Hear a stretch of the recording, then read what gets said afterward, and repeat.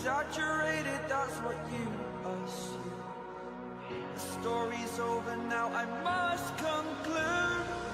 I am conflicted, watching where I step still, hanging in the balance, not the life I want to live. I want to take it all, standing tall, fear I've weighed the person you are. Oh, break out, I've got to see. Spent all my life holding all of it closely. I played it in a sense, a feel of discontent. I'm finally facing it all, fearless.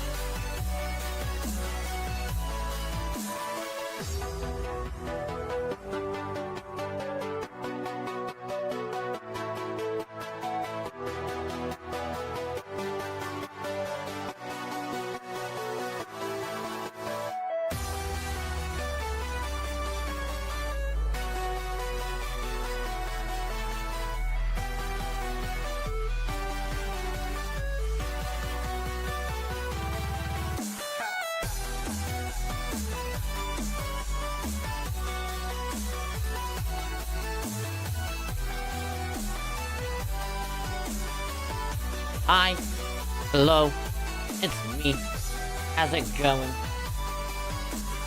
Hope your Tuesday's been treating y'all well. start. No need to.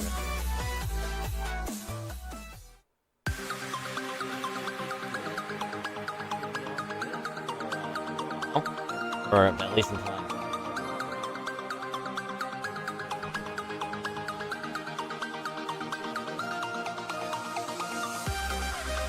Or at least I hope.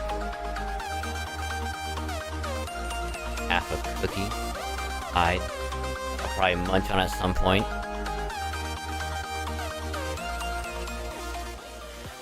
That down. And... oh yeah, I also did mess with the noise gate on the Go XLR.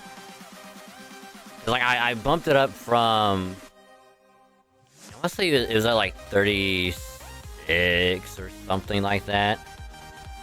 And I bumped it up way high to about 60, which is probably not a good idea, but I'll lower that down to probably 50. 50 is probably like a good point. Because that way, I can still be able to have the mic in a good spot and be able to speak into it relatively good. You know? I'm actually kind of thinking about actually getting like a different, like a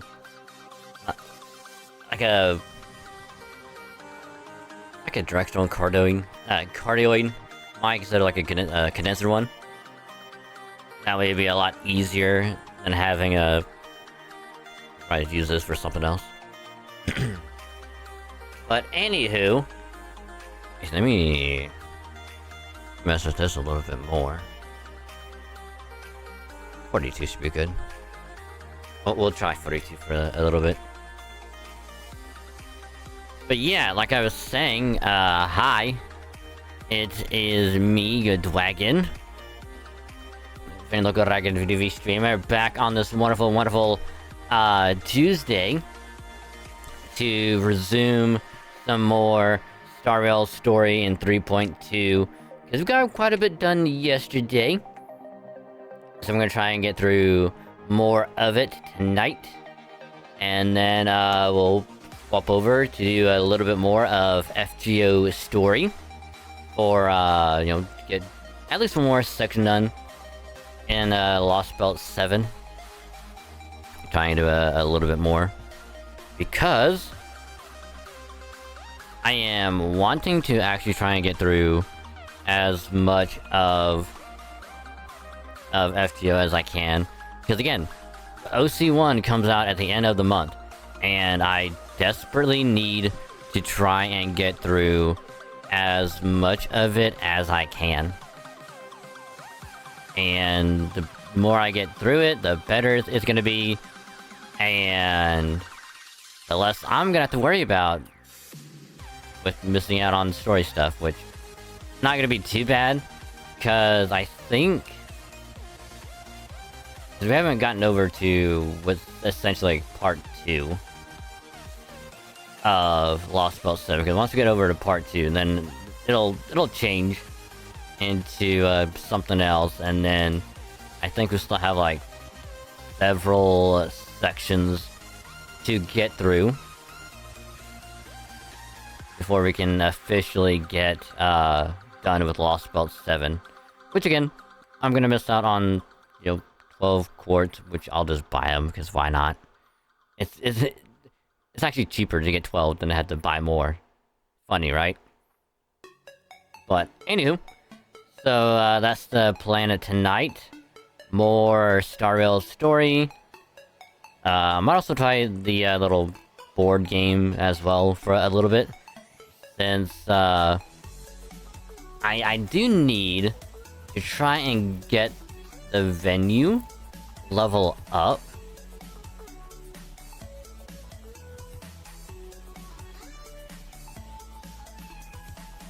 And the reason being is I just need to get up like one more level. But realistically, I just need to get up 2 more levels. That way I can get like the rest of the light cones. Which I will say, one thing I'm actually kind of happy about is that it continues everything like when you're not actively playing it, and I actually kind of like that. So do this very, very quick, and then we shall proceed with more story, and hopefully, I doubt we'll get through, you know, the rest of 3.2 tonight, because we'll probably finish it next week, and then that way, we can probably focus on something else for a little bit, and then that way, it'll just be like do something else for a little bit, and then probably do OC1 at the beginning of next month, probably. But anywho, like I said, that's the plan tonight. More Star Rail, more FGO story. Just trying to get a little bit done tonight, so hope y'all are ready for another fun gacha night. So, as always, I do truly appreciate y'all hanging out. Feeling chatty vibe, looking to hang out, all that good stuff. So, hope y'all had a good Tuesday so far. Hope it keeps treating you well, and all that good stuff. So, as always, if you're gonna be lurking, you can either mute the tab or you can turn the volume down the stream. Just don't mute the stream itself, that way your view can still count. Helps out a lot more than you think, and I say thank you, cause you're awesome. Much appreciated. Thank you. So, again, since it is Tuesday, new VOD went up today on the VOD channel, so enjoy. Nothing on the main channel yet, because new video comes out tomorrow.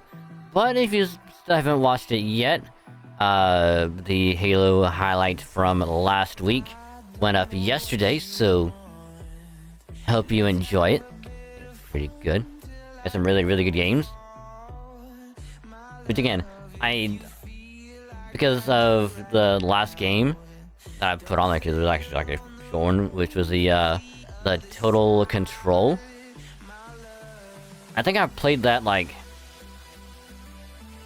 that specific mode like 3, maybe 4 times, and I know at least for 2 of them, because the 2 times that I can easily recall, it was on the same app, the one that we won on, and both times it was just like it was like just something very easy. Because, like, it just gets done super quick, and, like, it's just done over within, like, 5 minutes. But, like, I think the one other time I even tried it, I just really want to say it was, like, it actually went on for, like, longer than 10 minutes. Like, it was actually, like, a proper match, and I honestly don't think we'll ever get back to that for a long while. But yeah, so gonna be getting back to that again on Thursday. I don't know if I'll do I'm not sure if I'll be doing more BTB, but definitely for sure gonna be doing a lot more Halo, because we need to get the battle pass started, get that leveled up some more. Because I at least want to get through, like, the free portion of the pass before it goes away. But, again, we'll do that on Thursday. But, so, again, still very chill on the gacha front, because, nothing has been announced for, FGO JP yet. So, we're still in the waiting game when it comes to JP, until they announce something. Just gonna be waiting. So yeah, it's been a very chill day when it comes to the gacha.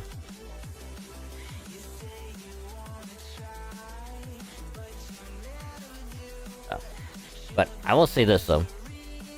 I have been rewatching March Comes In Like a Lion, and again, that whole like that whole thing is just way too good. Like, yeah, I'm already like halfway done with the first season again, and it's just like, my god, it's still incredible, no matter what.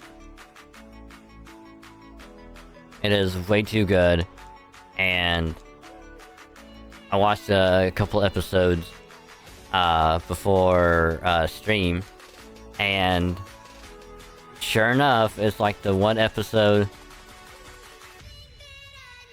I forget what number it was, I want to say it was like 12, but it's essentially like, like the main character like has like a really important like match coming up, and like the youngest daughter, or like the youngest child of like the family that he hangs out with, is always like, "Oh, good luck, do your best," and I'm like, "Oh, the show, my heart, it hurts from the wholesomeness. Oh god."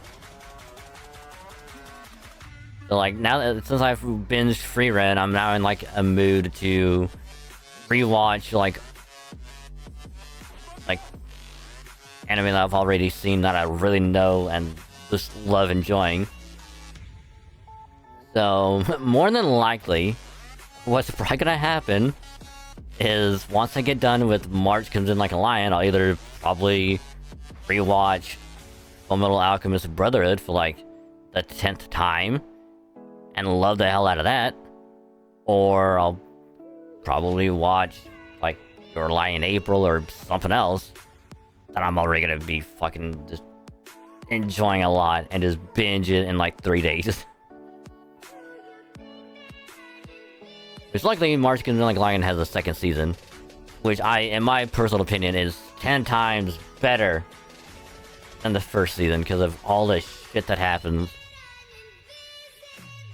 Hell, I might even rewatch the FGO Babylonia anime again, just because, like, rewatch that, watch the movie, and I gotta try and find some place that has the Camelot movie, well, movies, so I can watch those. I really need to watch them. So, you know, try and find some place that has the Heavens Feel movies so I can watch those as well. But, anywho, I'm gonna stop yapping. Because we have a lot of story to do tonight. So, hope y'all are ready for more story. So, without any further ado, let's dive on in.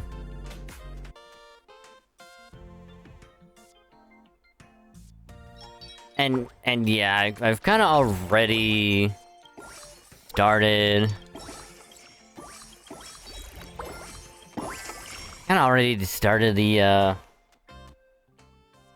The little collection thing.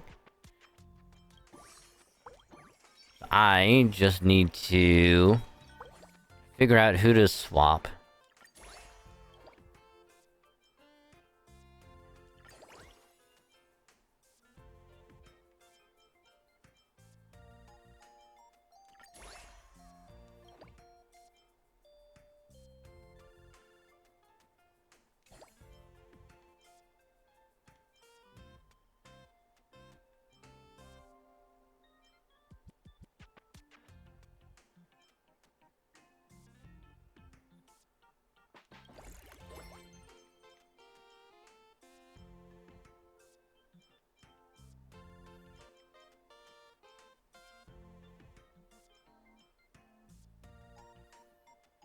Because I think I can probably level him up.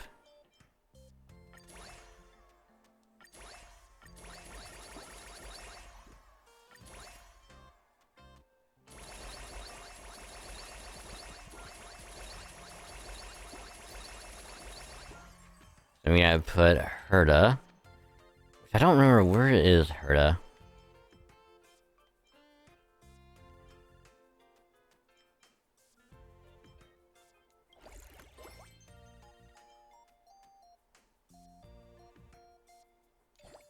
I'm sorry, Robin, but I gotta swap ya.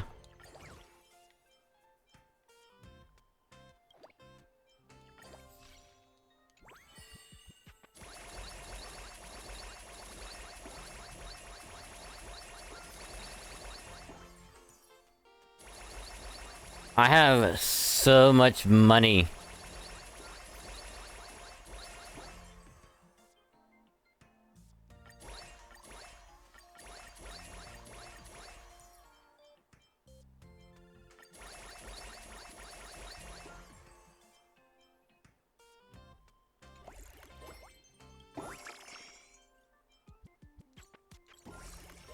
It's actually kind of absurd how much I have. Cause like I just need to get it to one more venue level, and then we're good.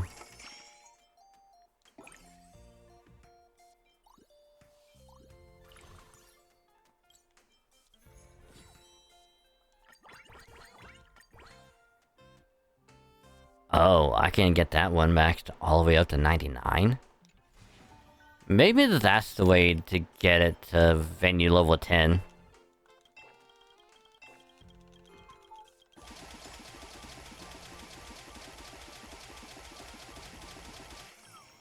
Oh, I almost had a good rhythm.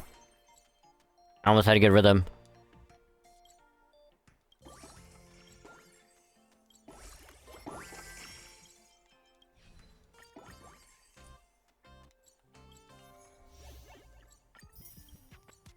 Okay, all of those are done.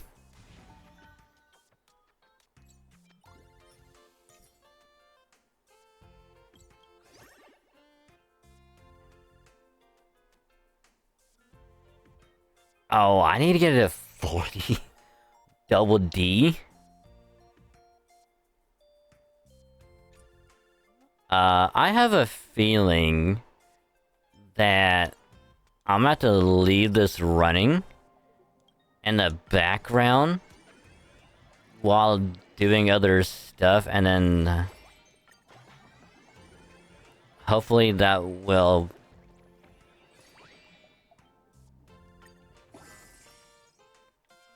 Cause we need to get to D.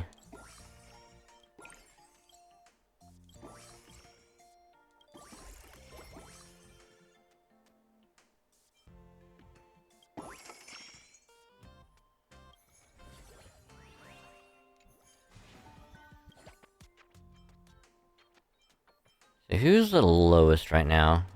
Oh yeah, Jingoin.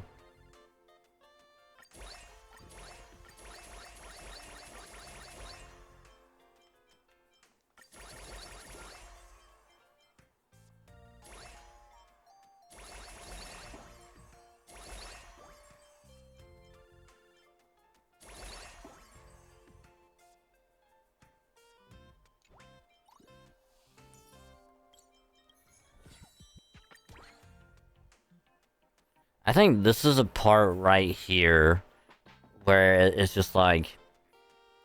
It's gonna be the easiest way to get a shit ton of money. So yeah, I won't be doing this for too much longer.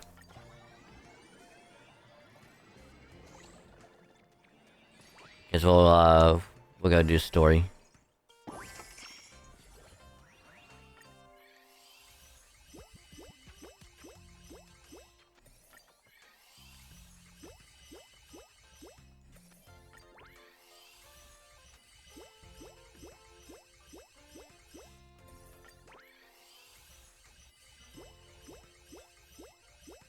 I mean, this is probably also the easiest way right here to probably get a bunch of characters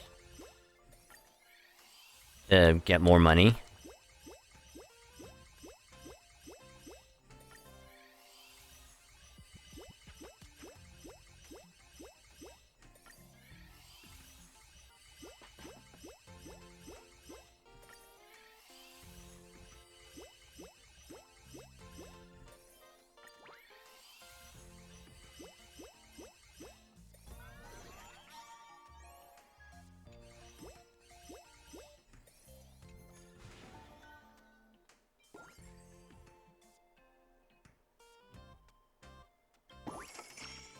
Wow, we are like...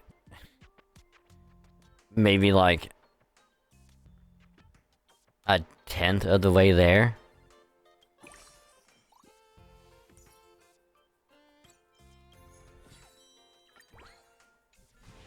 And that's being cautiously optimistic.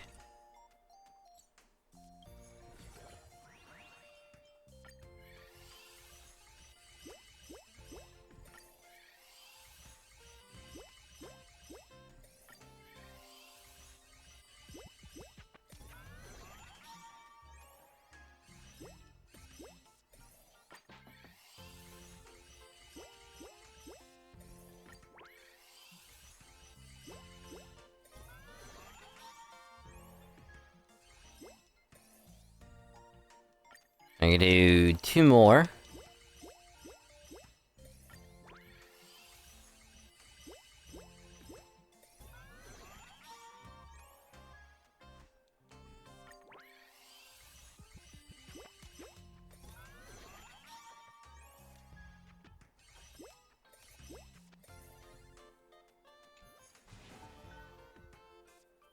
Oh, we're in the double D's.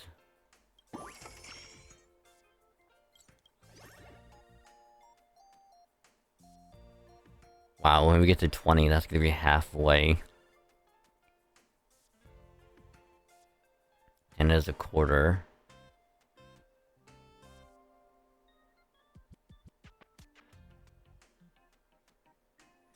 So yeah, we're like a 16th of the way there. That's insane.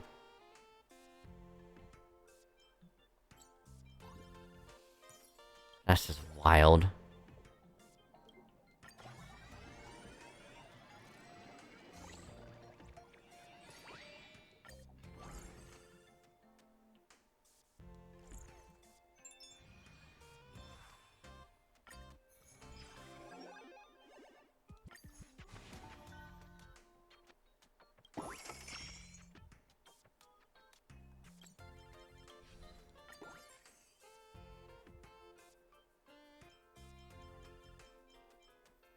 How many do we have now? 1, 2, 3, 4.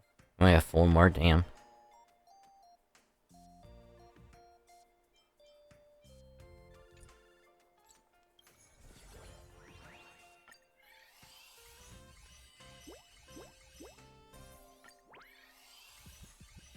Okay, someone got leveled up. Ah, it's Mr. Screwlum.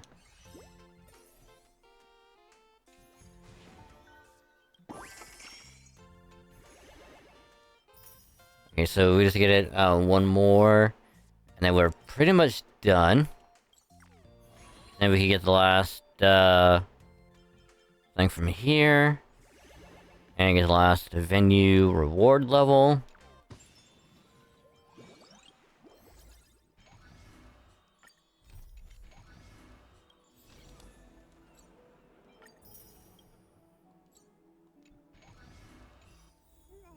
Gladly take the tickets, because we'll need them. Oh, I didn't even do the, I didn't even do, relic farming. I meant to do it, last time, but I didn't.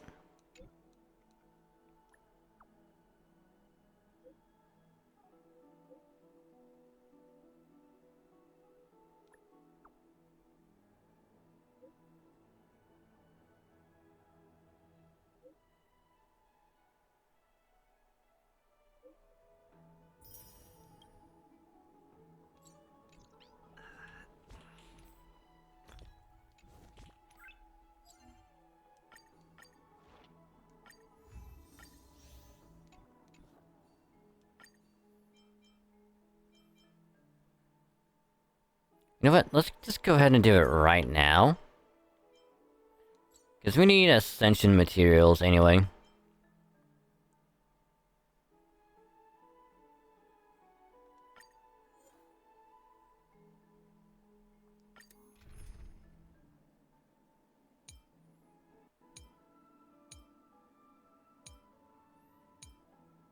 I have anyone for this kind of thing? No.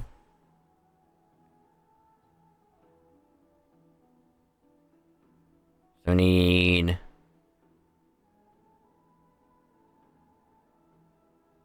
Fire and Quantum.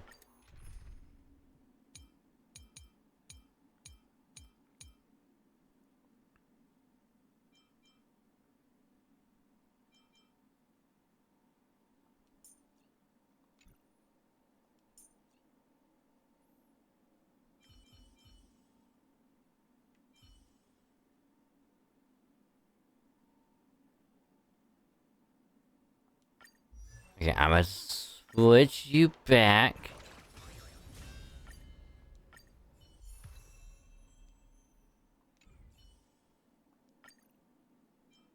And then we'll just swap you. Oh, I wish I had a Nax that leveled up. Shit. Rest assured, dear. I'll do all that I can to assist. Shit ass. An elusive foretelling. Ill fate descends. Is that fear I sense? Time for revolution.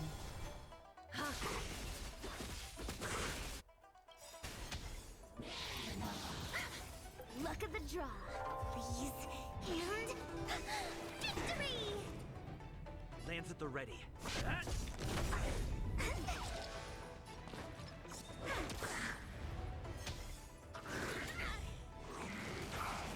No, I don't have a healer. I just realized I don't have a healer. Ill tidings manifest. Being direct is always Oh, whoopsie. Lance ablaze. Lance! Forward! Memories are beneath Oopsie the daisy. lies an endless abyss.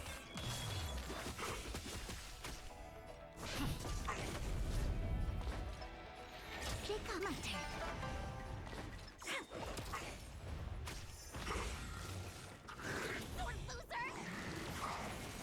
What do you want to know? Ill fate descends. I'm on guard.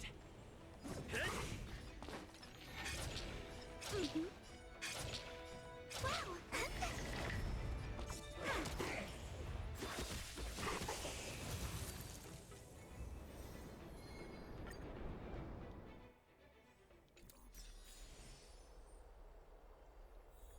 Oh, hey, I'm gonna see it up. Nice. Hey, anyway, back to doing this.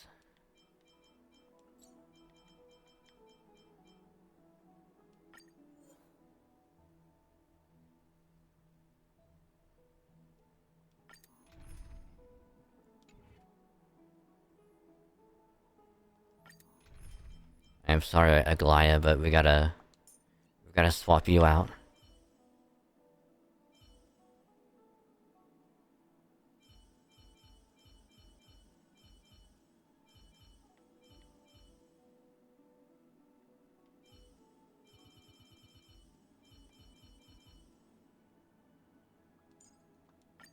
Don't worry.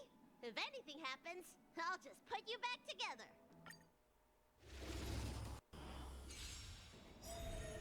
An elusive foretelling. Ill tidings manifest. Let me tend your wound. Lance at the Oh, I did the wrong one. Whoopsie.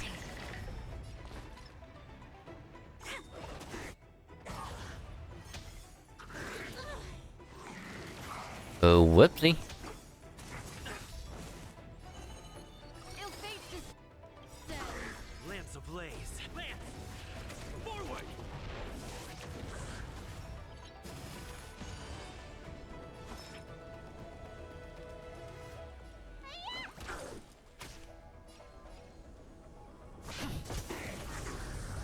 When they keep quiet. I mean, to be fair though, I probably could actually put...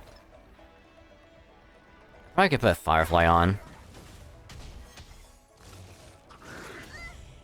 Instead of Destiny is Fire MC. Ill tidings manifest. Which probably wouldn't be a bad idea. I'm on guard. Wait for the tiles. I had to put lotion back on. Which again wouldn't be a bad idea either. Gotcha. My turn.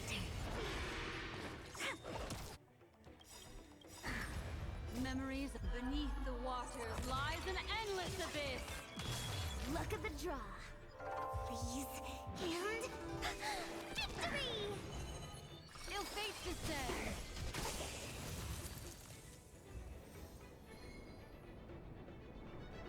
I mean, we'll need a lot more.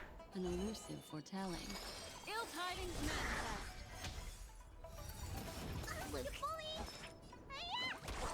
Lance at the ready. Choose your strike.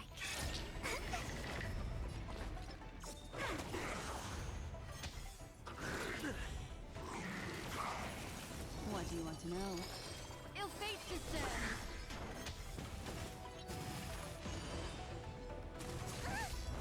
Need a doctor? I'm on guard.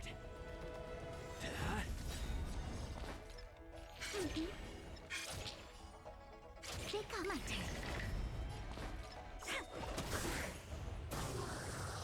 Destiny is apparent.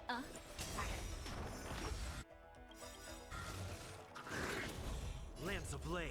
Lance! Forward! Just like, I'll probably do a couple more of this, and then we'll probably do the rest as Beneath the waters lies like an farming endless for Anax's ascension stuff. Lance at the ready. Wait for the tiles.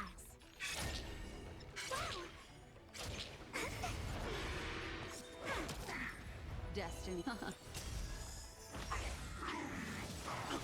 tradition will find you. When they keep What do you want to know? Ill tidings manifest.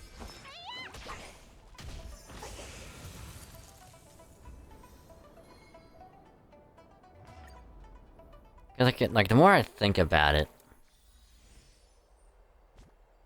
the better that team could actually be.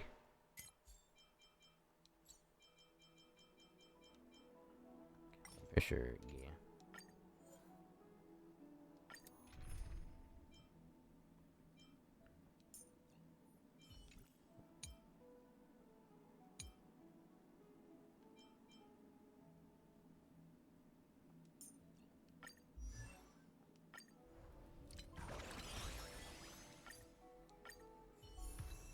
Okay, we did that. Cause we got... So we need Quantum.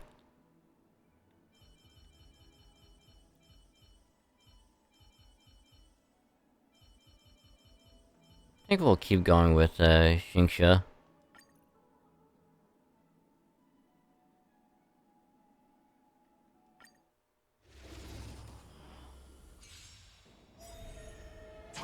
luck of the draw.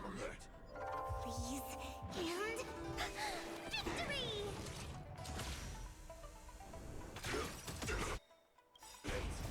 Until everything burns to ashes! Firefly Type 4 fight to live! Destiny is an ill fate descends. My turn. When they keep quiet. Memories are This team is already so much better. endless abyss. It is so much better. My goodness.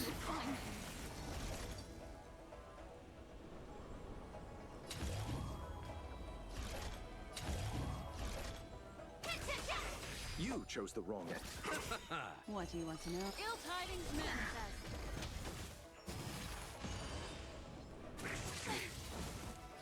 This is more than about sex in the sea. Go play!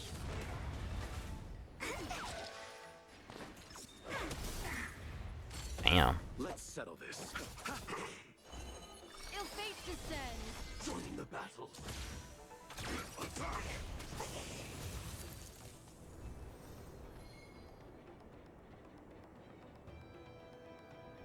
I think we should have plenty. Oh yeah. Oh yeah, we got plenty now. Alright, so now we go for...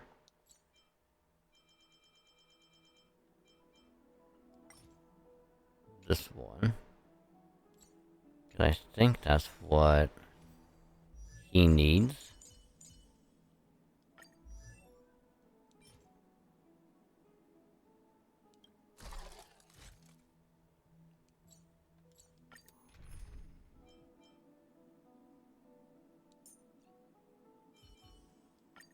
I hope this piece of music matches the steps of Miss Black Swan's dance.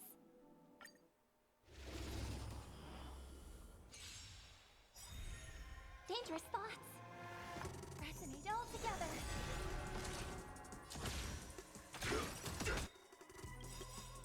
Eternal sleep, the dead return!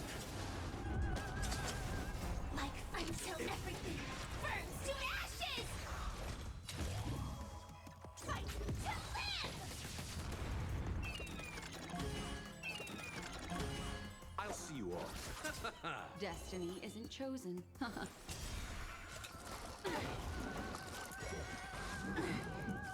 May song bring us victory. Harmony and unison. Let's settle this.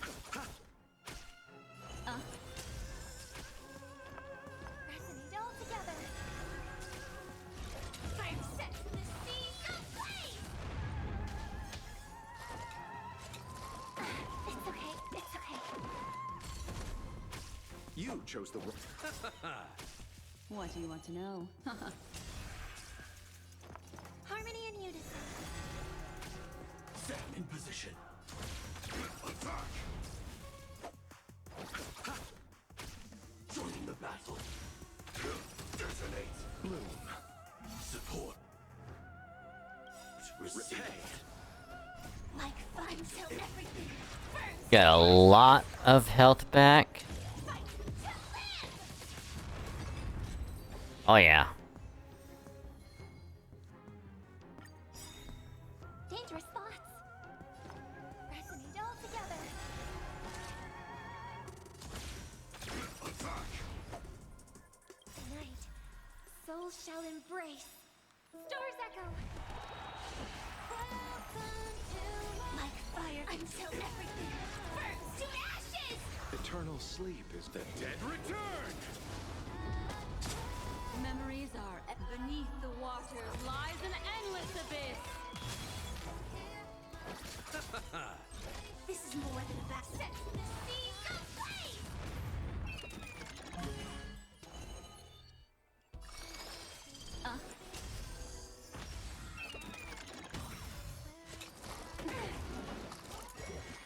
Attack detected! Fight to live!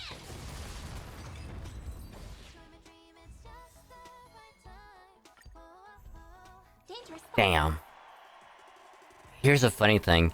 If I would have had like Harmony MC on, probably could have done so much more damage. Harmony and unison. Until everything burns to ashes! This is more than a set the seas ablaze! I'll see you off. Death.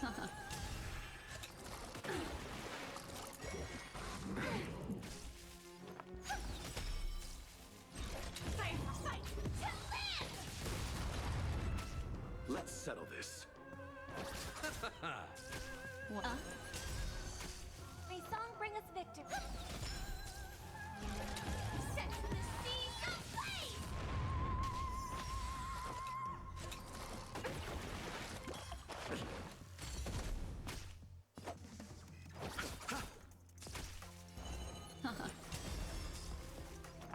Resonate all together.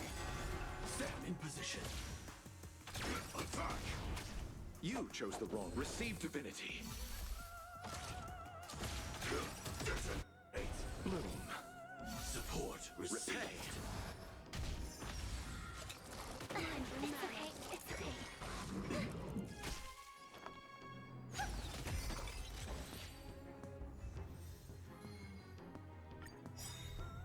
Dangerous thoughts. Harmony and unison. Joining the battle. Attack! Tonight, stars echo. until everything burns to ashes! Memories are beneath the waters lies an endless abyss. Eternal sleep. The dead return!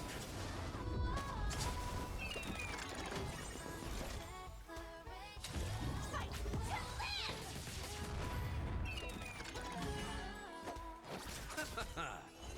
Ill fate descends.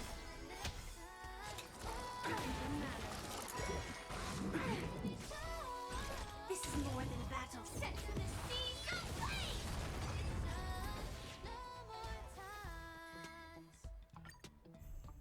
Dangerous thoughts. Resonate all together. Stand in position. Donate. Until everything burns to ashes! Fight to live!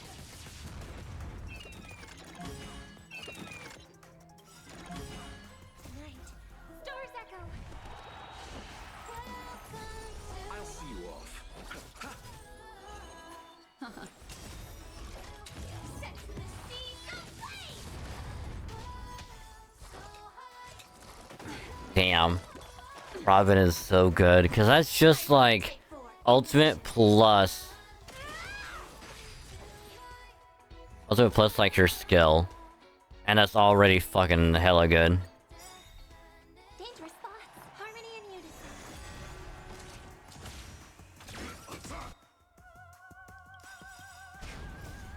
Until everything burns to ashes! Eternal sleep. The dead return! Memories are beneath the waters lies an endless abyss. Fight to live!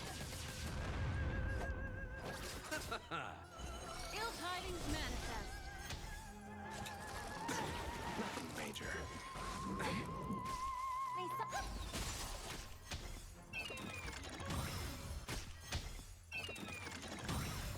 I mean, I'll always take skill points. I will always take it. Destiny. Because why wouldn't I take it? Why wouldn't I? Resonate all together. This is fight to live! It's okay. It's okay. You chose the wrong enemy. Receive divinity. Repay.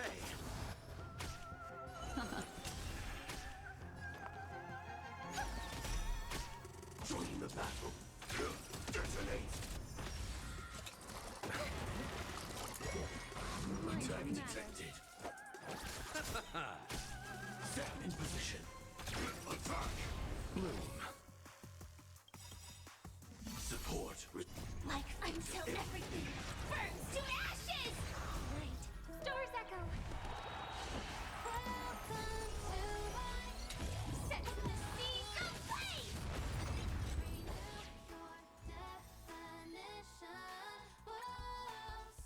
Okay, now we should be able to get them both ascended by quite a bit.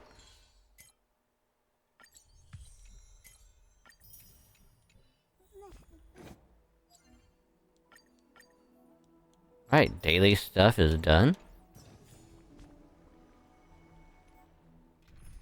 And then we get my Amphorius team back out.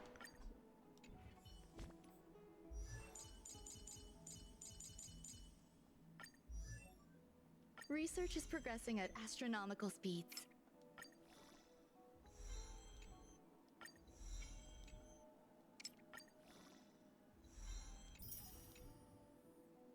I mean, we almost got her completely maxed out, but I want to do more grinding later to get her to 70.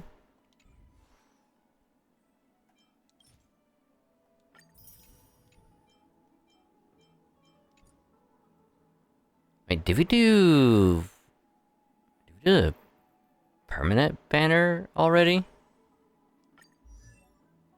Try subduing this kind of power.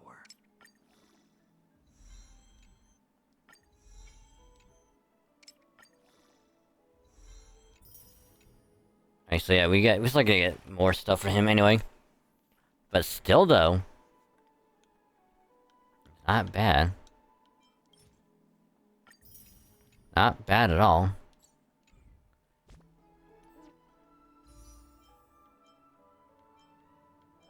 No, we haven't.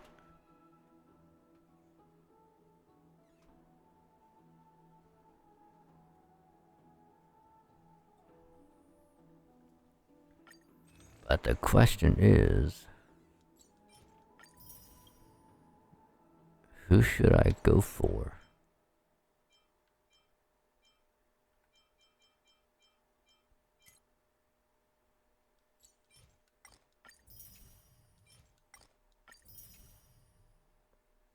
Because that's the thing, I don't know who to go for.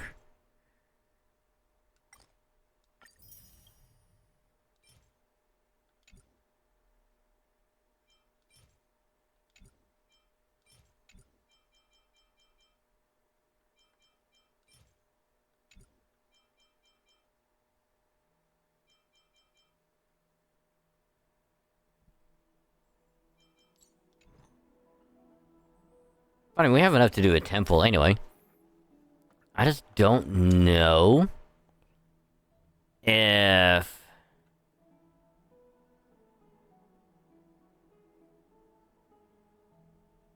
oh, I get the light cone.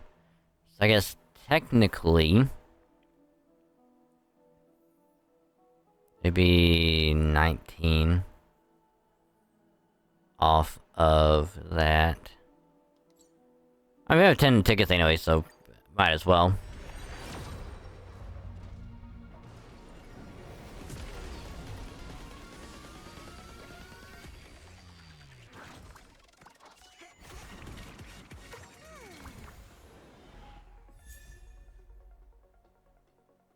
Wait, do I not have Natasha maxed out? How?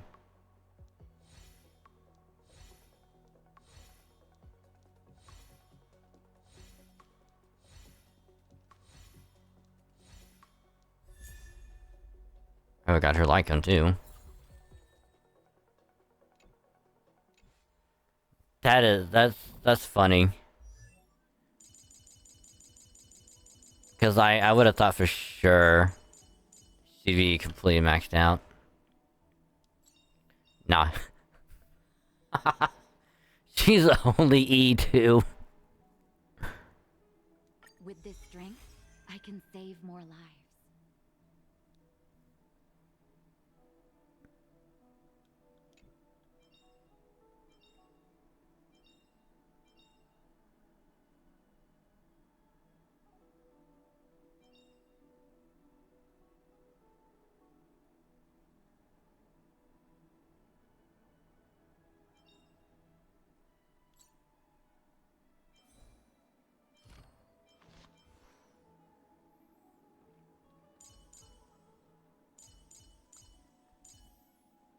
That's actually really funny.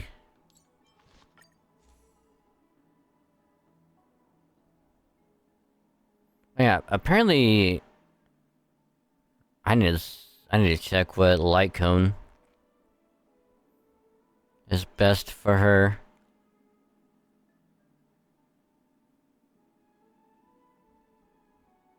Cause like I wanna say it's this.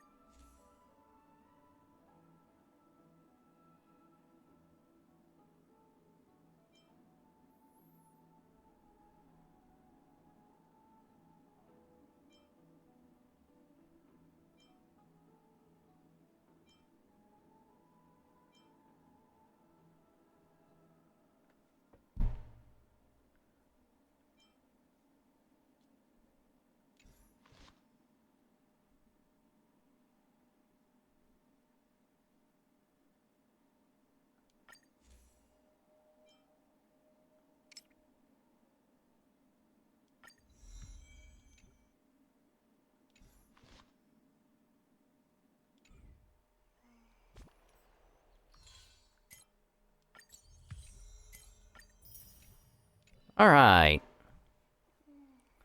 Alright, so... as per last time, for anyone that wasn't here... basically, it continued off from after Mighty resumed, went to become the demigod of strife. Went back to Kremnos, to fight off the Black Tide. And then, we were like, hey, we'll take over Ornyx's, divinity. Well, us, being us and a mem. Nice. So we underwent the trial. And while there, we learned that when we got shot down, when Don Hung pulled us out, he was also injured and we were really, really close to death. But something happened in the process where when he pulled us out, he got knocked out by a falling rock. And then he woke up and we were all good. And it turns out that our soul was taken from us. And so because of that, it's like, you don't have a future. You're just a container of memories walking around. And so then Ornyx was like, I can give I can give you anything. But you know what? I'm gonna go ahead and give it to you anyway. Go get your future back. And, be able to escape the jaws of death. And get back what's yours. And then also, Mem can fully speak proper language now, and not Mem speak. So, she then told everyone else what happened. And so now we have Ornyx's divinity. So we're technically a Chrysos heir, but not a full-blown Chrysos heir. And then we swapped over to Anax's POV, where he went to Dawncloud to speak with the Council of Elders, because there's a Citizens Assembly coming up, and that will be like the make or break of like the Chrysos heirs being like disbanded, the Flame Chase journey being shut down, the Council of Elders being the big power thing in like all of Akuma. And also for Canis to oust Aglaya and get rid of her. So Anaxa is like, hey, I'm gonna go be with them. Because I'm gonna be with them. I'm gonna help them because I don't like Aglaya. I also hate all the Titans because of what they did to me in the past. When I tried to call on them for help, they didn't do shit. So fuck them. I'm helping my people. So he's like, yeah, Aglaya can do whatever. I'm gonna do what I want. So. And it's like, alright, guess we're working together now. To try and win this assembly and get rid of Aglaya and the Chrysos heirs. And then we, swapped over to Don Hung's POV.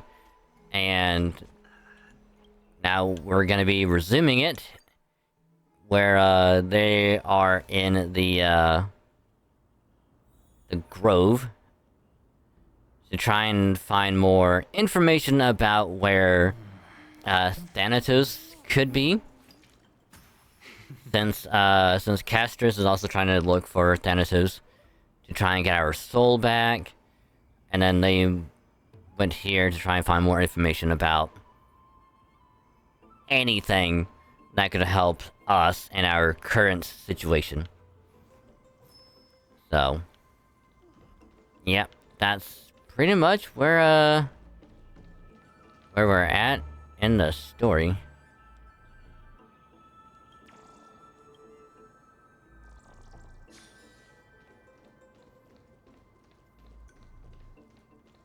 But also, I guess in the process, when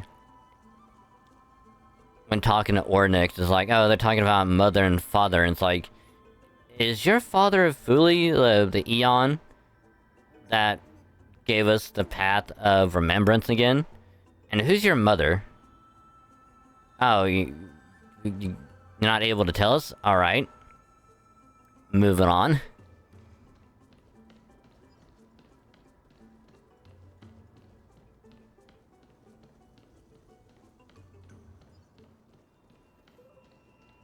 So now, we're back here in the grove.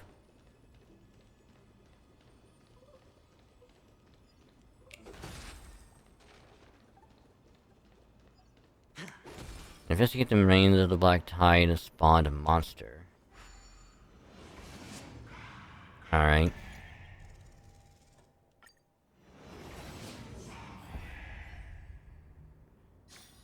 Oh, and then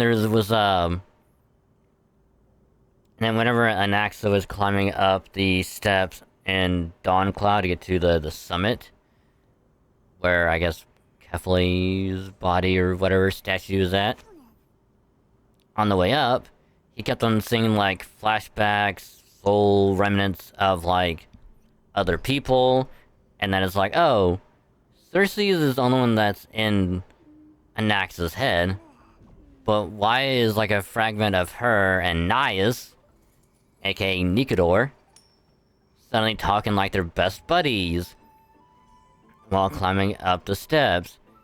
And then it's like, oh, and then this other person named Kaus, who was also named the Deliverer. And then there was another person, which I forget the name. I think it's like Polixia or something like that. It's like Polixia or Polixia or something like that. Who looks a lot like Castris. Shocker, because New Girl is like the demigod of death. Shocker. Also, hey GR. Welcome to the stream. Hope you're doing well.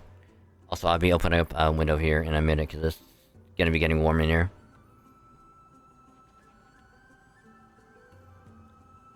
And then it's like, you saw their little conversation happening. And then that's when my theory is that, you know, Nias is a Kremnoan, Mighty was a Kremnoan, becomes Strife, Cersei's, well, I guess Calypso becomes Cersei's, became Reason, probably what Anaxa is gonna be. New Girl, Polixia, I think her name is. It's Thanatos, and we all know Castris could be Thanatos, like, it's plain as day. And then my theory is, since they named, or they explained calling Kaus Deliverer, which is what Mighty and some of the other Crassus heirs was calling Phynon, my theory, Phynon is going to be the one to bear Kefali's core flame. I'm sure there'll be some weird thing of Nax being like, yeah, I was just joking around, I'll be the demigod for Cersei's. Because then I'll be the new Titan of Reason. And I can bring people back. And then, and my other theory is that Hyacinth is probably going to be the one to bear Aquila's core flame. Because she is the Sky Priest, or from a group of Sky Priests. And that's what I think is going to happen. Demirai telling you so, really need to get into playing all you gotchas. Yeah, because, I know ZZZ's new banner, I don't know if you play ZZZ or not, but I know Hugo's banner is about to come up. Vivian's about to go away, if it hasn't already. Anaxa's banner goes away next Tuesday. Or at least it ends on Tuesday. And then we'll probably be getting 3.3 next week. And then we'll be getting Hyacinth and Cypher.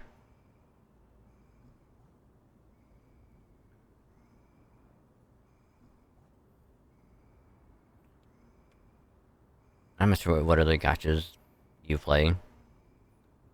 I know Stario for sure. But I'ma just go ahead and throw First Descendant in that list, because, like, it's also technically a gotcha in a way, right? Anyway, I'm gonna put a window real quick and I'll be right back.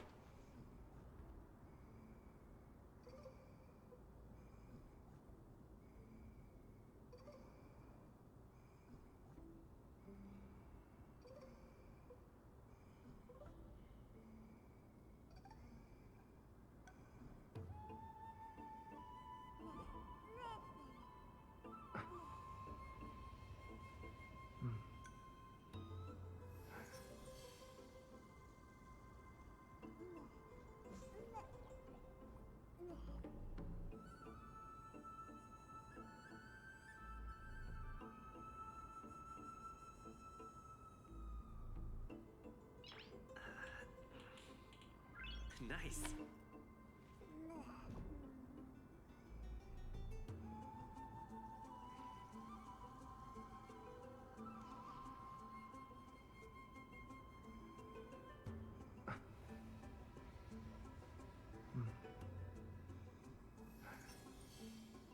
Alright. This is gonna start soon with nil. Wait a minute. Wait, hold on. You're telling me that the one lady that all she does is like relay information at like headquarters is gonna become a descendant?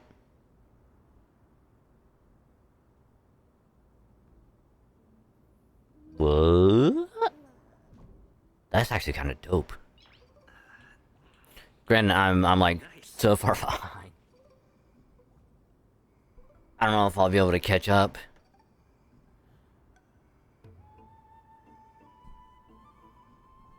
Ultimate Blair's out. Oh my god. I don't know if I have Blair unlocked. It's one of those things where it's like I would have to check if I do or not.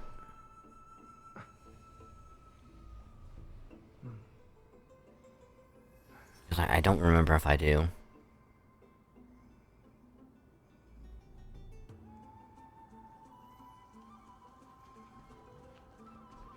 Because, like, I think I was still in the process of farming for Ultimate Bunny.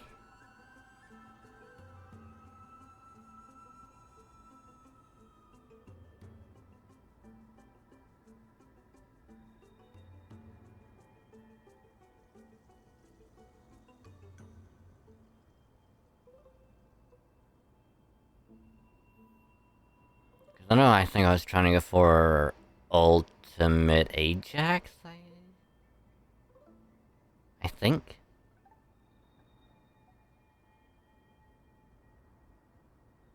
I know I was trying to farm for someone, I think it was Bunny.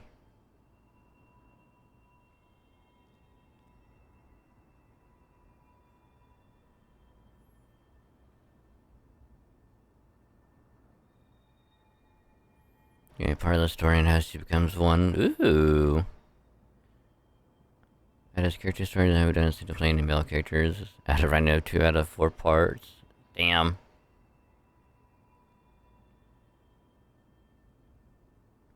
Even in events they give you Ultimate Bunny for free. And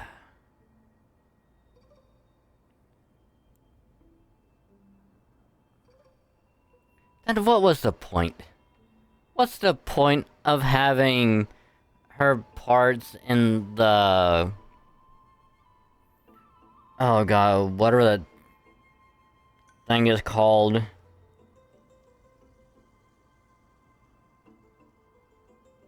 Like the void thing.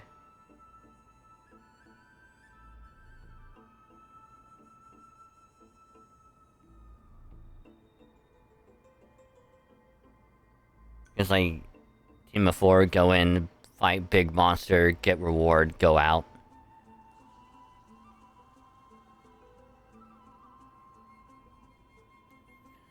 You're now in the stillest Serena login when I can give her to you just login for 14 days. Wait. Is it regular Serena or is it ultimate Serena? Because like I might just log in, just log right out.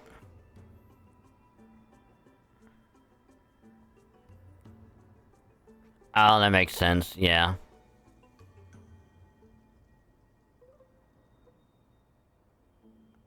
It's not available. Oh. I don't remember who Serena was.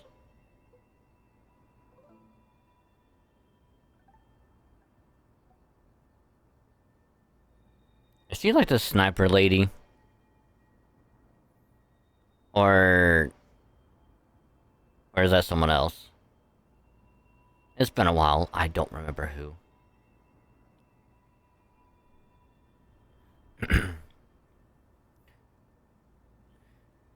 Black monsters are twisted in form and the life has turned to ash together with the souls. It's impossible to figure out their form when they were still alive. These are the remains of a black tide monster. It does look different from the Titankin from up close. What's that underneath it? A scroll? Could it be between Verderationists and Neusporus scholars? Was it illegible, leaving only fragments of dialogue? I recall that stating that they're in the sky, but were they really planning to authority, coming in attempt at investigate? Verderationists have bound to science for so long, he found it was called to purpose. It became a mistake to not mean the act was meaningless. And those students need to go understand this from his select at least lessons. The test they say reduce ashes prove the skyship's construction was a mistake. To me, that's precisely the meaning they achieved through sacrifice. And this vice achievement how you convert to Verderatianism. Examine the matter from another perspective. Listable content ends here. Huh. As I expected, the Grove doesn't forbid discussions about the sky. It's a debate between two scholars about the skyships. Aklai also made mention of the ships when she interrogated us. A memory I'd rather forget. I'll hold on to this for now. With any luck, this journey won't leave us empty-handed. Haley, the sniper lady.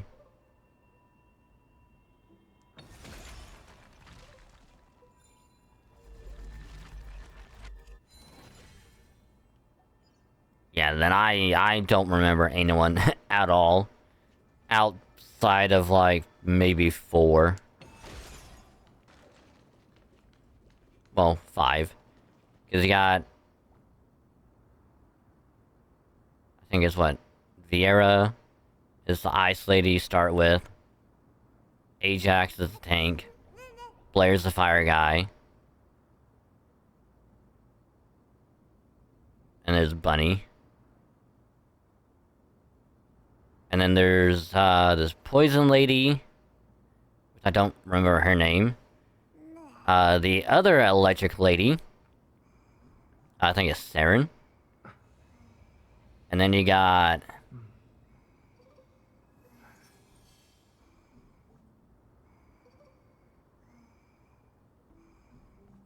the one lady that uses like blood to heal herself and whatnot.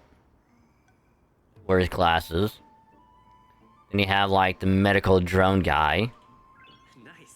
Then you have the water lady.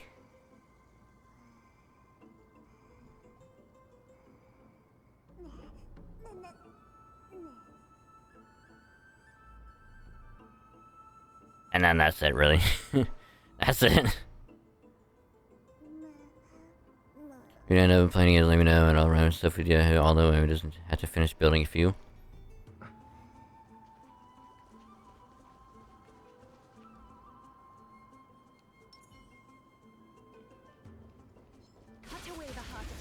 I mean, if I do it, probably won't be for a while.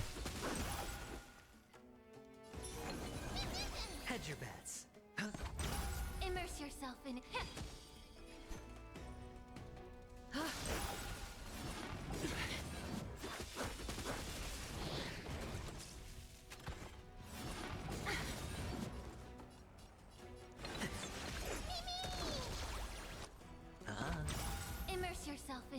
up your body and mind.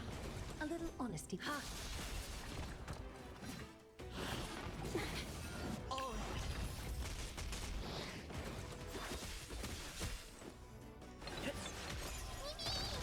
Sure, I'll play along. It's on me. Time to cleanse the filth. Many. The dice have been bust. There we go. Or maybe I'll take it all. Countless threads. Thus our fates become one. So fragile, like a wisp of silk. Have all the ultimates for the women who have one. Took you a bit to get them, but you have all of them? Damn. That is some dedication. May the foul stench dissipate. Be of your body and mind. Watch your head.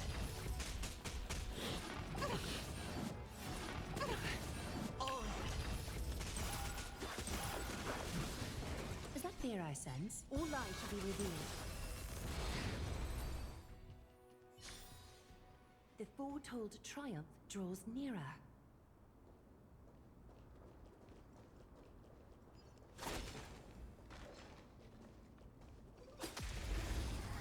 Get out of here, bird.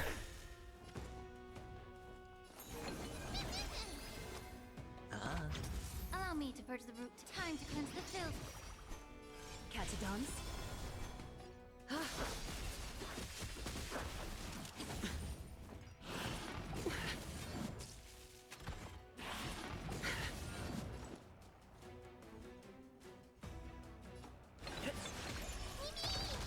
Sure, I'll play along. Spend freely. Be of your body and mind. Adorned in splendor.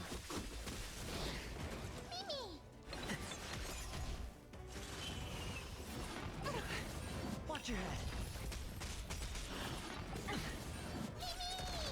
Hedge your bets. Immerse yourself. Yeah.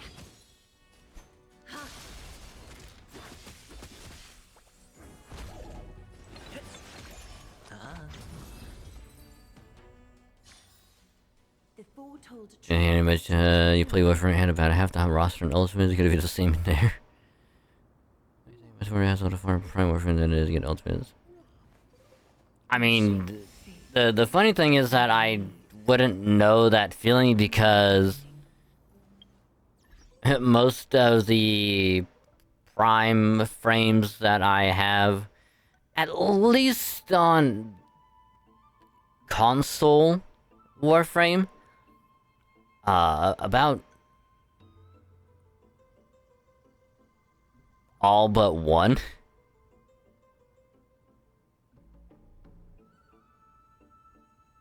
I think I bought. I know at least half the ones I bought. Cause the Frost Prime was like a Twitch thing. Got that for free.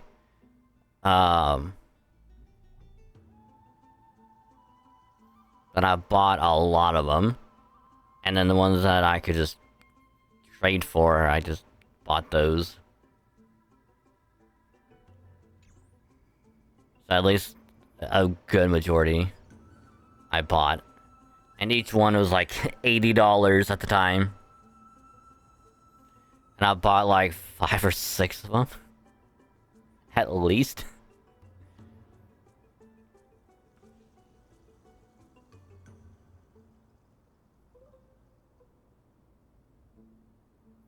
I think one of them was, I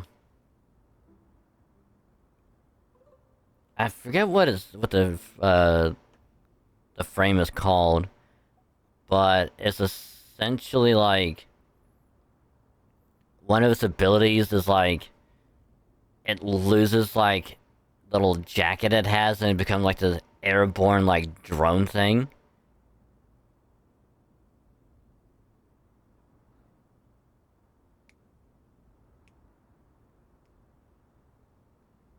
I remember buying that one.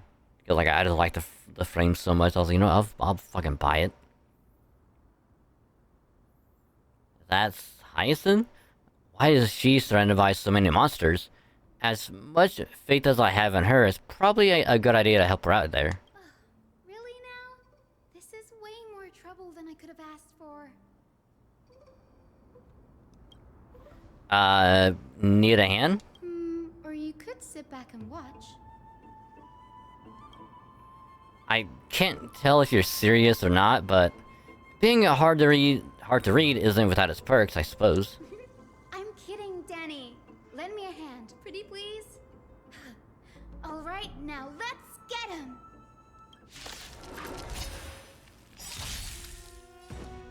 Let's get him! You know, I might have to take out, main character and probably switch him out with, someone else.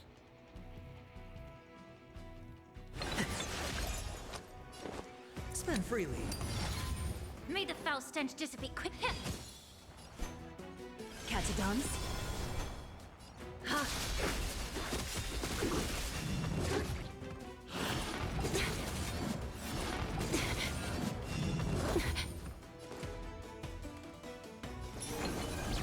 Hedge your bets. It's on me. Allow me to pour time to cleanse the filth.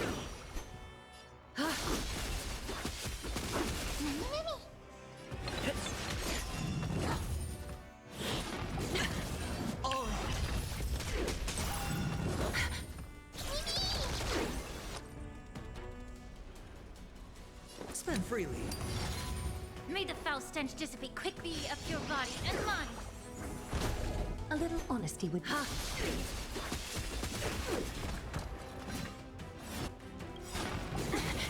Watch your head. Countless threads. Thus our fates become one. So fragile, like a wisp of silk. You're a stubborn one. Mimi!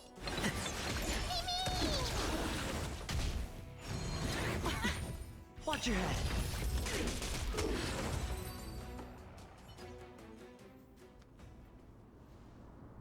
This place is practically in ruins. What happened? There should have been this many monsters here. The black tide is remarkably quick to detect the light of Amphorius. So or rather, the blessings of the Sky Priest in me, might have unknowingly called them to me. Anyway, never mind that for now. Here, you might want to have a look at this. I found it around here and thought it might be of interest to you. Between two scholars most are... Like, what do you mean by examining from another perspective? Some people see when we see normally the sky's above, when we stand on their heads, it's below our feet. Then we want to know what kind of situation inspired you to take such exalted theories. By the way, I have a student who loves to write satirical comedies and once wrote about a fool who cannot figure out a question no matter what. As I said, there's no reasoning with you even rationist. In like Dromaces, he's yet always gazing downward at the earth. I want to be the wasp that stings the Dromas. What if the state tyrants defeat simply proved that among all past Aquila, the skyship was the wrong one? And as Zagreus, your impious blasphemer, mark words, he will eventually answer for your sacrilege. Are you students or the young teaching assistant girl have any idea what secret research you're truly conducting? Anaxagoras.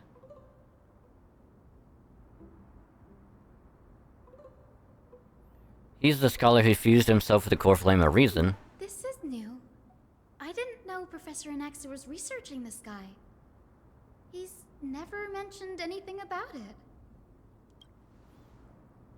Fanon said Anaxa might be opposed to the Flame Chief's journey. Might is an understatement. Anaxa has never been one to venerate the gods, nor has he ever found it within himself to put any faith in the prophecy.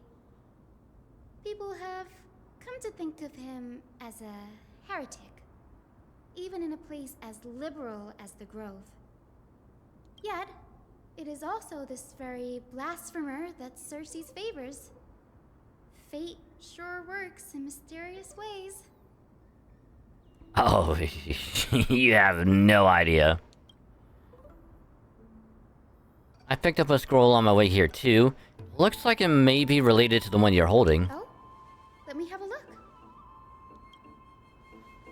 Tiny thing combines both records together.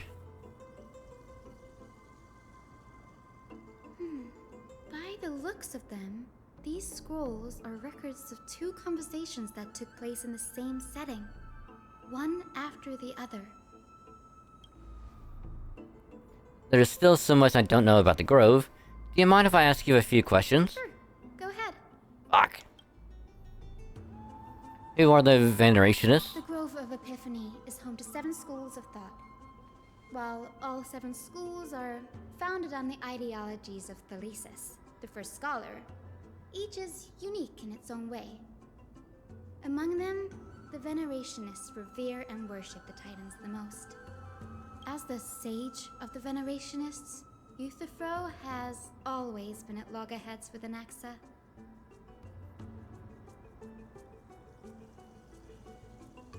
That's a word I've never heard before.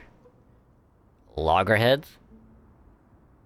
If we were to place the 7 sages on the scales of Talanton, Anaxa and Euthyphro would be placed on opposite sides to achieve balance. A very illustrative explanation, thank you. Was it a mistake to build a skyship? Nearly everyone in Amphorius has heard the story of the skyships by now. Aquila's stature is loftier than the heavens, and their divine retribution is merciless. That's why it's no use building giant skyfaring ships. Oh, but I do wonder if a supercharged mini Treaty cannon could slip past their watch. That was a joke, right? What is Anaxa's field of study? These forests primarily study the application of alchemy in soul repair. Everyone considers Anaxa a blasphemer, but that has never stopped him from sharing his ideas, no matter how taboo. If you must say that he's hiding something, then it's likely what lies beneath his eye patch. Alright. Anaxa often says that every failure brings us one step closer to the truth. Perhaps, to him, the crash of the skyship carries a different interpretation. The firmament is not impenetrable.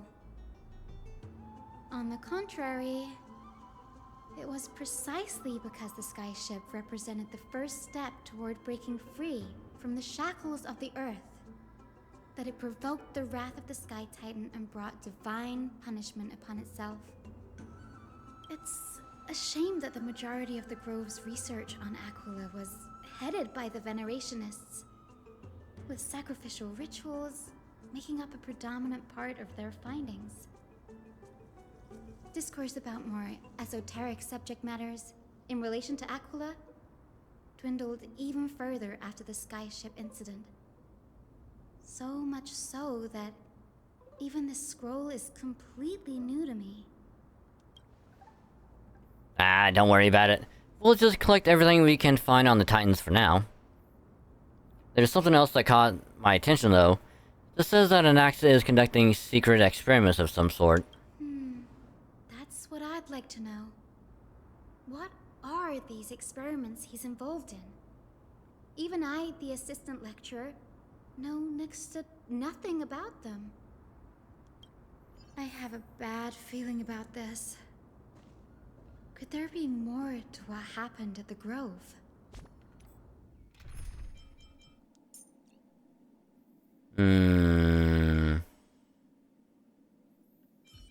I mean, we do have Clara, who could probably help out a lot. Sorry, Clara.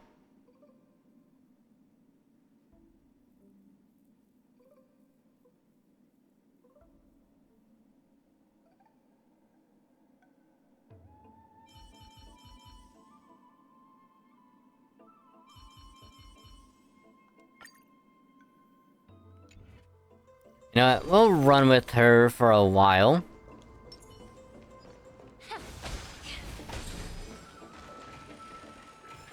And if it goes not well, we'll just swap her out for imaginary MC. This is the Library of Philia, the place where the Grove stores its collection of tomes. Other than books written by the 7 schools, you can also find philosophical texts, ballads, and religious writings from the Outlands here. Cities that desire to learn from the Grove were apparently expected to contribute knowledge of equal value to what they sought. We've had more than our fair share of hilarious episodes over the years. For instance, it's said that the Erythrocheramists once borrowed a manuscript from a certain author, but ended up returning a copy instead of the original. What's more, the original manuscript was supposedly then hidden here. That doesn't seem like a nice thing to do. Nice? No need to hold yourself back, Danny. You can just tell it like it is. Their behavior was no different from bandits. Well, if you don't mind, did the Grove ever rob Castrum Kremnos? Whew. You've got me there. Some said you couldn't even find a dictionary in Castrum Kremnos, so I guess they were spared. There are too many books in the Library of Philia. Flipping through them all will take too long. Why don't we use the Biblioslate to search for the texts we need? We can bring them back to Akama for reading after that. Agreed. This place isn't safe. We should leave as soon as we're done. There's still several more scrolls strewn all over the place. I'll gather them while you pull up this text. This way nothing will be overlooked.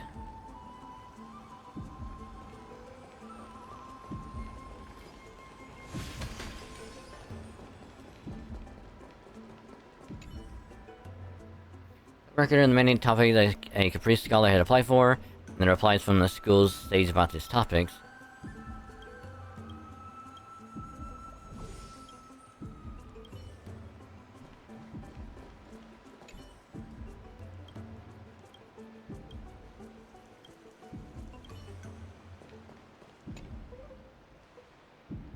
These are complaint letters from the scholars about Anaxagoras the blasphemer. There's a thick stack of letters. Based on the dust accumulated and the perfectly intact seals, the complainee did not even bother opening them and just chucked them aside into a corner. This is about Anaxa? I should read this. Hyacin, you should come have a look too. Ugh, it's so dusty in here. Whoa. Are these all complaints about him? Yup. I can already see what they must have written. Anaxa has no respect for the gods. His very existence undermines order in our society. They're probably all things like that. Does Anaxa hold that much influence? Why else would they call him the Great Performer? When Anaxa established his school of thought, the first thing he apparently did was read his own work to everyone. Are the Titans truly an accurate reflection of what humans think gods should be? Worlds created by gods are indubitably perfect, but what of Emphorius? Only foolishness and insensitivity everywhere you turn. An uncanny impersonation. What happened after? He marched him straight to the seat of judgment before he could finish. Though what he took on in the end was more of a debate than an actual trial. He had to address every one of the scholar's allegations, or face expulsion from the Grove. The first allegation was... Do you agree that since the Titans created the heavens and earth, so the mountains, rivers, and seas must likewise be their creations? Am I supposed to put myself in Anaxa's shoes and answer that? Yes. As told in the midst, the seas, the skies, and the earth are all beyond the shadow of a doubt creations of the Titans. Anaxa would have probably been spared a lot of trouble if he had answered this way. Instead, he quoted past instances of the Flame Chase journey, and posited that humans have the potential to take over the divinity of Titans. Needless to say, his critics didn't take kindly to his answer, so they followed up with a second allegation. You claim to be studying souls, yet you are, in fact, defiling them and committing acts condemned by the gods. Do you admit it? That's a serious allegation. Did he really do that? Anaxa always wears an eye patch, never removing it, even when alone. Some say he used one of his eyes as an alchemical ingredient. Which he did, because in a flashback, when Cersei was going through Anax's memories, stumbled upon the one where he's like... where his teacher was like, "What were you doing?" Thinking you were trying that out. That's dumb. How could you do it? No one needs to know about your like results. Make sure the thing doesn't come, doesn't walk around. And Anax was like, "Don't worry about it. It's not even here. It never came back. I just gave him my eye for one last look at my, sister, and that was it. So I know that I need way more in order to bring someone back. So I'll just keep working on it." Every being in the world owes their safekeeping to Kifili. And this is even more so for the Chrysos heirs who have divine blood coursing through them. If he has really done something of that nature, then it'd indeed be sacrilegious. Thankfully, they had no way to prove it, so it amounted to nothing more than an allegation in the end. Well, if they only talked to his teacher. One by one, Anaxa engaged in wars of words against those who would challenge him. Toward the end, a scholar asked him, "Anaxagoras, have you any respect for the gods?"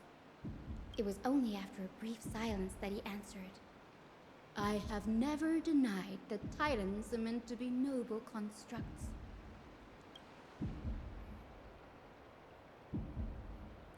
What he didn't say, that the Titans are not noble, ranks ladder in this case. Yes. I'm not sure how that controversy was eventually resolved.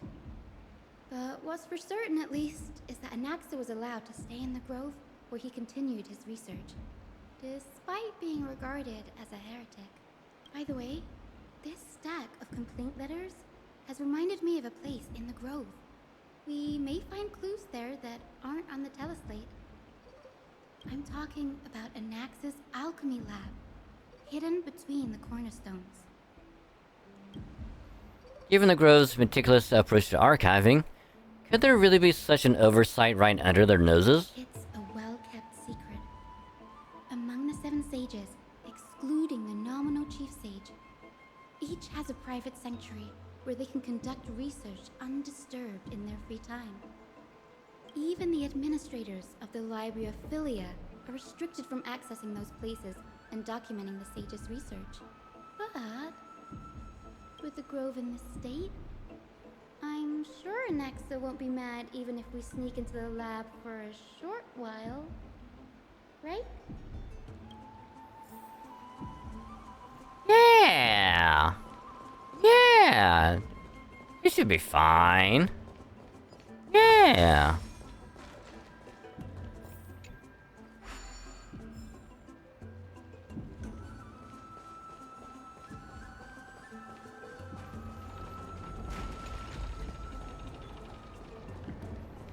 You spin me right round, baby, right round, like a record, baby, round, round, round, round.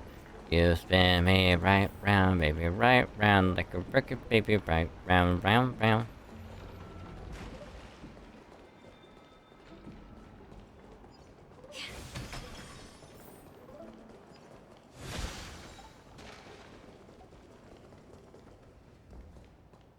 This is the place, but where is everything? Materials for alchemical experiments, matrix diagrams, and even the seal to the lab. They're all gone. Did the Black Tide destroy it all? No wonder we didn't see any defense mechanisms along the way. Have you ever been here before? No, not even close. Not only are alchemy experiments high-risk activities, But Professor Anaxa also has a penchant for using bizarre materials. Students often saw him walk in looking bright as rain, but come out covered in soot with his hair singed. Naturally, no one dared to come near this place. Huh? That bookshelf over there seems to be the only thing still intact. Because you pull that, and then that's gonna unveil the hidden passage.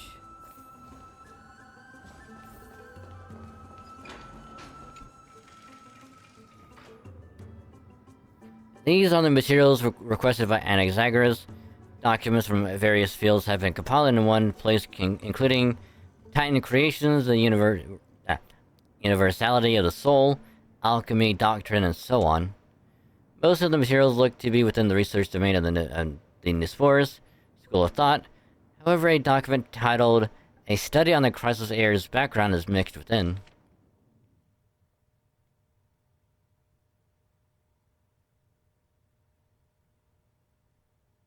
She has a Nestia.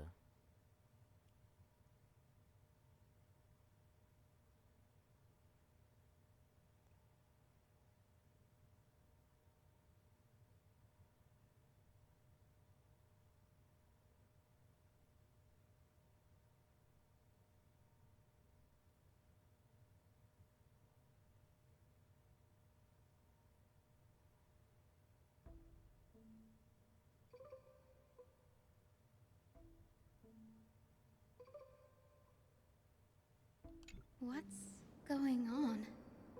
Anaxa is conducting research on our friends in Alchema and... me? This journal contains several intriguing points. Creations of Titans. From the Abyss of Fate to Castrum Criminals, I've seen many Titan creations during my time in Euphorius. Life forms created by Circes can also be found in the Grove. But fusing them with human souls through alchemical means, I can't even begin to imagine. Anaxagoras seems to hold a special interest in the divinity coursing through the Crisis Heir's veins, and has even conducted a thorough investigation into the hero's backgrounds. It wouldn't have been so strange if he had focused only on Cassie, given her own curiosity about her origins. Plus, considering that the new Sporists have crafted omnipotent medicines capable of curing diseases, it also makes sense that he would conduct research on immortal Chrysos heirs. But now, it seems Anaxa's objective was never to create medicine, but to identify the origin of the golden blood and figure out its inner workings. Okay. Through alchemy, Anaxa aims to refine the golden blood in the Crisis heirs to a degree of purity equal to divinity. This must be what he means by close to true purity, but treating both Titan creations and the human body as materials to be used in alchemy experiments, that's rather extreme. Equivalent exchange. Danny, look at this. I have a bad feeling about this. Hey, yo. Document appearing completely from what's left by the important alchemic formula has been taken away. Only the author's reasoning remains. The previous approach has flaws. Fusing human souls with Titan creations does not purify golden blood. Even pure Titan creations are contaminants to the Crisis Heir's golden blood. Soul fusion between human creations merely repairs impurities of the soul, or maintains a connection to dying souls. While creations tell us the Crisis and their creations were all made by Titans, their nature differs fundamentally. The Titans' creations are no intermediate products of an alchemical process, and the Crisis heirs are closer to the Titans than the creations. In other words, I should not have considered Titans' creations equal to Crisis heirs. The hypothesis I should focus on is one pointed towards the Titans themselves. Such rare changes to study Titans demand a meticulous selection of research subjects. Living Titans prove impossible to restrain, and dead Titans offer no insights worth pursuing, but dying Titans, they are the perfect research subjects. Only by understanding the fundamentals of creation can we ensure perfection at the moment of everything's birth. Through my own hands I will melt a titan and reach the true essence of the soul. My biggest fear. It's come true. After going through his notes, I think I can piece it all together now. He's going after a dying titan, so he can remake it and or fuse it with someone. Anaxa was carrying out experiments on soul transmutation. Look, as long as he doesn't become another Shao Tucker, we won't have to kill him. Alright? You can either go down the route of, like, OG FMA, where it's like, you know, Alphonse can, like, take parts of his soul and put it into objects and fight with it. Or go down the route of like, FMAB, where it's like, oh, I'll just give up my thing to do alchemy and then just live a normal life. But if he goes down the dark route of the Shao Tucker route and fucks with everything, you might have to kill him and then burn his body with holy fire so he doesn't come back.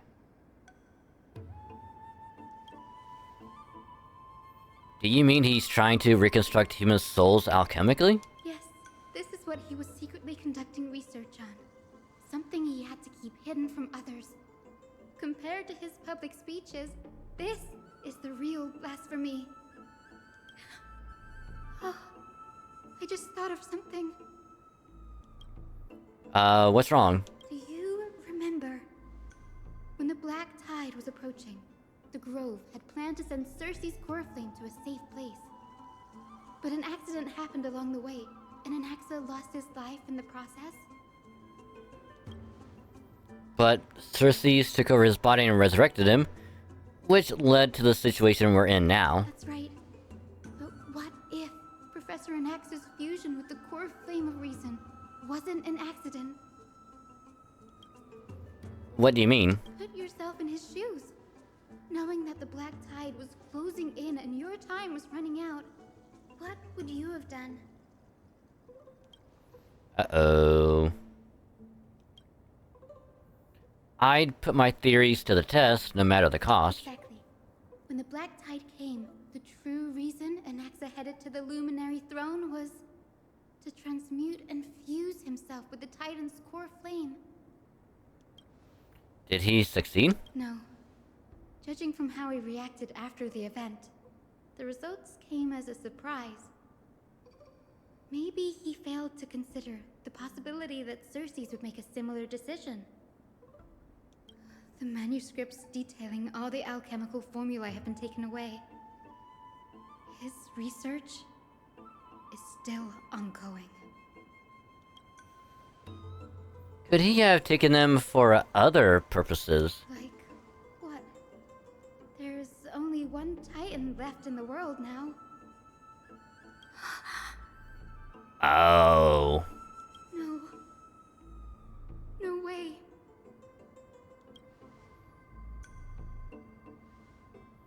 To conceive an entity of perfection, one must first understand the principles of creation. If Anaxa is in Akuma now, then that means... He's after Kefali. Oh. So that's why he went there. Not because he wanted to join, I mean...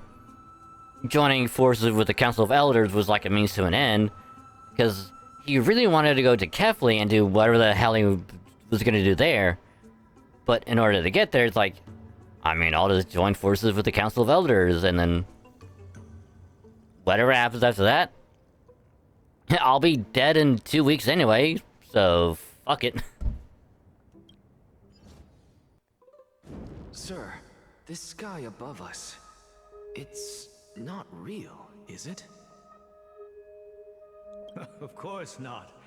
This is just an image from a projection device used for educational purposes.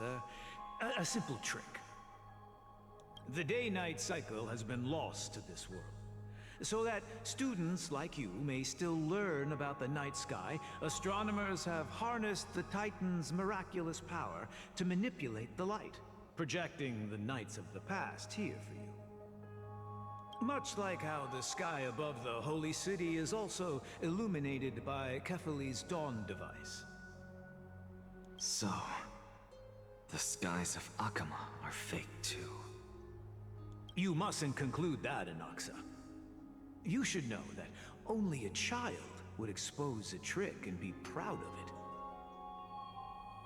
Often people know more than they let on. They simply choose to feign ignorance because they have no other choice. Then they're just deluding themselves.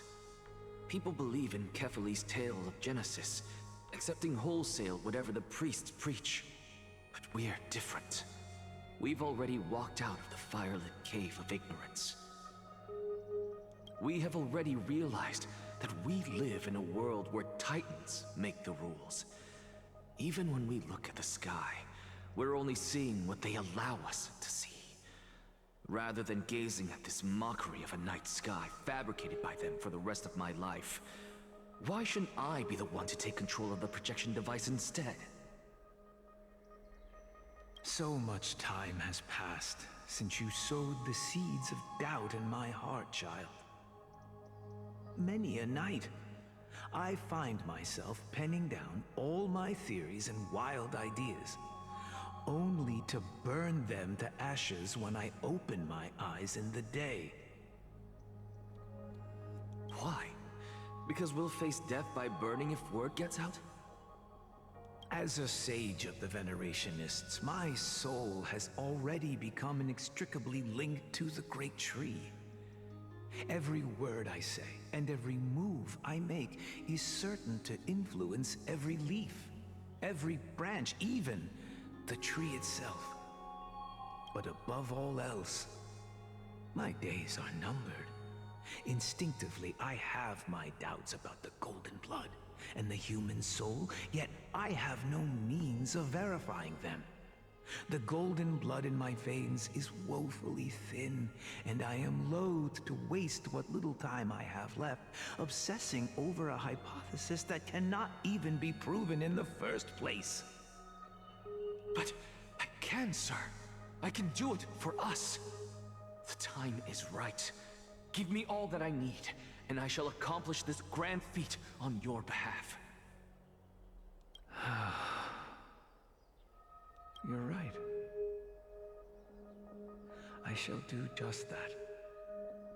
In the next meeting of the sages, I will spare no efforts fighting for the rights you deserve. Go. Establish your own school of thought. Find out what we are. Become the one who conquers the ultimate truths of the world. Child of humanity. You didn't go to such lengths for an audience with Kefali. Just ask him a few questions, did you? So, you figured it out. If I were as foolish as a Dromus, perhaps I'd throw myself down and prostrate before their greatness, begging for the gods' prophetic wisdom. Well, sorry to disappoint, but I'm no Dromus. Alas, I am a human, standing tall on 2 feet, possessing both intellect and pride.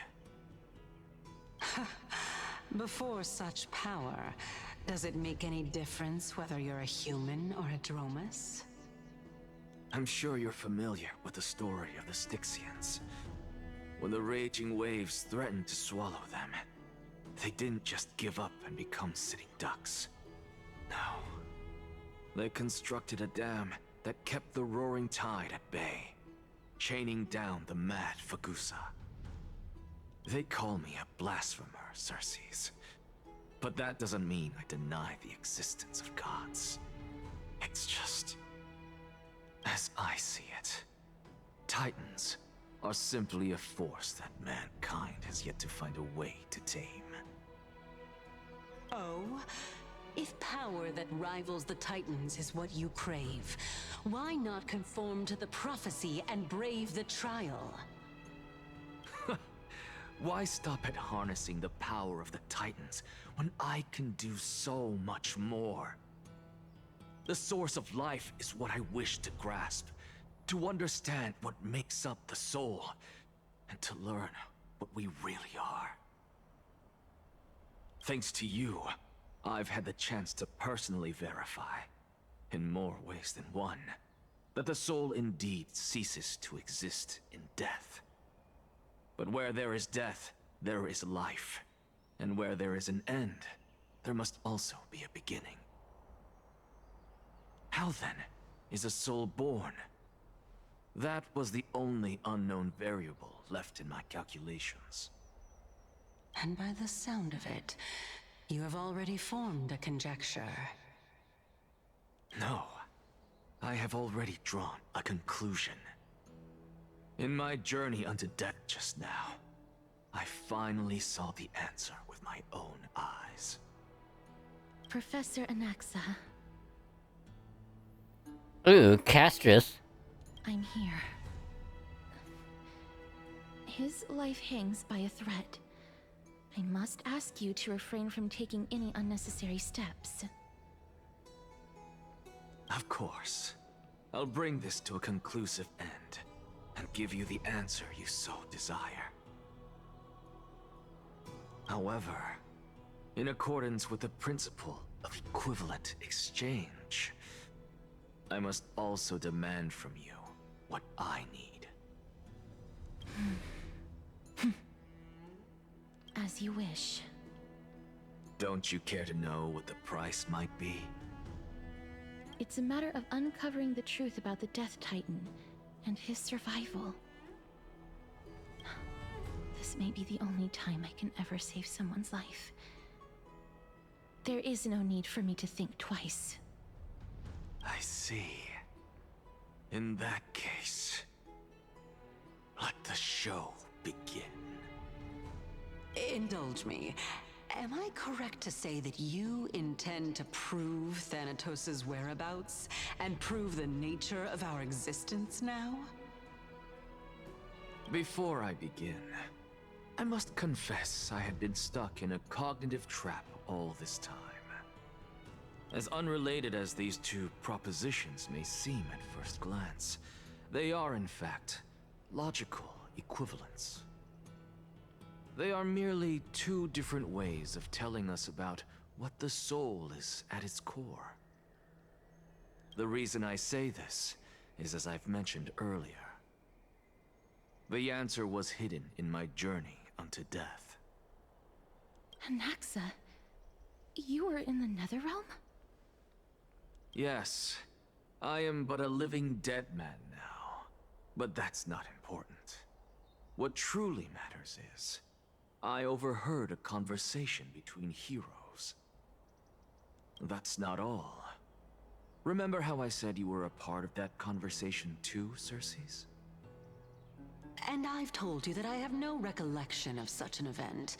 That was likely just an illusion conjured up by the mind of a dying man. Of course you would remember. Because that wasn't you. That was Calypso, one of the 7 sages of the Grove. Calypso? Huh? Oh, that's the name I made up on a whim when speaking to this girl. How do you know of it? And surely you jest. Don't you think I, of all people, would know if that were the name of one of the 7 sages under the shade of my tree? Don't you claim to know the Grove's past like the back of your hand? It seems you've lost even the memories seared into your soul. Use your head, Circes. Since all of this took place in the realm of the dead, it stands to reason their likenesses are of souls from the past. The living cannot step foot into that world. So who could they be? Think about Calypso. Why does she share your likeness? Yet you have no idea who she is. The answer is evident, is it not? Those fallen heroes are the mortal incarnations of the Titans before their ascensions to godhood. The gods aren't master creators born out of thin air, and they are no different from humans, because they all evolved from one. So essentially, the Titans weren't really Titans at first, but rather regular people that somehow got the power to become Titans.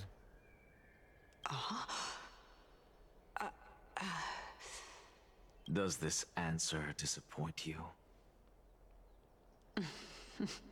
Yes, because you've answered nothing. If I truly was once human, as you claim, then where do the children of humanity come from? Even on the off chance that you speak the truth, this brings us no closer to grasping Thanatos' whereabouts. How are we to find them? I knew you would say that. But it matters not. I know what I'm doing. Actually, why don't we have this supreme being standing before us tell us everything? You can revive a Titan? Humans cannot return from the dead. Neither can gods. But all we need to do is look at this from a different perspective, and the problem will resolve itself. The solution is simple. Just like what you did to me. If I'm reborn as Kefali, I can rebuild the world and all within it as they once did. Simple, is it not? Oh, shit. In the meantime... I have news from Hyacinth and Dan Heng. Anaxa might be trying to do something with Kefali's divine body. Kefali? But what could Anaxa want? Is the Council of Elders going to sit around and let such a sacrilegious act unfold? 'Cause they don't know. That is not possible. He is indeed the great performer, capable of fooling anyone and everyone with his tricks. Fooling. I'm sorry. No need for guilt, for this is good news to us. The Council of Elders has found themselves a traitorous ally. Anaxa's ambitious desires will be something we can exploit. What we should be doing now is to keep our eyes peeled for whichever trickery Kynus is up to, and react accordingly to thwart her plans. Being Akima's political center, the Demigod Council holds just as much significance as the Vortex of Genesis. Someday, after my duty is over, this site will take the place of the battlefield where you hunt gods. Become the next challenge you are to overcome. Till then, it's best to get used to this place as soon as possible. Alright, we'll be waiting here for your good news.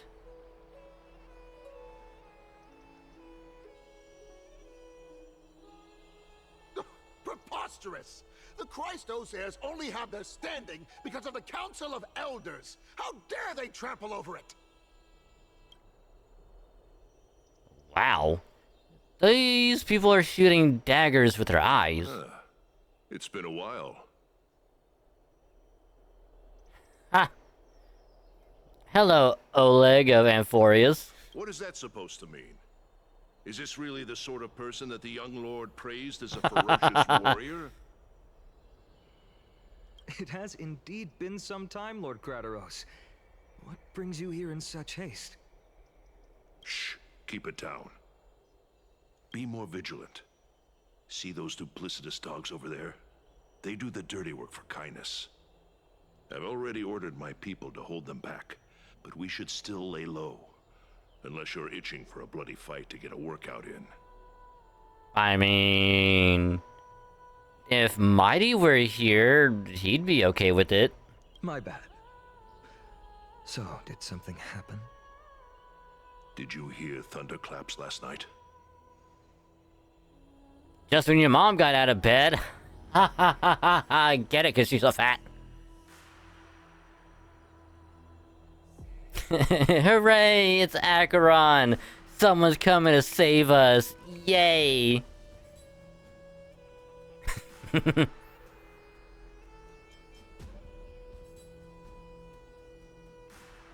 I mean, it would be hard not to notice thunderclaps in broad daylight. Thunderclaps are beacon signals of strife.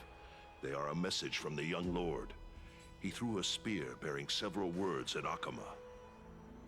Watch out. The Flame Reaver is back. I guessed as much. We didn't actually kill them back at the Kremnos Arena. I figured this is something you would want to know. We Kremnoans never back down from a fight. So if you plan to take that thing down in a battle, reach out to me anytime. You have my gratitude. I will let Aglaya know about this right away. Remind her to be on her toes while you're at it. That vicious kindness has been unusually active lately. Those lackeys she keeps undercover have been going in and out of the city a lot more frequently these days. Some even seem to be getting Kremnoans to defect to the council.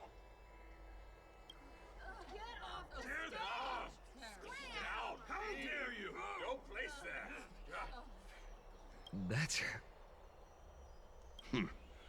Looks like you can see it for yourself. We should get back. Thank you for the intel, Lord Crateros. Da da da da da.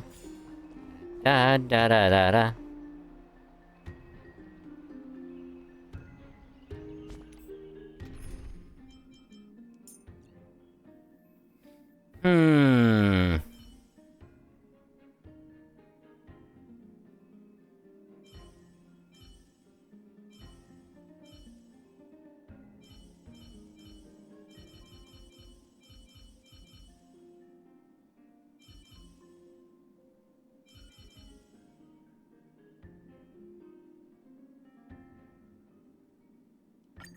Let's deal with these thugs first, and then we'll talk about how to deal with you, shall we?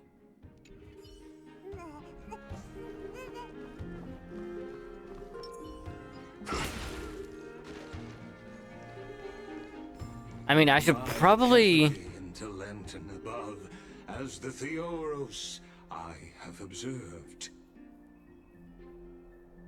Virtuous citizens of Akama, fine Vides, Elysiae, and the Outlander are heading toward us. I should probably actually keep grinding for more ascension materials for Anaxa, so I can...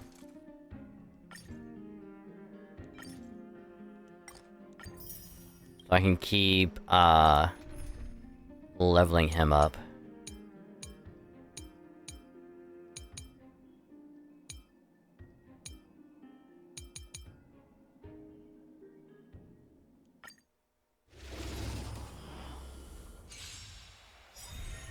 Dangerous thoughts.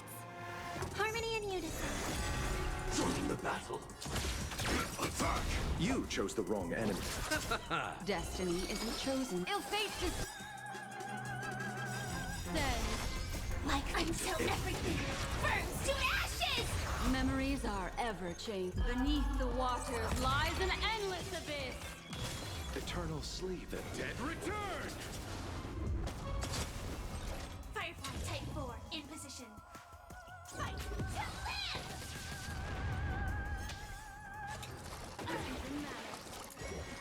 It's okay. It's okay.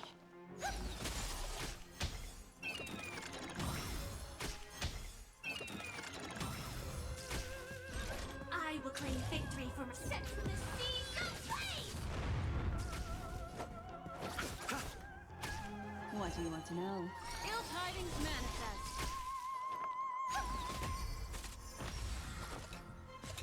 Stranger matter.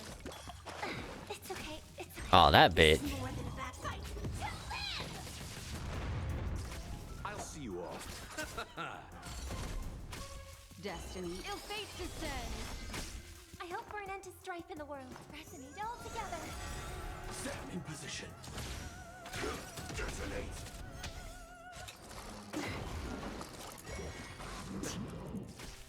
Bloom. Repay. You chose the wrong end.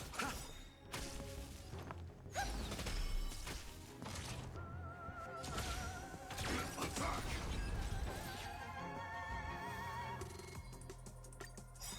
Receive divinity. Support. Dangerous Receive. thoughts.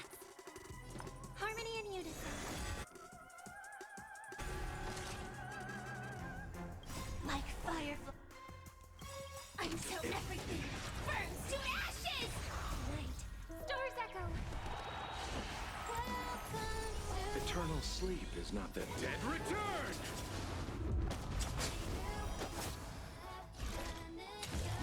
Set the seas ablaze!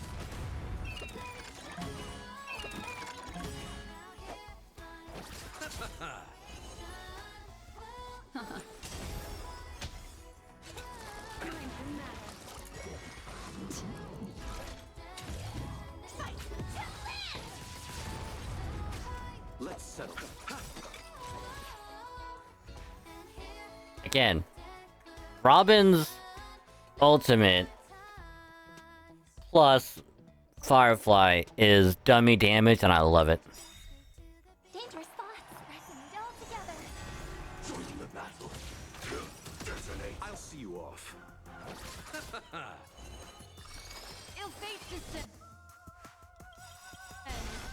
Like until everything burns to ashes! Memories are ever beneath the waters lies an endless abyss. Eternal sleep. The dead return. Set the seas ablaze!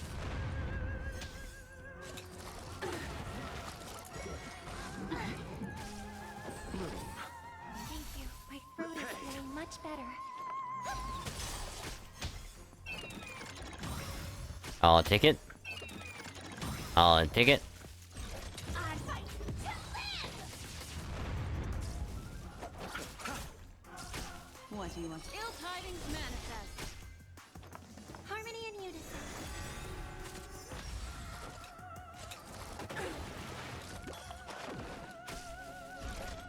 Set the seas ablaze! You chose. Destiny isn't true. May song bring us victory. Tonight, stars echo. Welcome to my Set in position.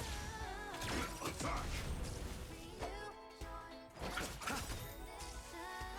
Ill fates descend.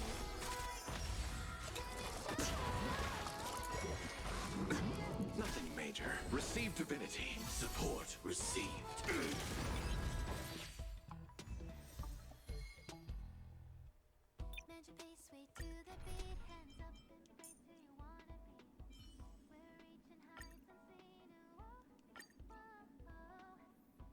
I have to back all the way out. What did I? By Catholicity into Lent and above, as the Theoros I have observed.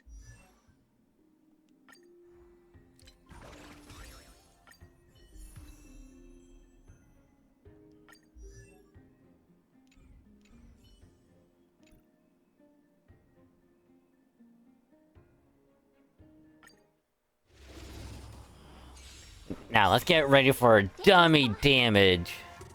resonate all together. Dreams do come true.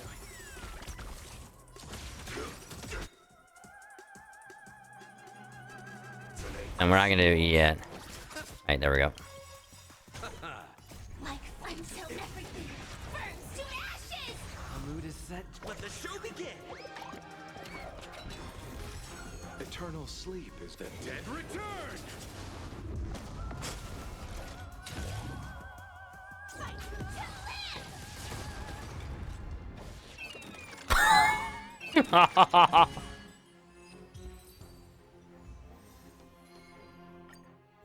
I think I just found my new team for this. Stay in step. Let's improvise. Join the battle. Attack. Bloom. Support received.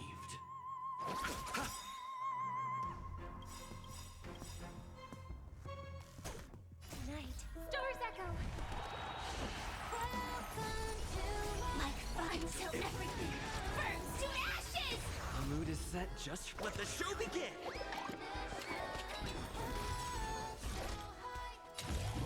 Set the seas aflame.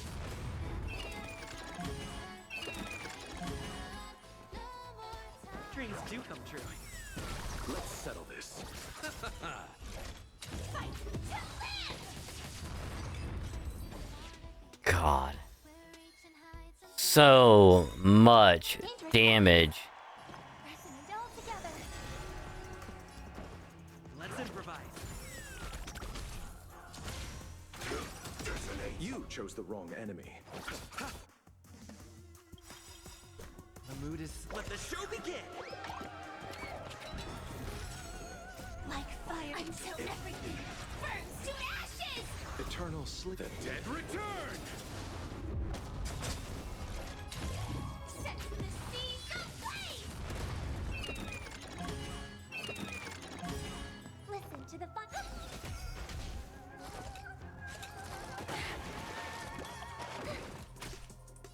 Dreams do come true. Fight to live.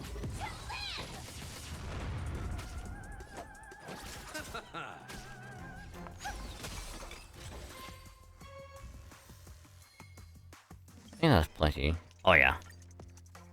Oh yeah, that is plenty. Above, as the Theoros I have observed. Virtuous citizens of Akamak, Finan Vides, Elysiae, and the Outlander are heading toward us.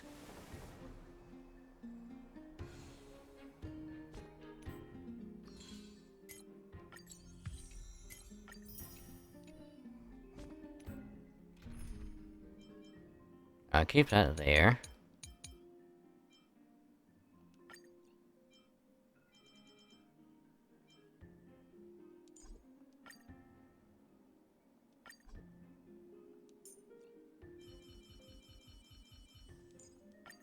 Though we fight side by side, we do not share the same goal.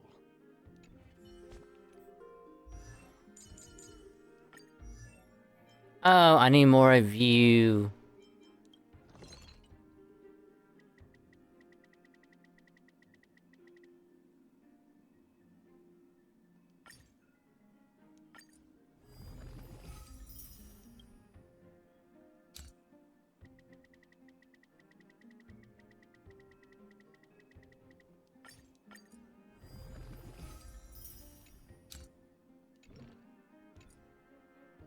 Try subduing this kind of power.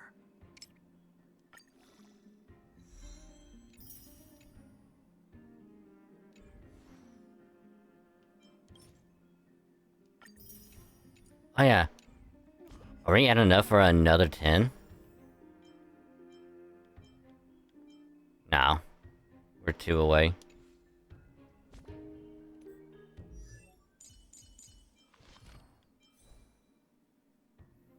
Oh yeah, I need a farm.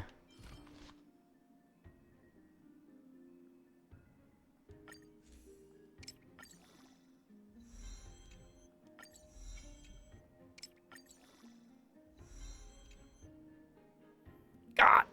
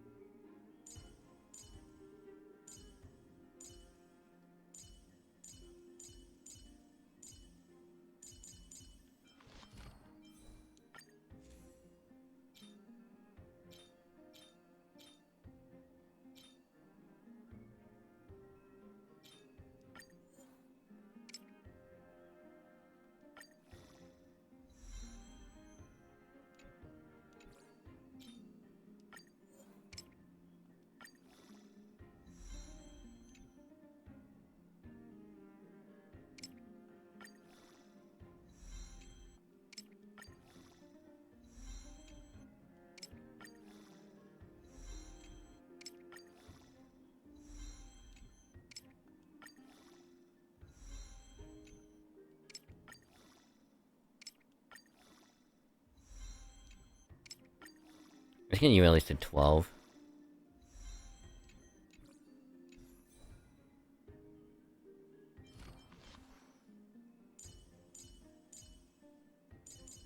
I mean, it's still better.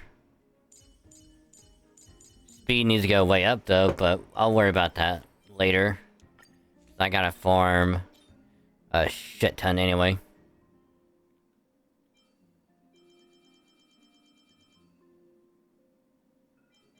Like a fucking lot.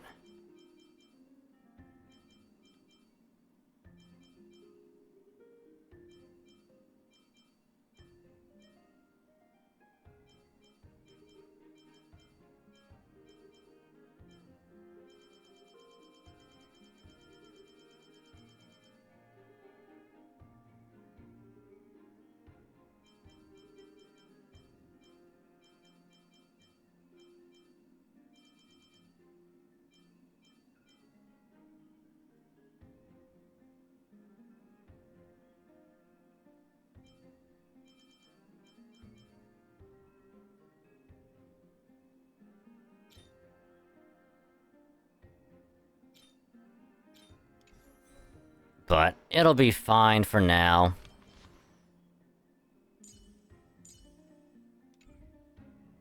It'd be fine.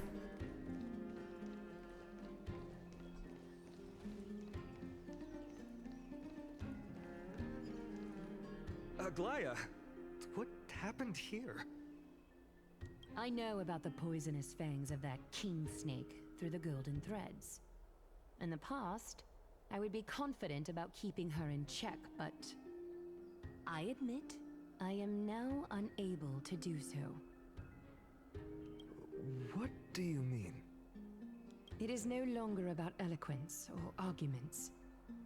I have been a demigod for far too long that I hardly have any humanity left. Before I realized it, I have become no different from these hypocrites, no longer capable of relating to the people. That's not true. This has come a lot sooner than I expected. But perhaps it is time. I need you to step up, Finan, in order for me to retreat behind the scenes. Yes, this is my duty, but... It is far easier for the Council of Elders to fool many than just fool one person. Their so-called more support is no more than a ruse to distribute power using words instead of lances. There is no glory in winning this debate, but that makes having respect for humans so much more priceless. Finan, you are a Chrysos heir without flaw, capable of relating deeply with humans. I appreciate what you've taught me, Aglaya. I hope we'll live up to your expectations and win this debate.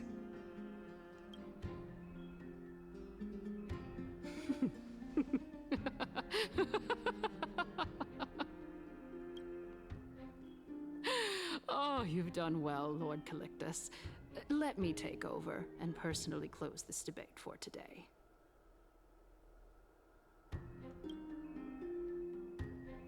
Dearest counselors, let it be known that I sorely miss the blissful times portrayed in lyrical poems. Back then, Amphorius was home to nearly 1,000 cities, each with their own local faith, while gods walked the earth and shared close bonds with humans. Yet, in the present, people from all over are forced to leave their homeland to seek refuge in the holy city, where they hope to rest under Kefali's protection. All of us have long been in the same boat, with no way out of this plight.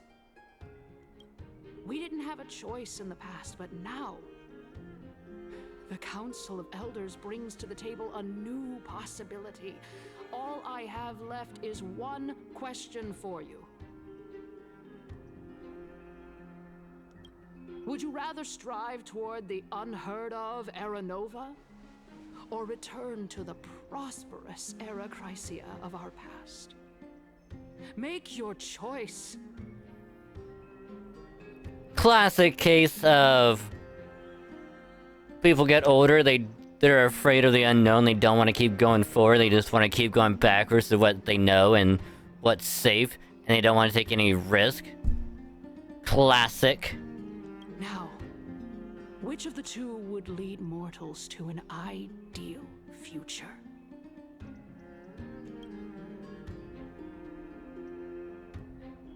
No hesitation. I stand by Era Nova.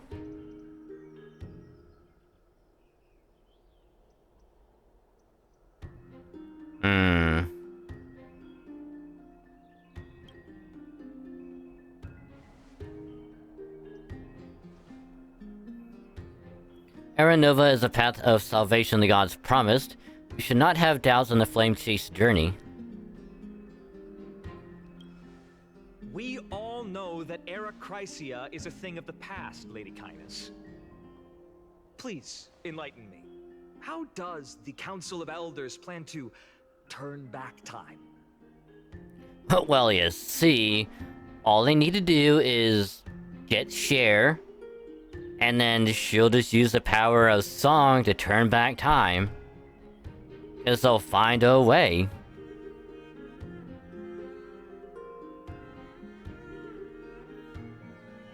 Such a good song. Let the three titans of calamity be born, and Era Chrysia is nevermore. But bring demise to those titans, and Era Chrysia will descend upon us again.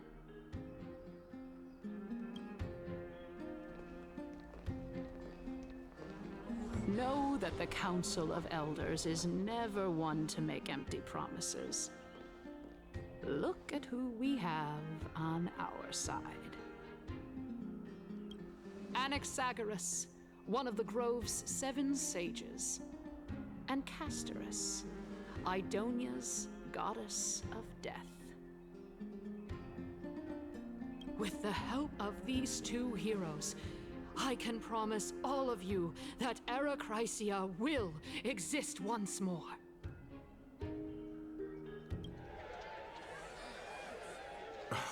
Aren't they Chrysos heirs?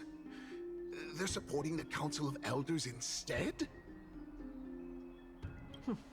It's clear from the start that these heroes do not get along well in their group. All the more proof that Aglaia isn't fit to speak on behalf of every Chrysos heir. I am in favor of Era Chrysia. Era Chrysia! Era Chrysia!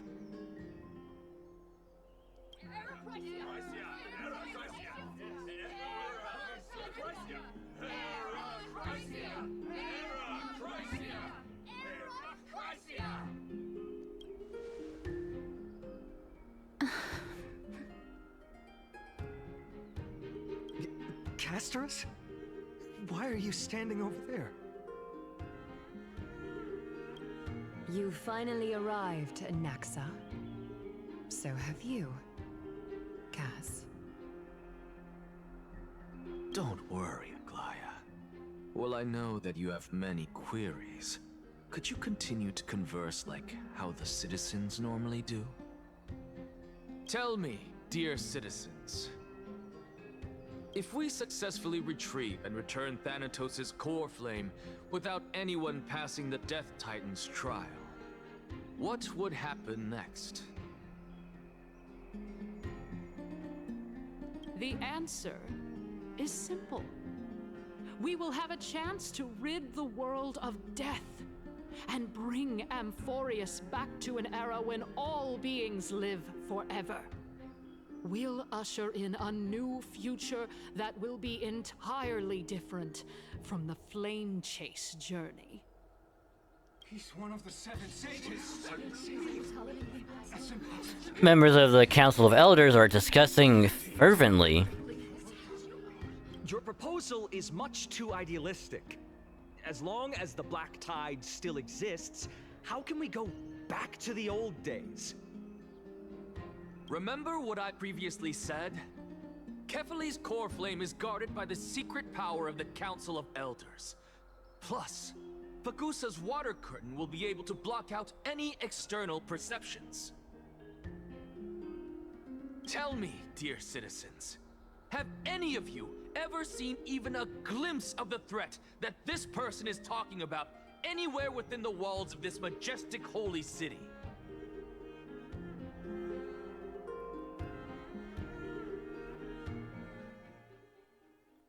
Now, I don't want to say, but I'm pretty sure that in any form of like a zombie survival, isn't this like also the topic that is brought up the most? It's like, oh, has anyone ever seen a zombie in the city? We're all safe here. It's paradise. Like, there's no way a zombie could get in here. And then sooner or later, it arrives.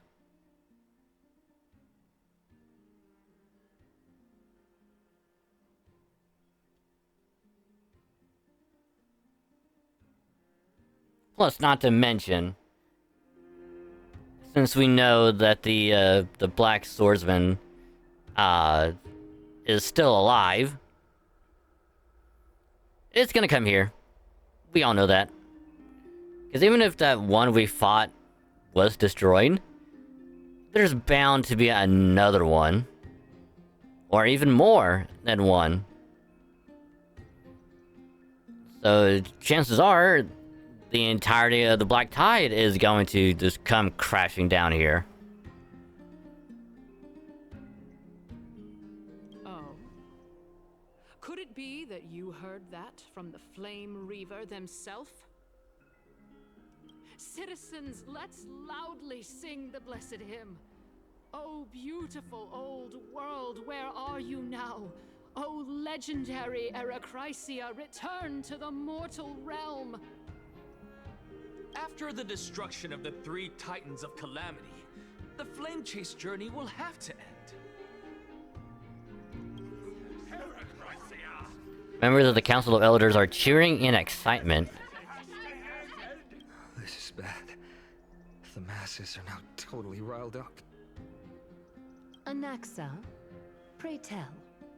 Everything that you've mentioned hinges on the premise that we can find Thanatos' existence, right? Thank you, Lady Aglaya, for still caring about this city. However, dear citizens, we are truly fortunate and blessed. For Castoris, Idonia's goddess of death, will surely find Thanatos under my guidance. What? With that, I solemnly promise that the core flame Lady Castoris brings back will be personally managed by the Council of Elders. Thereafter, if we are able to garner the support of all of you at the Citizens' Assembly, we shall spare no effort in ensuring that the Erechrysia will return to our world once again. Members of the Council of Elders are cheering in excitement. With the balance shattered, the result is clear. Buy carefully into Lenten above, as the Theoros I have observed. Akama has chosen her destiny. The issue up for discussion at this Citizens' Assembly shall be modified to the suspension of the Flame Chase journey. This resolution shall be put up on the Wall of Heroes, such that all citizens are aware of the city's way forward. Members of the Council of Elders are cheering in excitement. Aglaya, dear Aglaya, what has caused your heart to soften? You also don't seem to be as quick-witted as before. Wag your tongue as much as you like. Since the Flame Chase journey has been preordained by the prophecy, our failure has never been on the cards.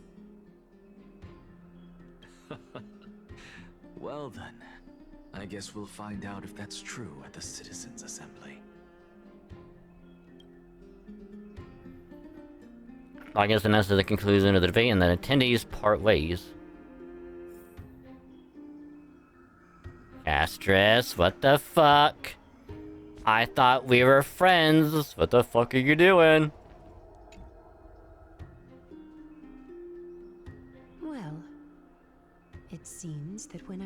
to look for Anaxa.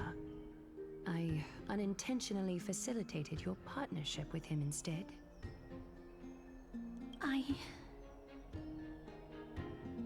My apologies, everyone.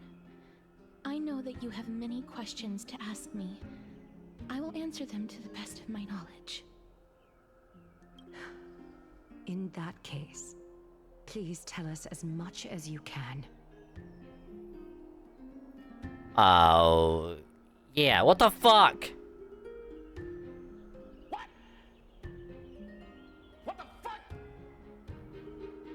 What happened? In actuality, he showed me a past that was both long and heavy. The reason I say this is as I've mentioned earlier. The answer was hidden in my journey unto death. Anaxa, you were in the Netherrealm? Yes, I am but a living dead man now. But that's not important.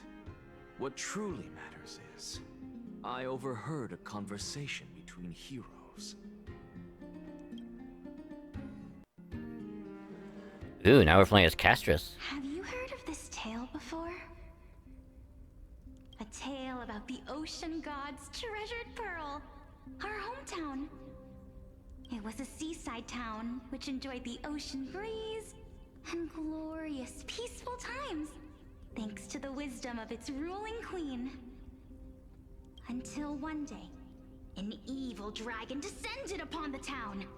Its wings were large enough to blot out the sun, while its claws were sharp enough to rip the waves apart.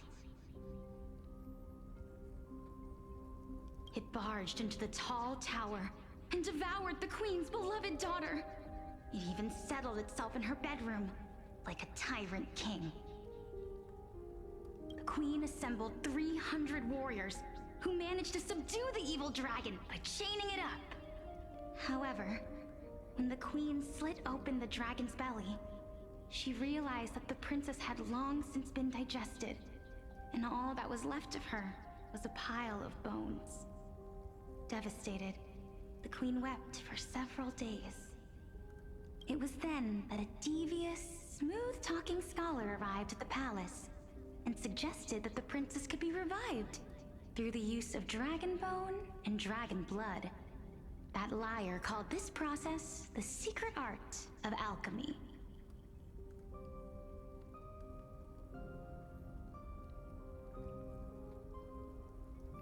This sounds familiar, right? A smooth talking scholar, Anaxa.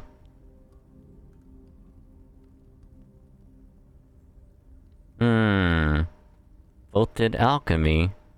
The princess was reborn! The queen was overjoyed, blissfully unaware that the evil dragon's soul still lurked within the princess's body. As revenge, the evil dragon swallowed the poor queen, the glib liar, the courageous warriors, and all of the town's innocent civilians in a single gulp. Worse still, the souls of the deceased were refused entry to the Netherrealm because they were filled with regret. Forced to roam the mortal realm, these resentful souls ultimately converged into a river of souls that would not retreat for a long time. The terrifying death had consumed all. Thereafter, our hometown fell into ruin as well. Until... Until?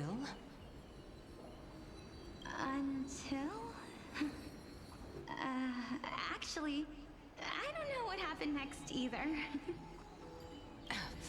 Oh my... It seems that you still like to whet people's appetites even after all this time, Pelixia.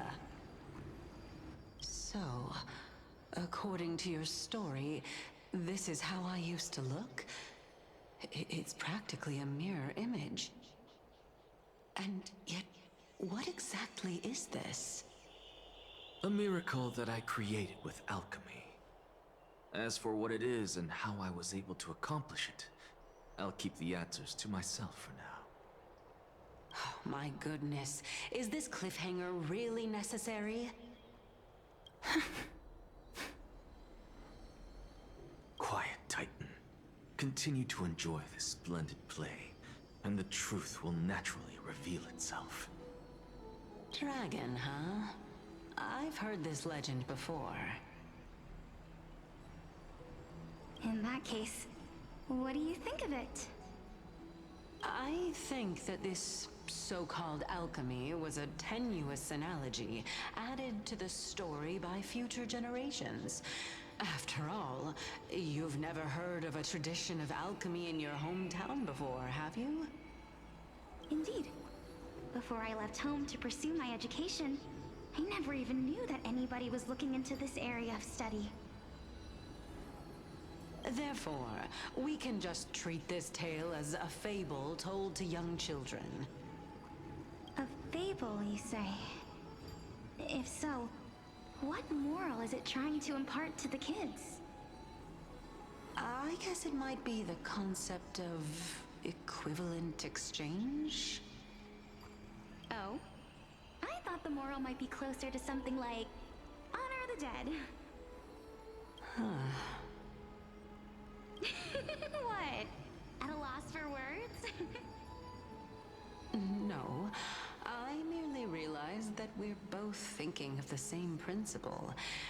If life is priceless, then there is hardly anything else in this world that is of equal weight to it, right? Indeed. As expected of the wisest scholar in the land. You flatter me. Why don't I ask you a question as well, as a form of equivalent exchange? Of course. What is your question? If I imparted my knowledge of the art of alchemy to you, would you use it to resurrect someone you loved? What? What kind of strange question is this? I got it. You're just trying to get me to tell you whether I like anyone, right? Let's just leave it at that. That was rude of me. Yes, I would. Oh? Death is inevitable. In the days to come, I'm certain that someone whom I cherish deeply will leave me for good. If such a mighty power really existed, I think I would use it without hesitation. After all, you, me, and the rest will all have to face that fateful moment eventually.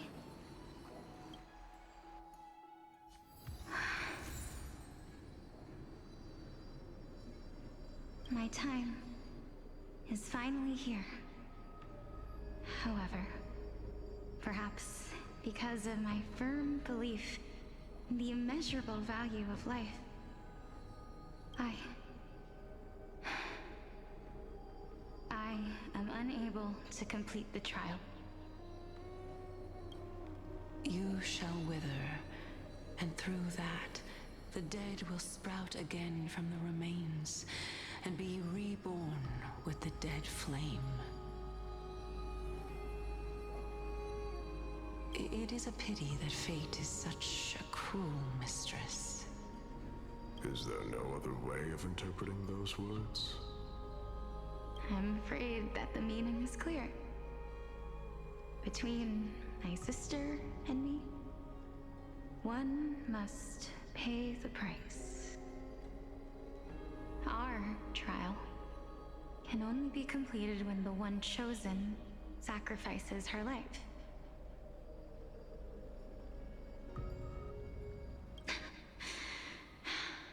I'm afraid that the prophecy might even have selected a pair of twins for this exact purpose. So wait, it's saying that one of them has to die so the other one can get the power of death, and still won't be able to bring him back. That is fucked up.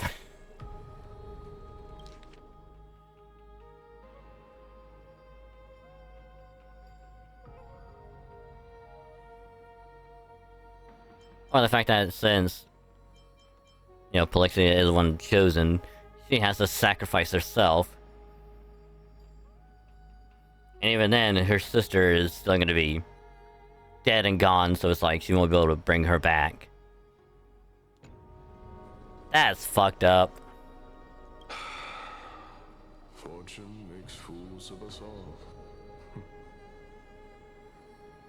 My sister is prepared to sacrifice herself. And yet, I can't do the same. How absurd.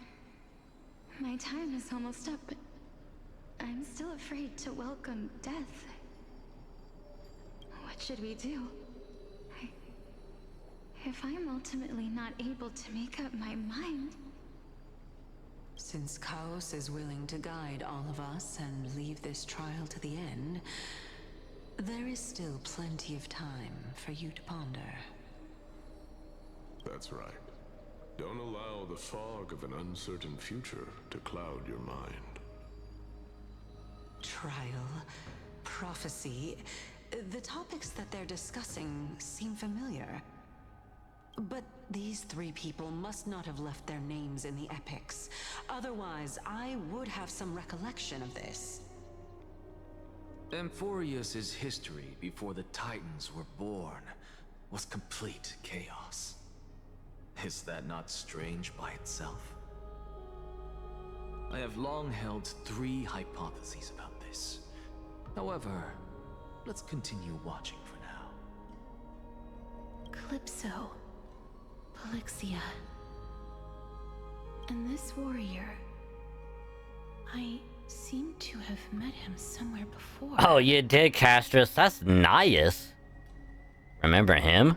Regarding this matter, Nias, are you confident that you'll complete your trial? Of course. Though, I am worried about what will happen once I've emerged victorious.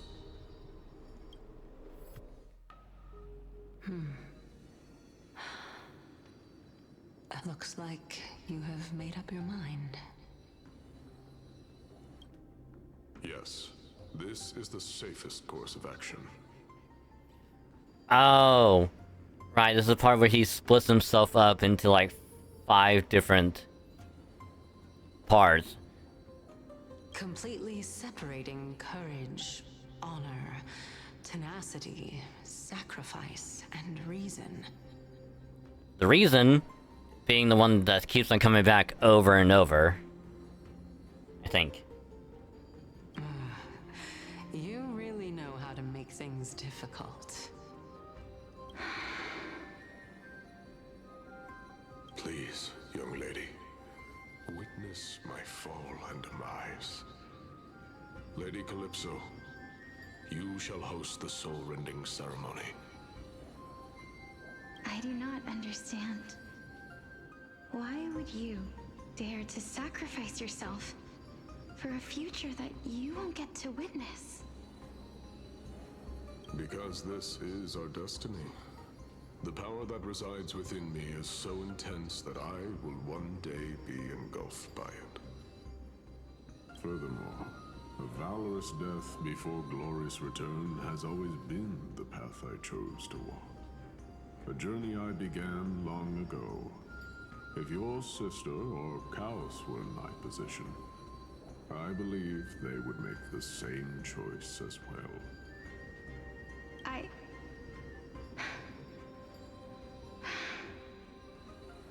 I'm not that brave. I don't know how I'm supposed to face such a serious affair. Despite being Death's chosen one, it seems you still don't know how to face it. Let's chat, young lady. Perhaps I shouldn't end my journey so hastily. Since there's still time, I'm not worried about letting fate wait a little longer. Of course. This warrior is Lord Anaias. As the embodiment of Nikador's divinity, he entrusted his life to us and allowed humankind to end his madness. That means that what I'm currently seeing before my eyes is, in fact... Looks like one hypothesis of mine has already been proven true. These heroes are the true forms of the Titans, before they attain their divinity. If so, the chosen one of death that he speaks of is actually... Polixia? Is the previous form of Thanatos? But her appearance... If this is true, as long as we can find out where she went, we'll naturally be able to figure out the location of the Death Titan.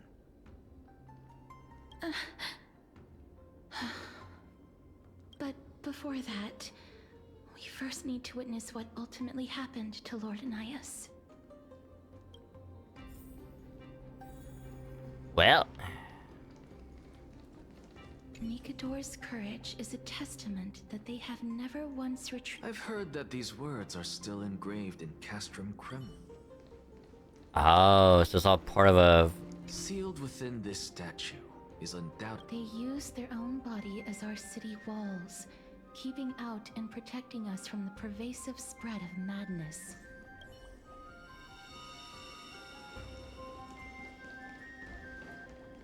Lord Nias's honor is sealed here.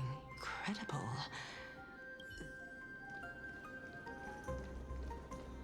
I believe that his tenacity is sealed with it. Before we fought Nikador, we also released...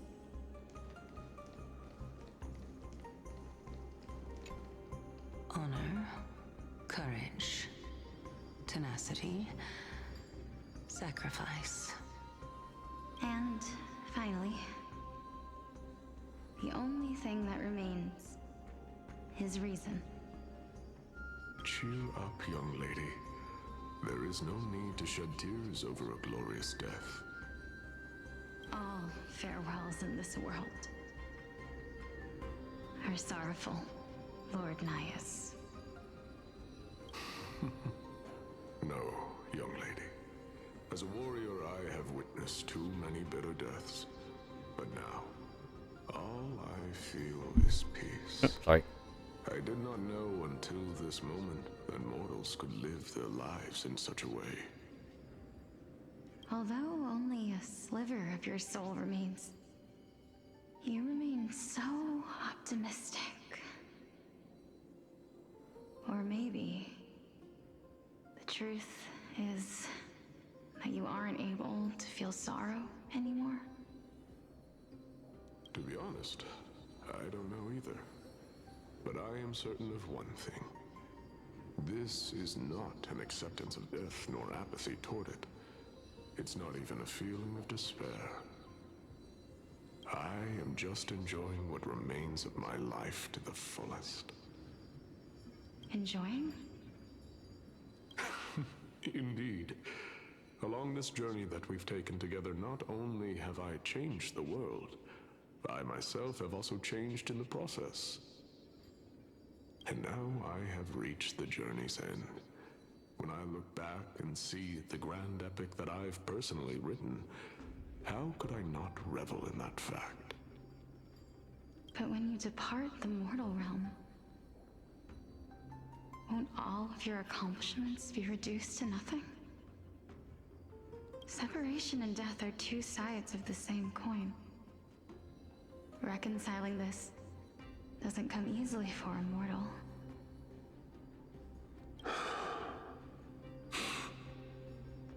Finally, let me recount to you a story of mine, young lady. The first time I returned from the battlefield, I felt extremely hollow. The calamity had devoured everybody on the battlefield but me. When I returned to the city alone, the citizens held a banquet for me that was far from pleasant. I felt as though I was still on the battlefield, and the person who had returned was nothing but an empty shell. It was late into the night by the time the banquet ended. My head still reeling, I returned alone to the barracks. On the way back, I encountered someone. It was a crazed scholar looking at the night sky and muttering to himself by the side of the road. Although I tripped over him and fell, I wasn't angry in the slightest. And maybe because I saw myself in him, I inexplicably asked him a question. Do you think that it'd be better if we just died on the roadside like a couple of stray dogs? To my surprise, he shrugged his shoulders and sighed. How does someone who is currently experiencing death, dying and living, afford the same amount of bliss? Now please go away and don't block my starlight. Are you trying to say that there is no difference between living and dying? For they are both journeys that lead toward death? Yes, it is. That's exactly what yes, it is. And death is but a scale to measure how valuable the journey was. Journeys and epics are only glorious and magnificent because all things eventually fade to dust. Therefore, young lady, don't detest your fate. Instead, willingly and respectfully embrace it. The embodiment of strife telling me about the majesty of the world. Indeed. I believe that when the fated moment eventually arrives, you will be able to understand my words. It is time for me to knock on death's door. I will set up a long table at the end of the road and humbly await your arrival. When that moment finally comes, let us drink and be merry then.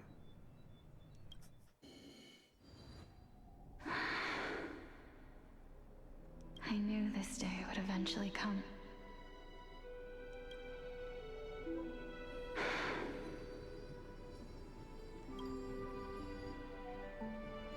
Are the both of you ready? Mm-hmm. Elixia. Holy shit. Is this gonna be a castress? I'm here. Holy shit, it is.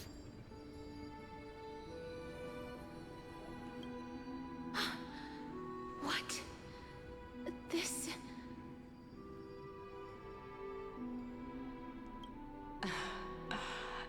This is quite interesting indeed. Is this... Elixia's sister? Is it...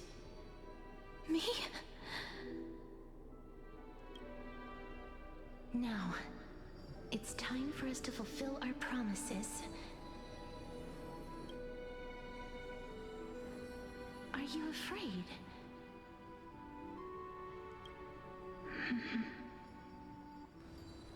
What are you afraid of? That I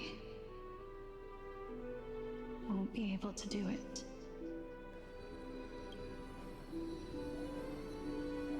You shall wither, and through that, the dead will sprout again from the remains, and be reborn with the dead flame.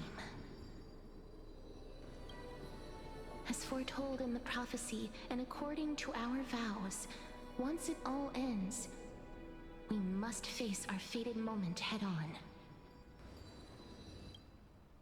Even if it was prophesized, do we have no say in the matter?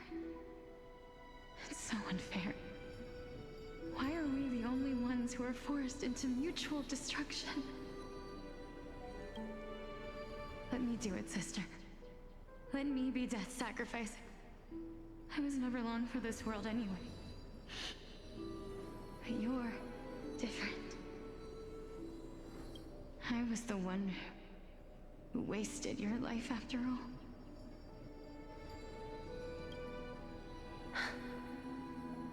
You're wrong, Polixia.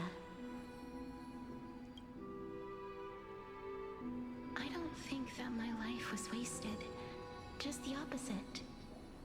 When I finally arrived at this destination and looked back at the journey I took, I discovered that flowers had long since bloomed along the path I walked.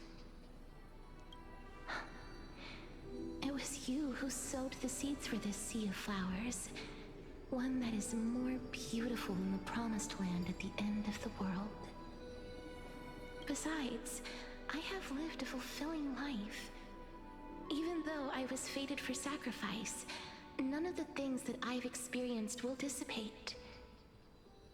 Instead, they'll forever live on as memories inside your head. Will they not? How could my memories of you ever compare to the actual you? Well then, tell me, what exactly are we?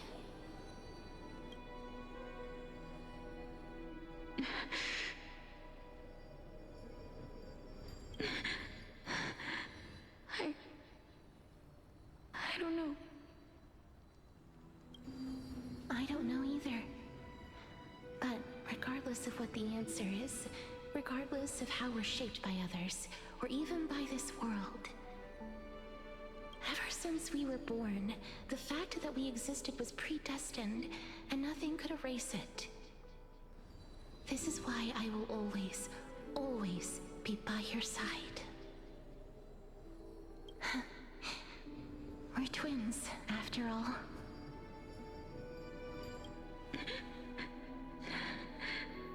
Okay, call me crazy, alright?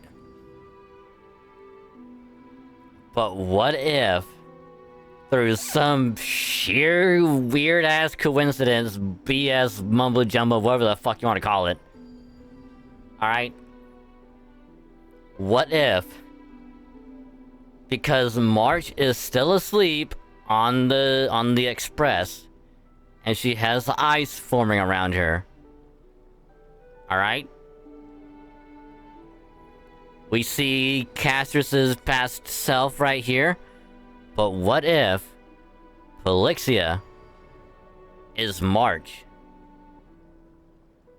Not like still alive or whatever, but like some weird ass like mumbo jumbo is like she was not reborn, but like became March.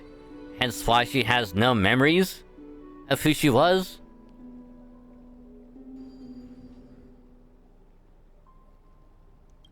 All right, my dear Polixia.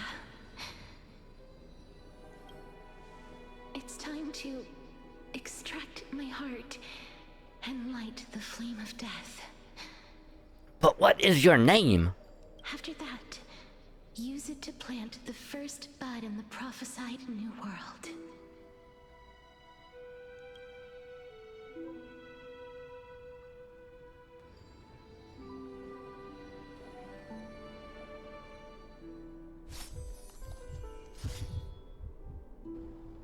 If I imparted my knowledge of the art of alchemy to you,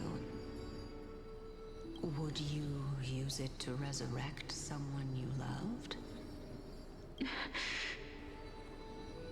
Death is inevitable. In the days to come, I am certain that someone whom I cherish deeply will leave me for good. If such a mighty power really existed, I think I would use it without hesitation. Even now, my answer remains the same. Ah, fucking bug. This is why, sister, I promise you, in the prophesized new world, I shall plant the first bud on your behalf. Go now. Return to the ocean god's treasured pearl. Our hometown.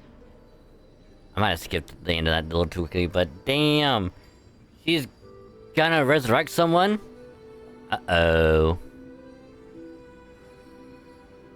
I shall open wide the entrance to the Netherrealm and grant you a second life. The living beings on this earth shall respond to my call and lead you to the sacred daylight. Remember, do not look back on the land of the dead. And do not stop moving. In the new world promised by the prophecy, march toward your new life. As for the price of our equivalent exchange, let me be the one to pay it.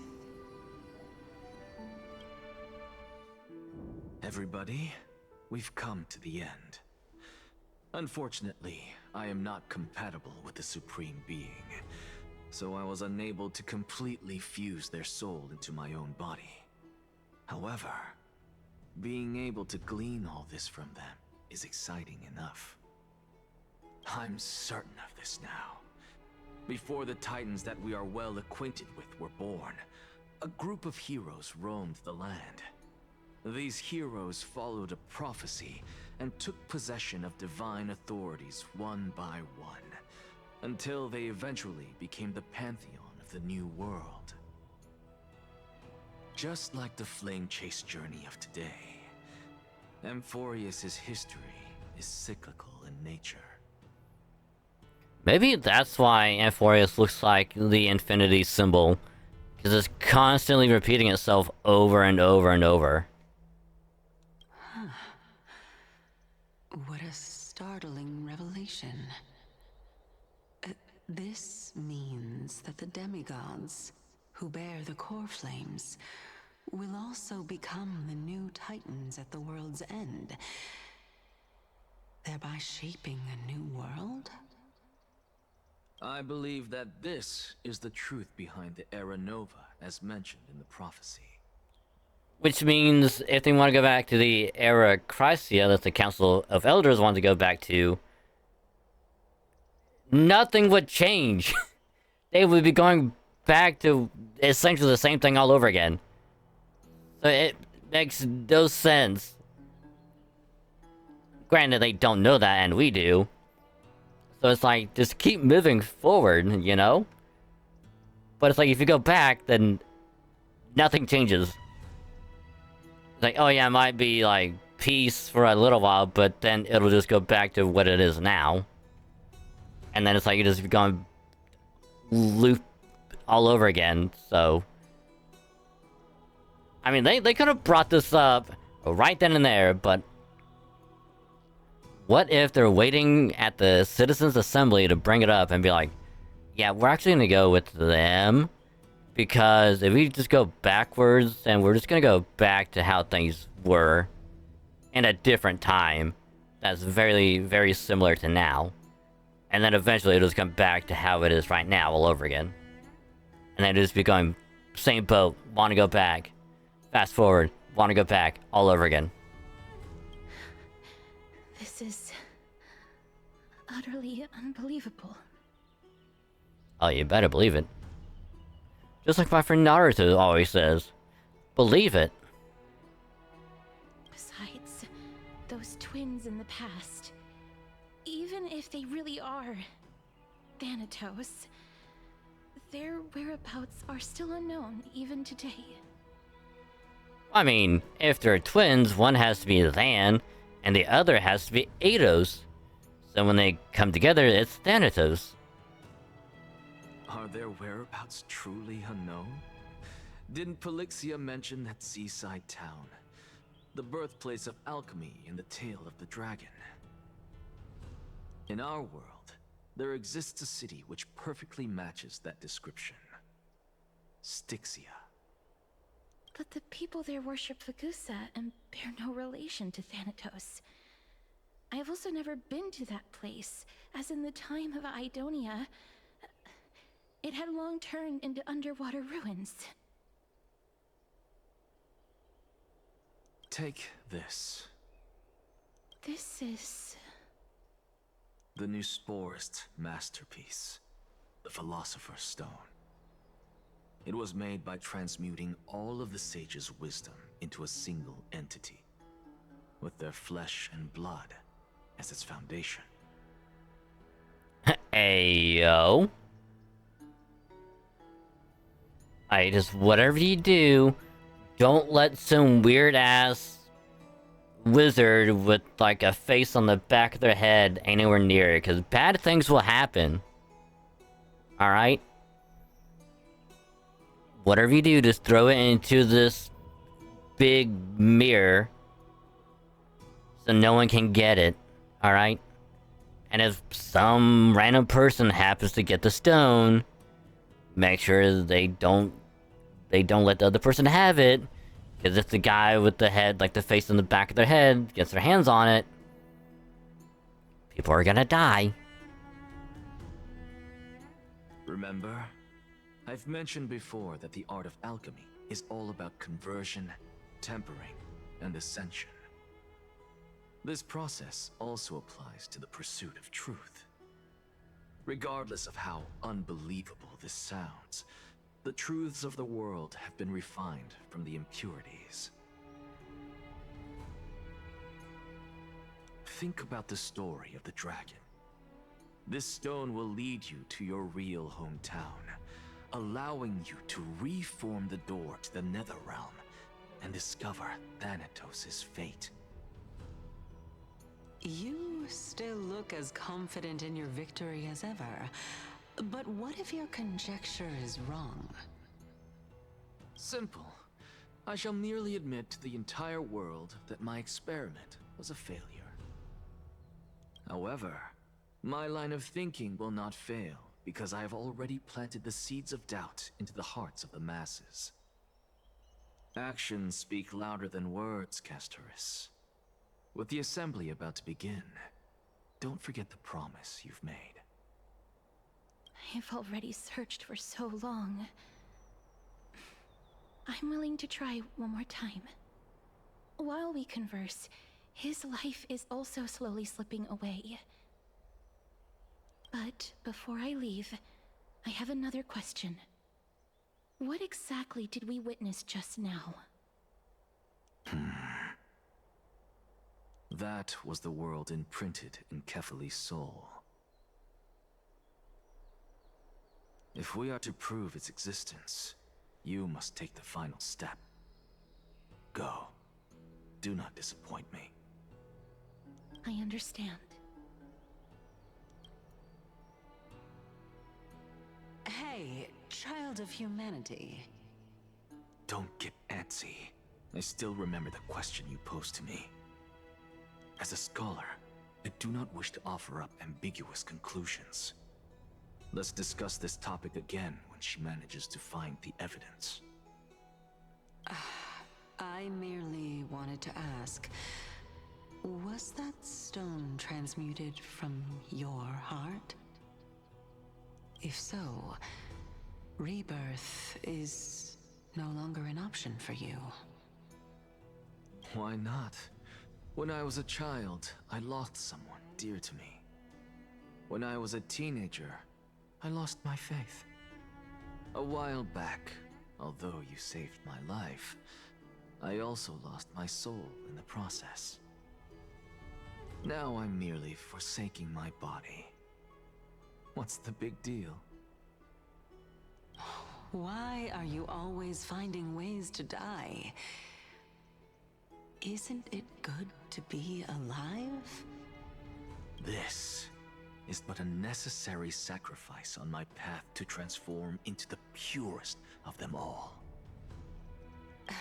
Can someone who's dead even claim to be the purest of them all? Furthermore, if your hypothesis is proven correct, does it not just confirm that the myths are true, and thereby invalidate all your theories?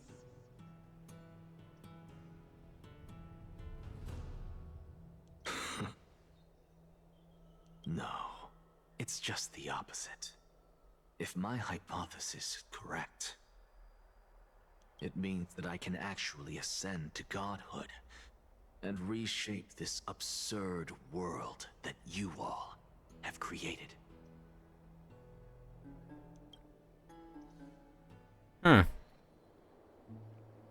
That's a lot to take in at once. Yeah, no shit, Finon.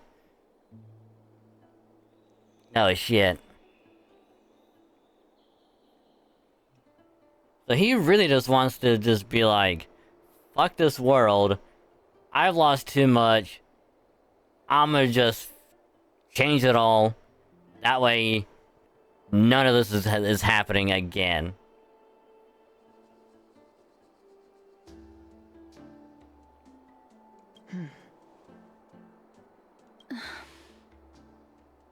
Lady Aglaia, please, let me explain. Go on. You know that the core flame of death has always been the greatest unknown regarding the Era Nova, which is why both you and Kynus desire to gain the power to control that core flame in the approaching Citizens' Assembly. Professor Anaxa has come to a consensus with Kynus. They want to suspend the trial once Thanatos' core flame is reclaimed, hoping thus to eradicate death from this world. If they're successful, then the flame chase journey will cease, and Akama can enjoy everlasting peace. But I know this runs counter to your wishes. So long as we do not usher in Era Nova, the Black Tide will never be eradicated. Even with Lord Mighty on the front line, and the Black Tide not posing an immediate risk, the danger nevertheless remains. Honestly, it's difficult for me to assess the pros and cons in this decision. But someone must bring the core flame before we can begin negotiations over it. The Titan could be very near. I cannot let this chance slip by. Besides, someone has to make this trip to bring back Mr. Soul. Well said. You already had every reason to seek an audience with Thanatos. It's that great performer who has weaponized your wishes and placed us in this difficult situation. A world without death. Do you desire that too? If fate dictates that my path must oppose yours, I will do all I can to resist it and protect what I aspire to achieve.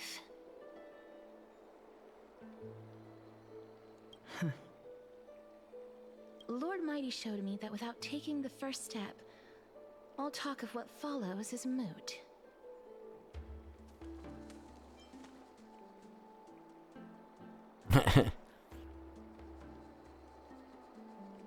See, if this was me, I'd be like, I can't say anything. I'll just smile and be like, you're good. I have always hoped to hear you speak your mind, Cass. And I am glad to have heard your true thoughts. Styxia. I visited that place in the past.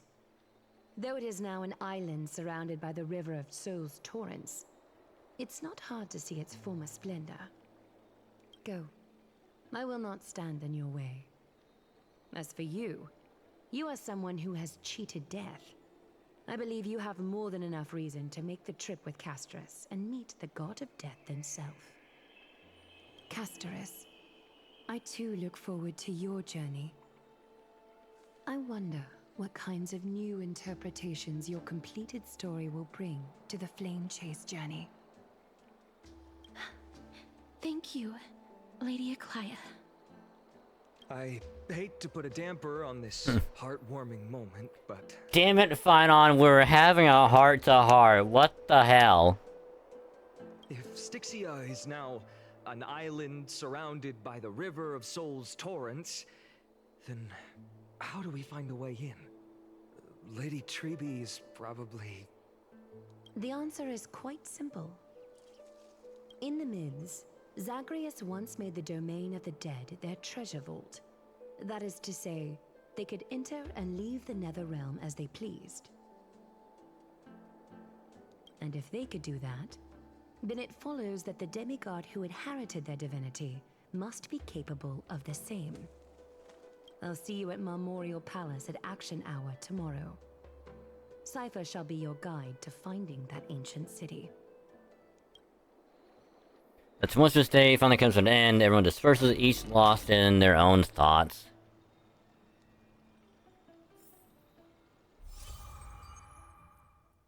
The minutes goes to answer for a bit puzzle.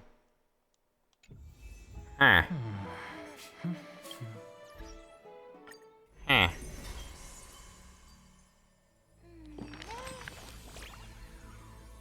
Ooh, dragon's eyelashes are fluttering. That's the look of someone lost in thought.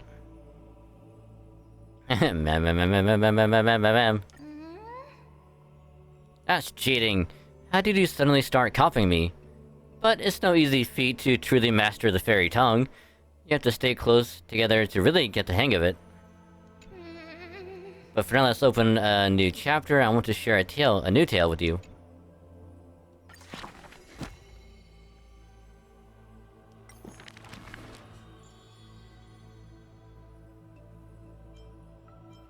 Well, shit.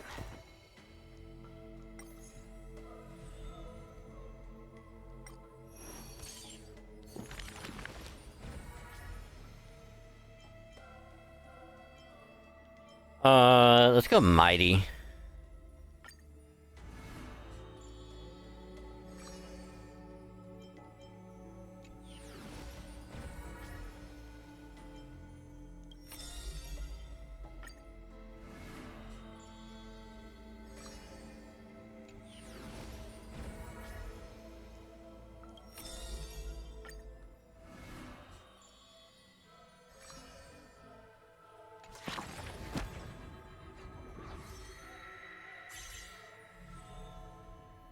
Ooh, Triby is almost there. It's almost at the end.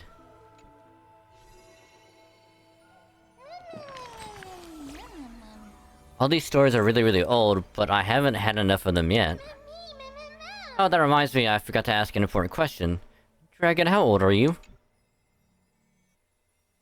As old as the world. You're teasing me again. So will Dragon grow old and gray and become an old grandpa? Now I'm curious, I want to see. But I'm so happy that the moment I stepped into this world, I met you, Dragon. This way, every moment of my life will be recorded by you, Dragon. If you ever write a book about me, it'll be a thick one. What is there for us to talk about if I already know everything? That doesn't make sense. The more memories we make together, the more there is to talk about. Makes sense.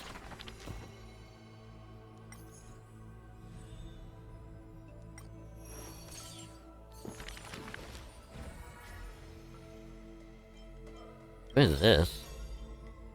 Oh, is this Hyacinth? It is.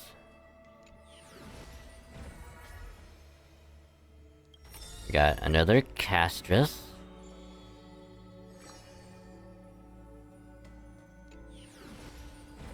And it looks like another Anaxa. Yup.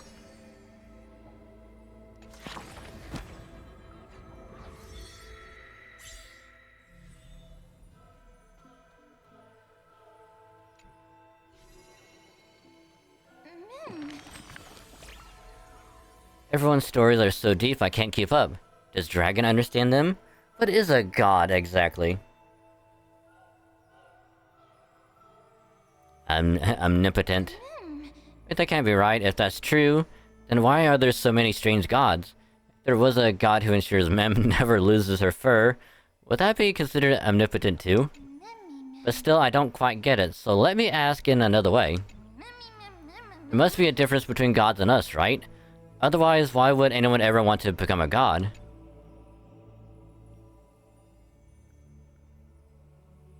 I mean, I'm pretty sure most people would become a god to pretty much do whatever they want. You know, control other people, not be controlled, escape death. I mean, everyone's reasons are different, so like I don't know. You stumped me there. Right. When you really think about it, there's nothing that can only be done as a god. How strange. And I keep asking, I only get more and more confused. Maybe I'll wait until I've grown a little more before discussing these things with Dragon.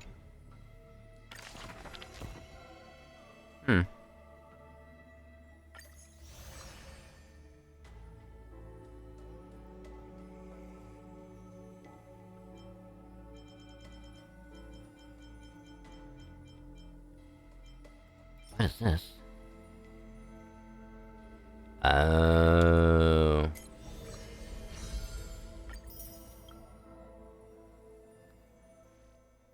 Light up 8 flame cheese's paths.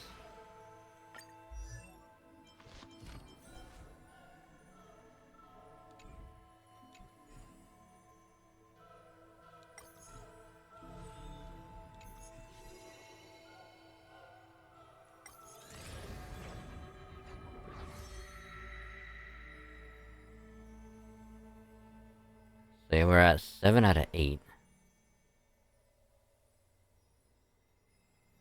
But wait a minute, wouldn't we be on there now? Because we have Orynyx's divinity.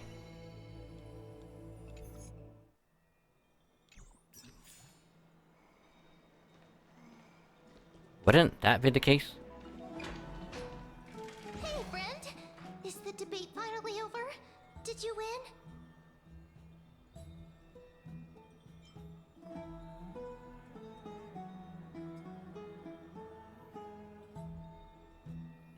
Well,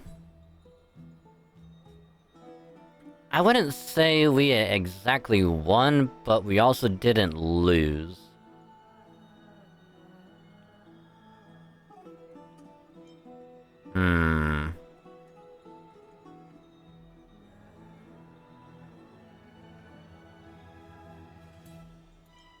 Oh, that means victory is around the corner. Well, moving on. I was hard at work even while you were at the debate. I borrowed a mountain of books from Cass to see if I could find a way to solve your problem. Let's see. I still have only 32 books to go. It's okay, ma'am. We found a way. Really? Oh, that's fantastic news. I knew it. Hard work always pays off. Especially if you're as diligent as ma'am. I feel like a huge burden has finally been lifted off my shoulders. Why are my eyelids so heavy all of a sudden? There's nothing more we can do for now, so let's get some rest. You're right. Then I'll go back to... As your custom mem with astonishing dexterity, slipped back into their secret little hideaway. Good night, mem. Good night, Akuma. It is nighttime now, right? Later, somewhere in Akuma.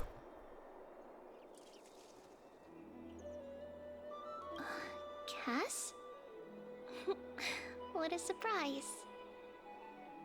Lady Treeby. Is something troubling you? I just wanted to speak to Lady Trian for a bit before I set off.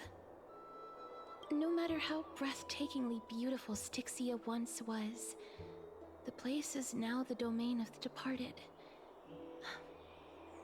There is no telling what we'll encounter there. I don't want to have any regrets. Has anyone told you that your eyes are sparkling today? Is that a figure of speech? In the past, when you did smile once in a while, all of us could see that your heart remained troubled even as you smiled. Lady Treeby, you know perfectly well that see you tomorrow is nothing but a white lie. I hope your toughness is not a mask hiding a lonely heart. Cass, you hardly ever talked of your past. None of us knows what you went through, apart from Maggie. But we know it must have been filled with pain and hardships, as it is the fate every Chrysosaur is destined to live out. We are just happy for you that the core flame you're meant to inherit has finally surfaced. Isn't it a little too soon to say that? But you already know where tomorrow is, don't you? There is no need to rely on anyone else. Just give it your all and leave no regrets. We have always believed that your embrace is just as warm as everyone else's. Because we embrace others to comfort them. And Cass, you're the kindest Chrysosaur we know. Thank you, Lady Treeby. This feeling... it's hard to put into words. I suddenly found myself with so many wishes. So much I want to accomplish before setting off. Then go do it, Cass. Trian was actually working on a surprise gift for you. It's a pity she didn't get to finish it. But now Trinan and I are working on it, and we'll make sure to give it to you. So, let's meet back here when you return from Styxia. Safe travels. See you tomorrow! Aw, she said the same thing. Ah, I can't sleep. Who could it be?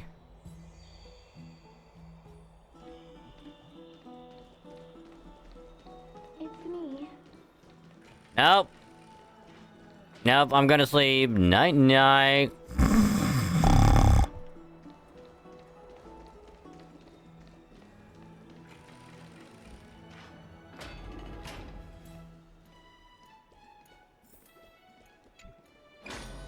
I hope I didn't wake you.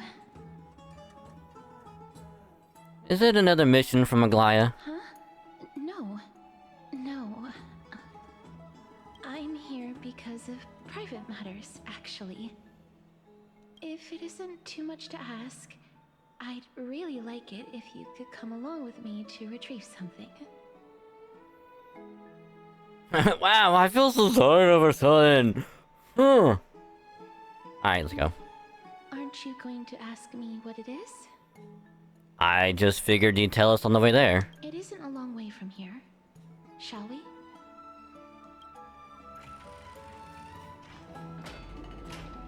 I'd love to go in.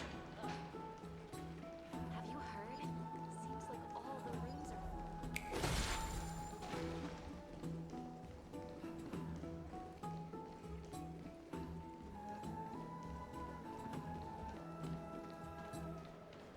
The streets are packed. It seems the vote to pause the flame chase journey has begun.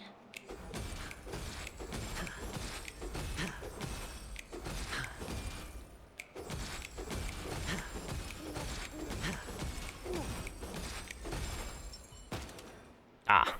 I want to vote! Tell me how I can vote! Take your ceramic shard, engraved with the Kefali rune, select the Council of Elders in your heart, and pray silently until the shard registers your choice. Then toss it into the Dolium. The Council of Elders? More like the Council of Buffoons! The Black Tide took... Ooh, fucking got him! Who are they kidding with bringing back Eracrysia? It's all a sham to create their own Eracrysia in Akama! Get fucked! The Titans are just. So long as we do not overstep our bounds again, we will not incur divine wrath. Oh, please. The time when these deranged Titans should have vacated their spot to the demigods is long overdue. You'll see soon enough, you old fogey. And I pray that Talanton smacks some sense into you with their scales. We shall see how this turns out. That was... quite a spectacle. Just another peaceful day in Akuma. Not wrong. Not wrong in that assessment. I suppose peaceful is technically correct if no actual violence happened. To this day, I still find it almost unreal that Akuma is the only place illuminated by light amidst the crumbling ruins of Amphorius. And its people are even holding votes to reconcile differing opinions. This peaceful sight is making me forget that this is the end times. I mean, this is what the Flame Chase journey is all about. Before coming here, I had lived for many years in Idonia, a city of rime and frost. The people there were devotees of Thanatos, and were well known for their unique burial rites and traditions. Traditions that I played a major role in. Because of the curse on you? Yes. You now know me as the Mortician of Akuma. But back in those days, I was Idonia's Maiden of War. I was trudging across the frosty plains on my own when the Idonians found me. They saw the curse in me as a blessing from Thanatos, and believed that my hands could correct the Arachrysia's mistake and lead them to meet the great god of death. They provided me shelter, but in return, I was expected to grant merciful deaths to war captives, prisoners bound for execution, and heroes alike. I mean, isn't that just an executioner? Yes. No matter how kind or cruel the means, nothing can change the essence of death. Taking away someone's life is never worthy of religious worship.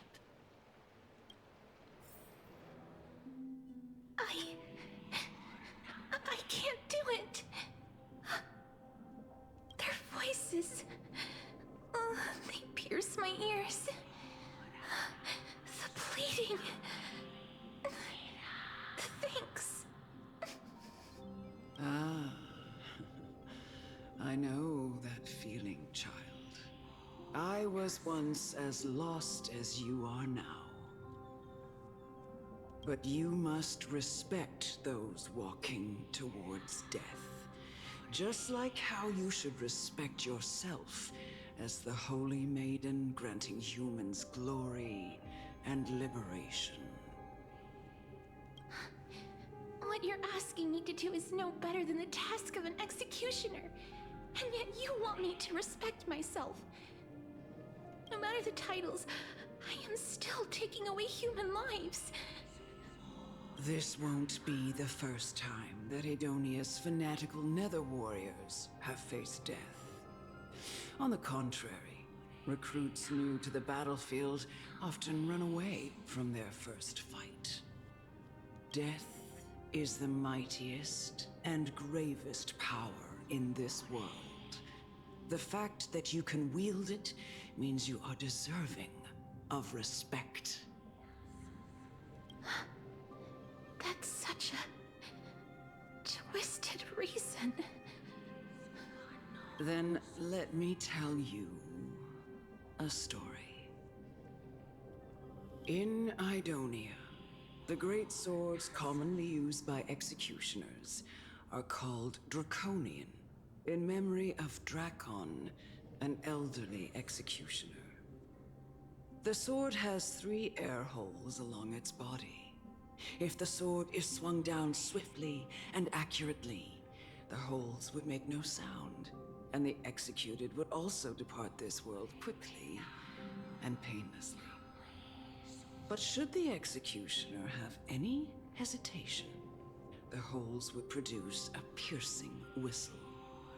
On that cue, the screams of the executed are sure to follow. Every executioner after Dracon is to hone their sword skills every day in preparation of future executions. Every swing of their blade must be more resolute than the last, for failing to do so will bring pain. Pain for the dying, as well as pain for themselves. No. I can never get used to this. You misunderstand, child. I am not telling you to get used to it. I'm asking you to consider the source of the dead's suffering and use that knowledge to fortify your future touches with more and more determination. Go walk with the dead and love them as you love life. Then you'll no longer hear those noises. That's still fucked up. Please, don't kill me. I don't want to die. Shit.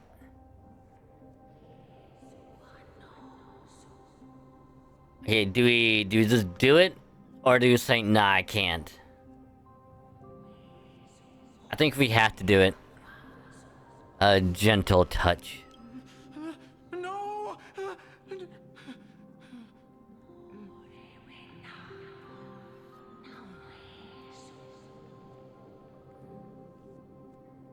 You gently touch the prisoner's forehead with your finger. His face is pale, his eyes flicker with fear, and his body trembles uncontrollably. Is it because of fear, anger, and hatred? Or is your so-called merciful touch of death simply a lie? Dark purple mottles spread like petals across the death robe inmate's face, then seemed to be submerged by spring water flooding his body. His trembling ceased and the cries that had once begged for mercy slowly turned into a sigh-like whimper as he murmurs to himself. Quickly, everything falls into a dead silence, turning into pitch black dew that scatters with the wind. You hear your own heartbeat drown out the sound of heavy breathing. May you gain some insights through his sacrifice.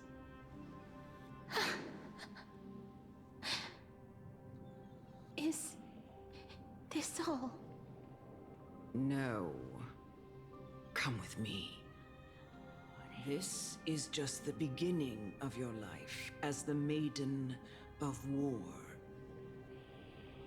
You executioner! Shit.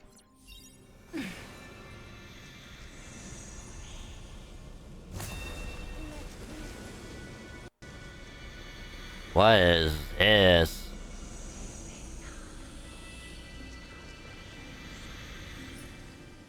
Two other villain enemies are unable to activate push casters and attacks. Trigger an enemy with the range of summon Nemesis right near the ring. If the range around the ring has its current HP equal to 50% max new bud. Use them all of ally critically. What the fuck? Emerge from your cocoon. Holy maiden. Go. Grant her glorious death.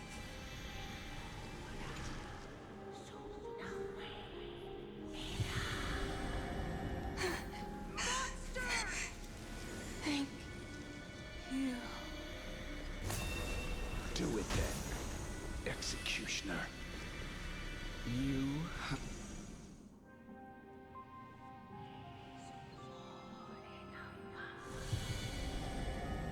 I curse you to live in eternal pain. Please. Grant me release.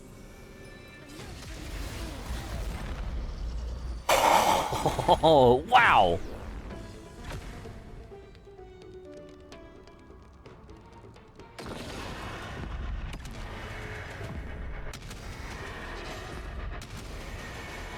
May death protect us! Sure, I'll play along.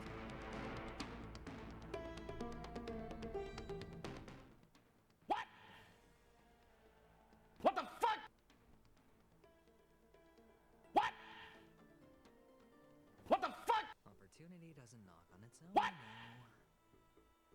What the fuck?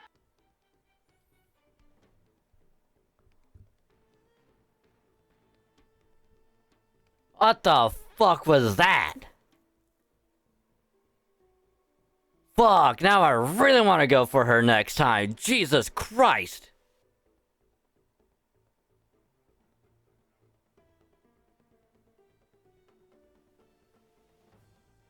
That was badass as fuck. Holy shit. If you would have told me, oh yeah, the whole fucking dragon thing just like fire breath like immediately when you do that shit, oh, I would have fucking gone for her immediately. Like before her banner went away, 1000%. So yeah, when she comes back around, I don't care who's like running alongside her, I'm going for Castrus, hands down. I don't care how much it takes me, I'm going for her. Because that was awesome.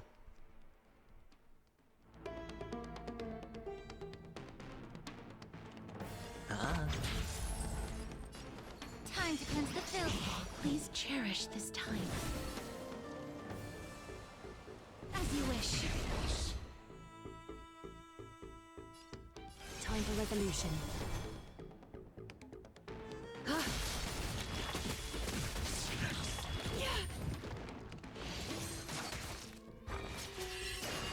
I hit the mark. Be of your body and mind. We'll tear.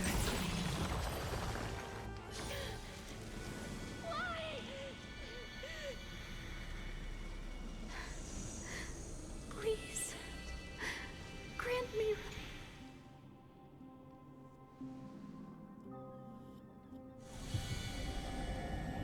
When will this ever end?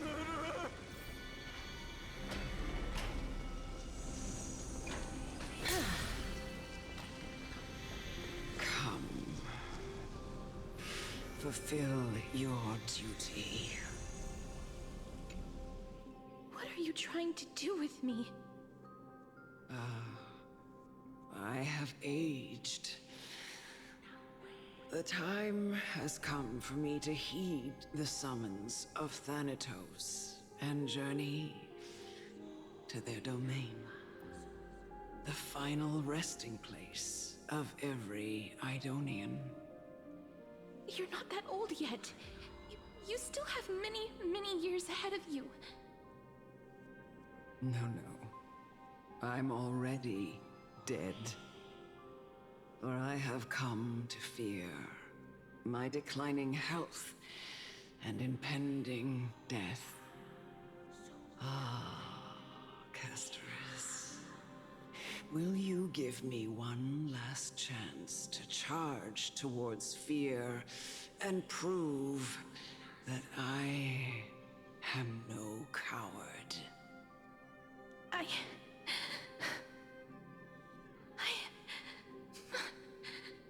can't take this anymore! Child, it was I who brought you here, from the frosty plains, and set your farcical fate in motion. It was also I, Chief Executioner of Idonia, who forced the heavy duty of executing others onto you. I've always known that you have doubts, and even anger about my faith, and about me. I never had a choice. Indeed.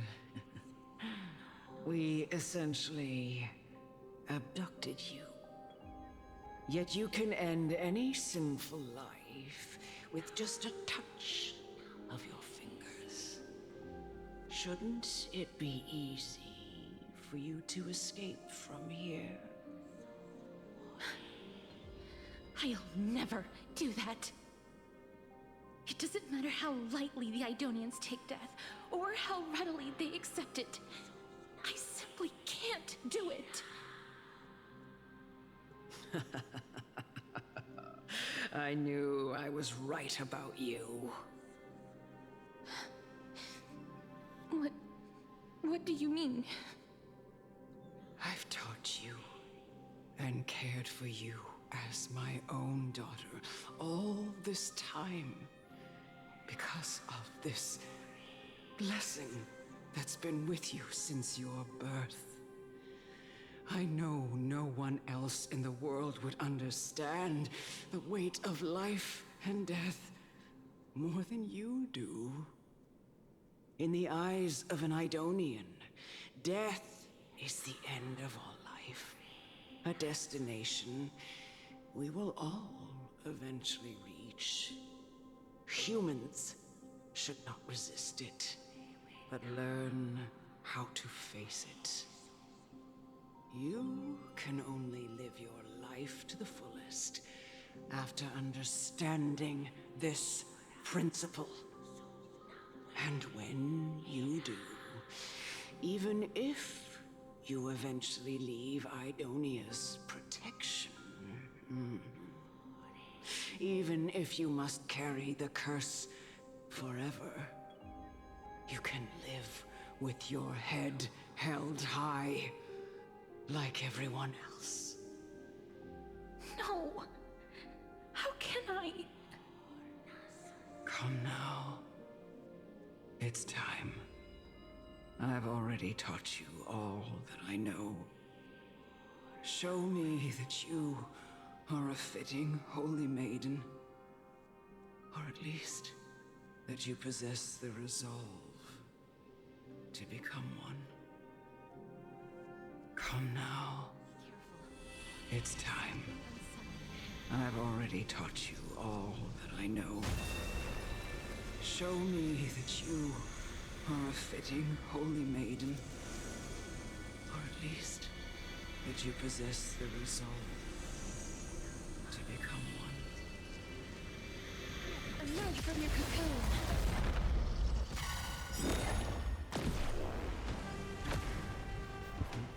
This shit is awesome.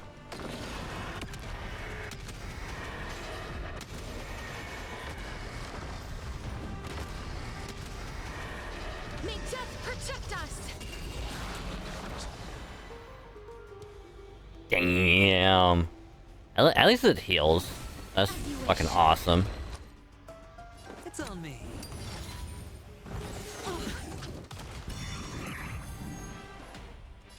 Be of your body and mind. Catadons? Ha! Sure, I'll play along.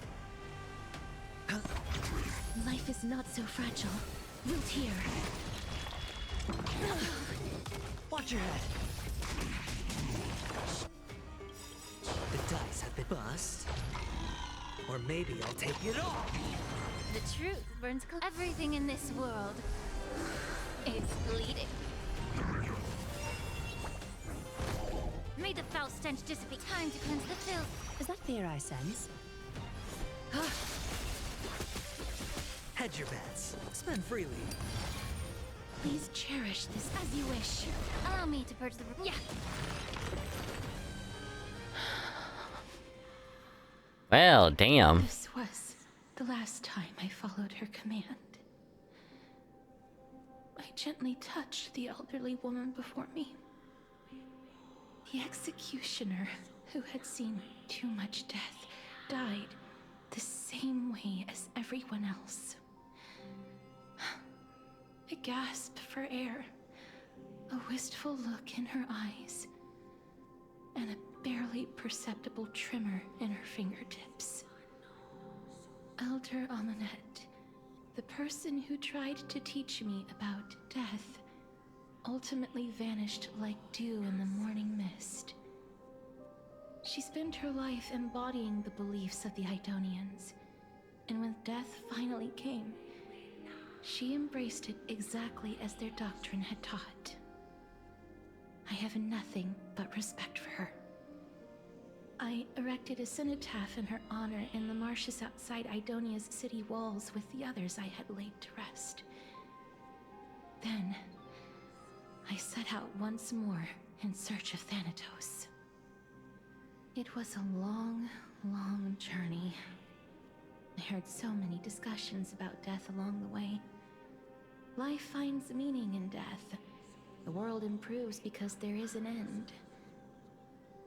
It seems the most terrible darkness in this world. Everyone talks about its heavy weight. Some resist it, some worship it, and some even revere it. How did a disappeared Titan become the deepest fear of humankind?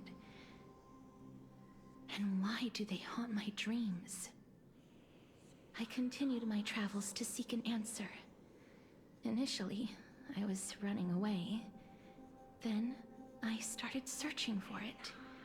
And now, at the end, I just want to know if my touch, if my embrace, can do more than taking things away.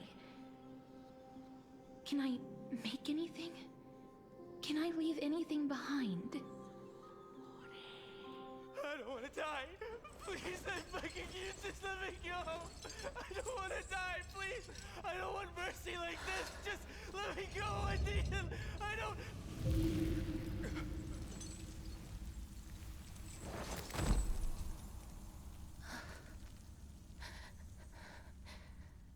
I hate these icy hands.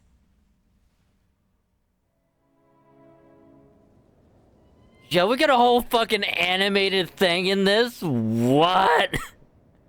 Hey, yo!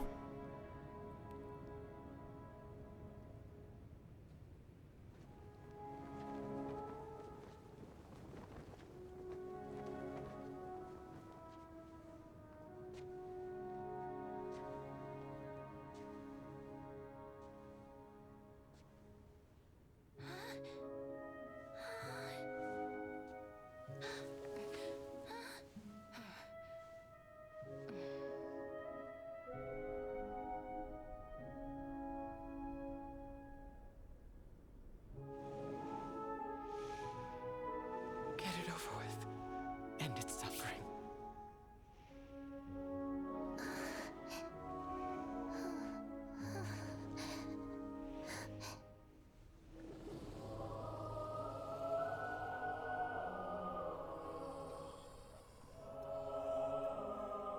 The Reaper has blessed your hands. Only you can grant them peace.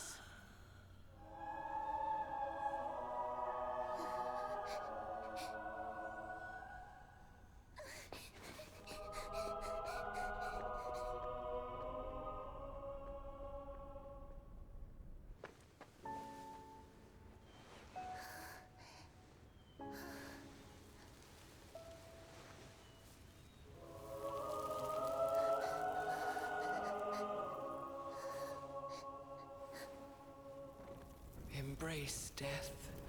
Walk alongside it.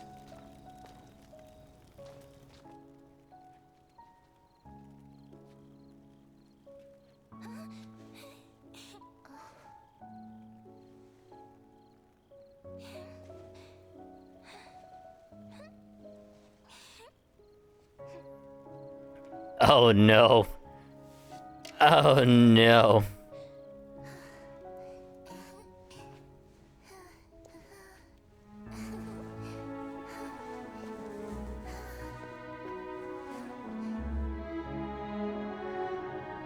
I have a feeling that something is gonna happen and it's not gonna be good.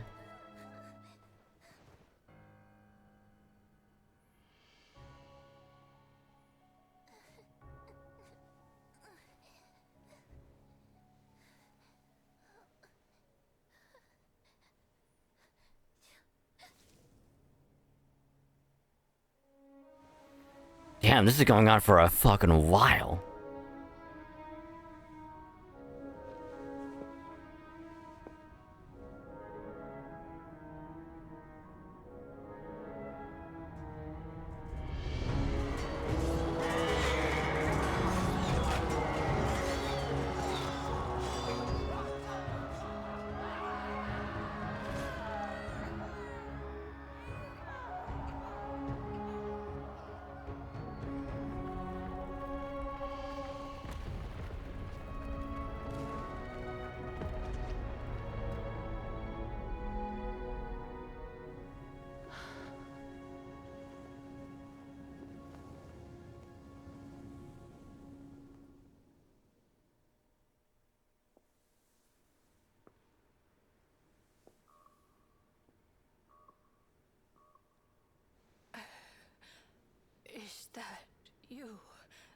Castorus.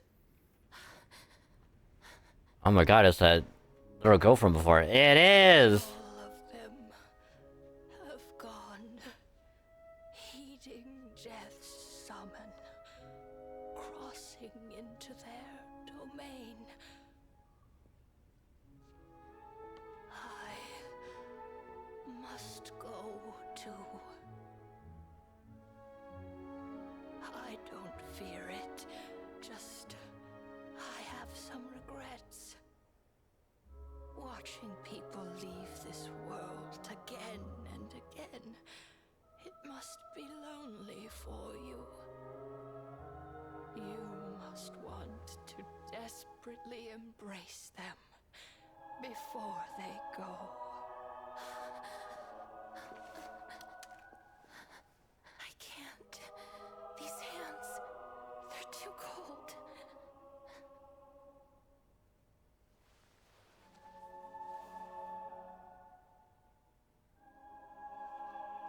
But Big Sister Castorus, your hands are so warm. Just like anyone else's. So go on. Don't hold back. Give me a warm hug.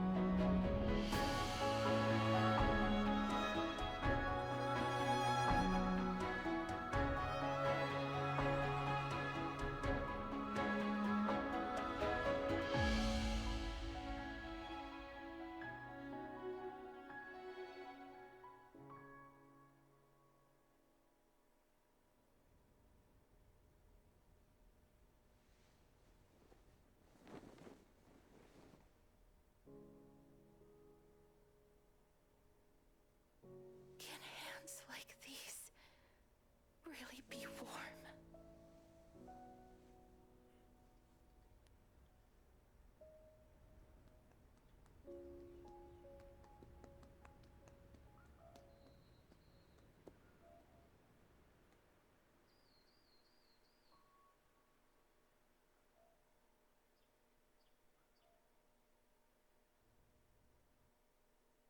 On the day that Ornyx's trial ended, you must have had many questions. Why was that so good? Just as confused. Why, as someone from beyond the sky, were you so cruelly dragged into Amphorius's fate? Why was that whole thing so good? Holy crap.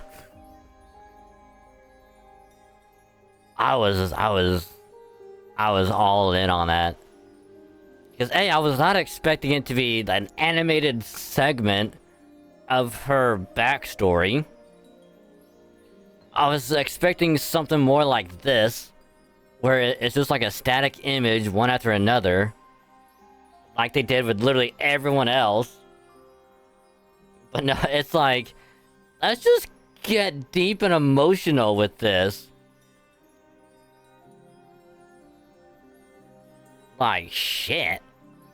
It's good. I wished I could take action, but no matter how hard I try, I cannot simply interact with the living as ordinary people do. Also, I hope to God that isn't gonna get the VOD channel struck again, like FGO did. So, we'll find out at some point. Even when we brushed against each other unintentionally in the grove, and it was obvious that nothing had happened. When an almost unattainable hope finally welled up in my heart. When I thought that perhaps my touch would no longer bring sorrow, fate declared to me, it wasn't that the curse of death had finally been lifted, but that your soul no longer belonged to this world. and there was nothing left for my hands to take. Nothing. And did I really think this time would be any different? It's not that I don't understand this reality, just that I'm unwilling to accept it. Having walked such a long road, I am still unable to find the answer to life and death. I am resigned to eternal despair. Anything I wish to hold on to, death will inevitably wrest from my grasp. From that moment on, I lacked the courage to confirm it again. Until Ornyx laid bare the cruel truth before us. But now, perhaps I might have one last chance. Long ago, Trinan read a prophecy to me. At the end of the Sea of Flowers, the souls of the living shall warm thy fingertips, and after an embrace, there shall be eternal separation. I found no surprise in it, for her words sounded not like a foretelling, but a perfect reflection of my past. Embraces in this world are born of reunions, yet my touch speaks only of farewells. In that moment, I had no doubt that this destiny would weave itself through the entirety of my life. And yet, things have taken a turn for the better. Now that I can finally have an audience with Thanatos, perhaps I can rewrite the meaning of that fated prophecy. I have no reason not to give it my all. For your sake, and for my own. Alright, yeah, thanks for telling me your thoughts. With that, I won't have any regrets. Cassius talks to you about the gifts you gave to other Crescent's heirs, and before you know it, she arrives at your gift. What is my gift? Let's put that aside for the moment. We've arrived. I want to retrieve a small gift I specially prepared for you. I made it myself, like the trinket I gave Lady Trian.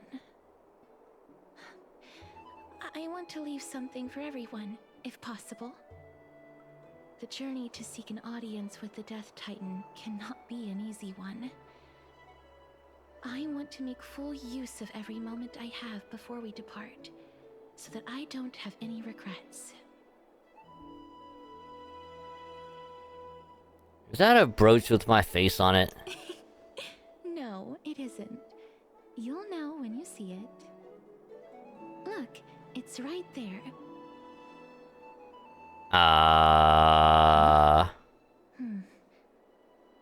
Where did it go? What's going on?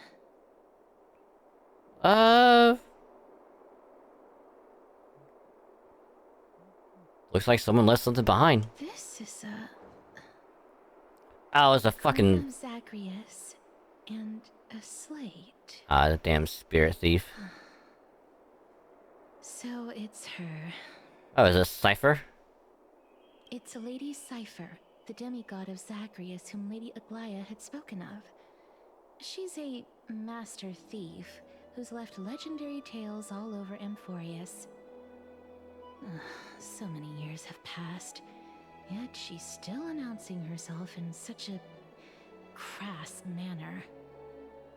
Let's just do as the slate says and look for Lady Cypher. Dear Princess Somebody, when they're busy on this the market is created by Princess Somebody, which explained that most of the presents taken pray for the Crusader, my father was with classic I don't even try about it. Gifts. I'm playing only the mods gifts. I fear it would attract tasteless little thieves, so I shall shake about it for now. Let's play for me, I sing a coin. Please, I feel free to do his return. Should that happen, won't be satisfied with me the one coin.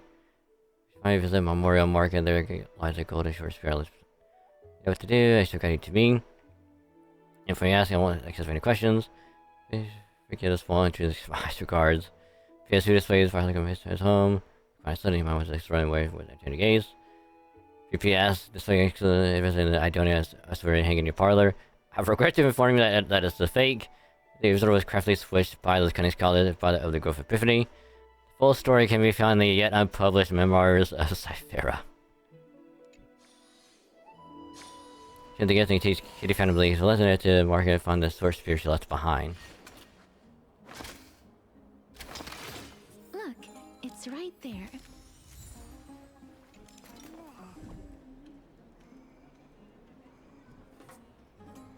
Yeah, but here's the thing. I did want to do a little bit of FGO tonight, so we're gonna end it there for now, and we shall resume next week, because that way we can try to get more story bits for Star Rail done. Do some pulls for Anax's Light Cone.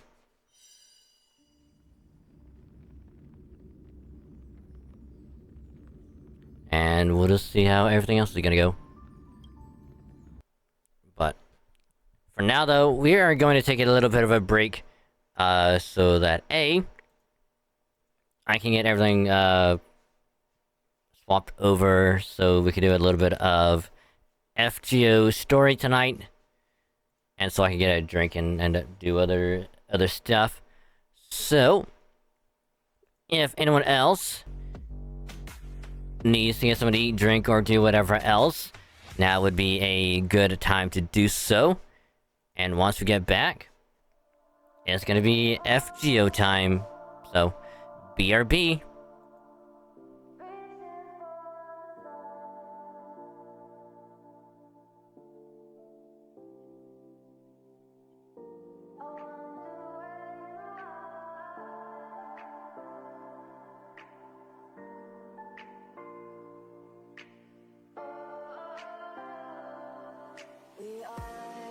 We are dreaming in the dark. We are nothing more than dust.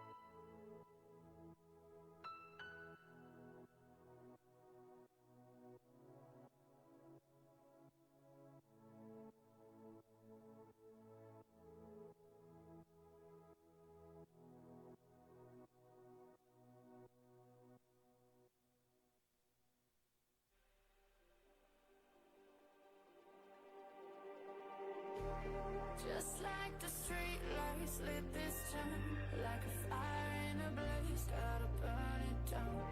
Can't be afraid to leave this out. We got this far, don't know how. I see danger in your eyes. They know we'll burn down the night. Coming just like the sunrise. You know that we gonna let it rain. Tonight we gonna let it rain. Tonight we gonna let it just like the sunrise. We gonna let it rain.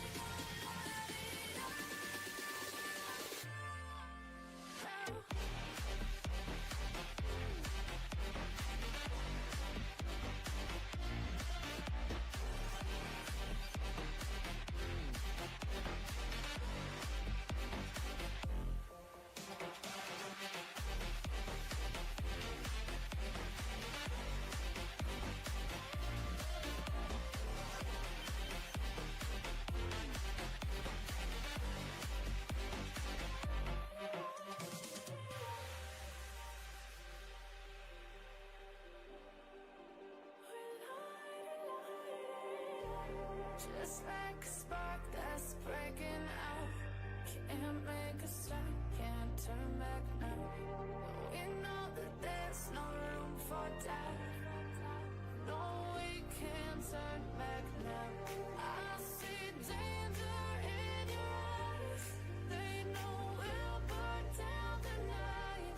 Coming just like the sunrise. You know that we gonna let it rain. Tonight we gonna let it rain. Tonight we gonna let it just like the sunrise. We gonna let it rain.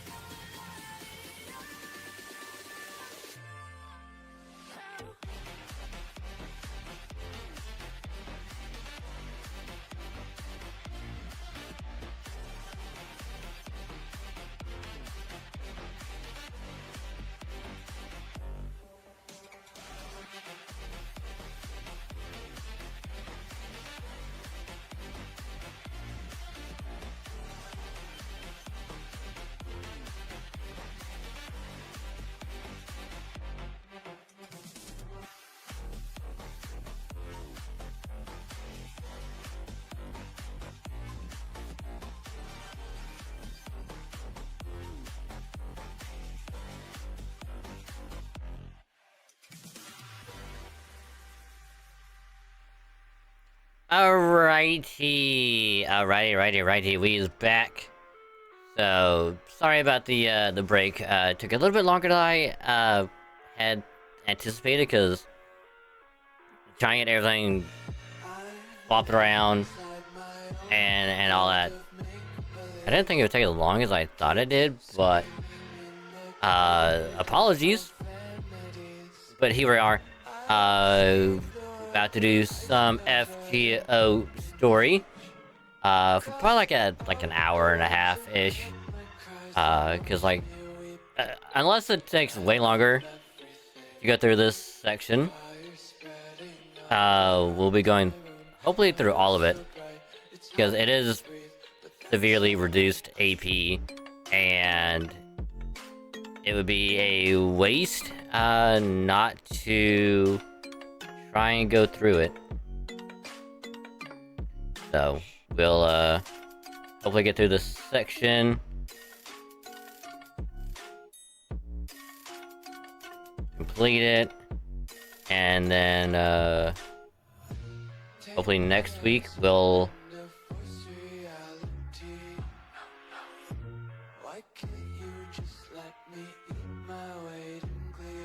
try and probably do some more story next week, because I think we still have plenty of time with the reduced AP. Try and get this done.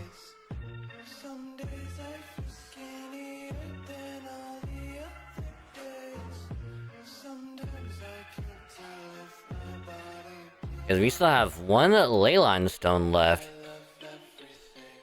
that we can use before we have to buy some more from the shop. But yes, we got like, 2 weeks. Yeah, next week we'll probably do we'll do some more story. So I'm ready for a little bit more Star Rail tonight, cause not Star Rail, FGO. Where it is Star Rail. We got through that whole story, which I'm still intrigued as all hell about. Like, what's gonna happen? Is Castrus gonna actually meet death? Are we gonna figure out what Pelixia's sister's name was back then? Was it Castrus? Was it something else? What's going on between the whole Titan thing and like previous humans ascending divinity, whatnot nonsense? Well, we'll fucking find that shit out probably next week. But for now, it is FGO time to get one section knocked out. So let's do.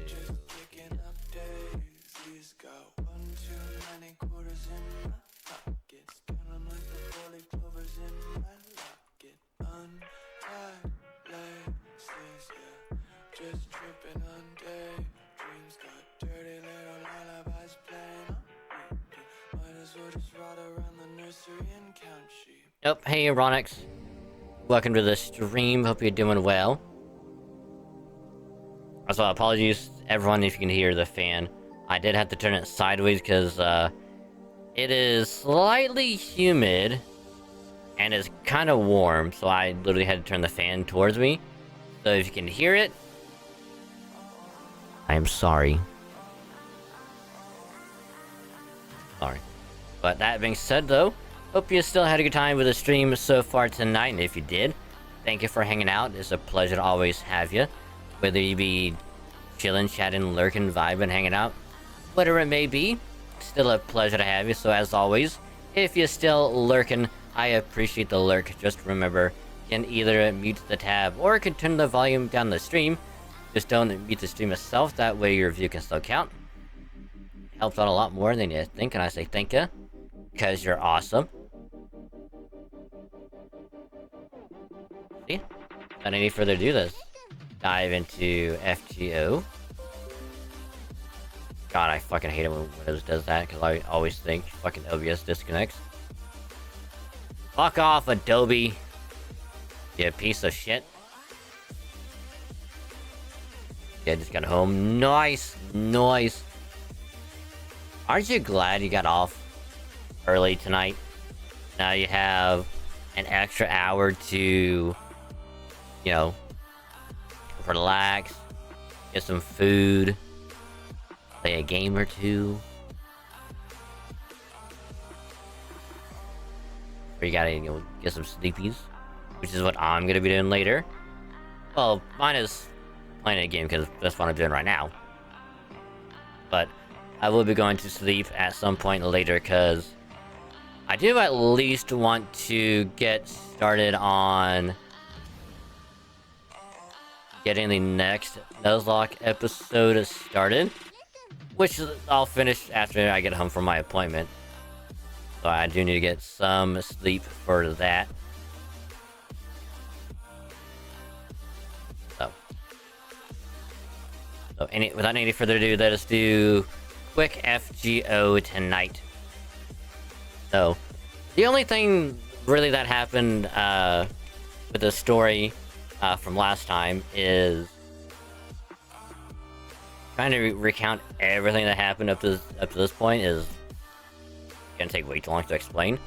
But what happened last time basically is we chased down Kamazot, went into a cave, fought him, and then Nidocris decided to turn herself into an altar, because since she was in the underworld, she basically became a new goddess of the underworld, and therefore helped us to beat Kamazot, which was a fucking fight and a half that took us 2 leyline stones to use to get past him.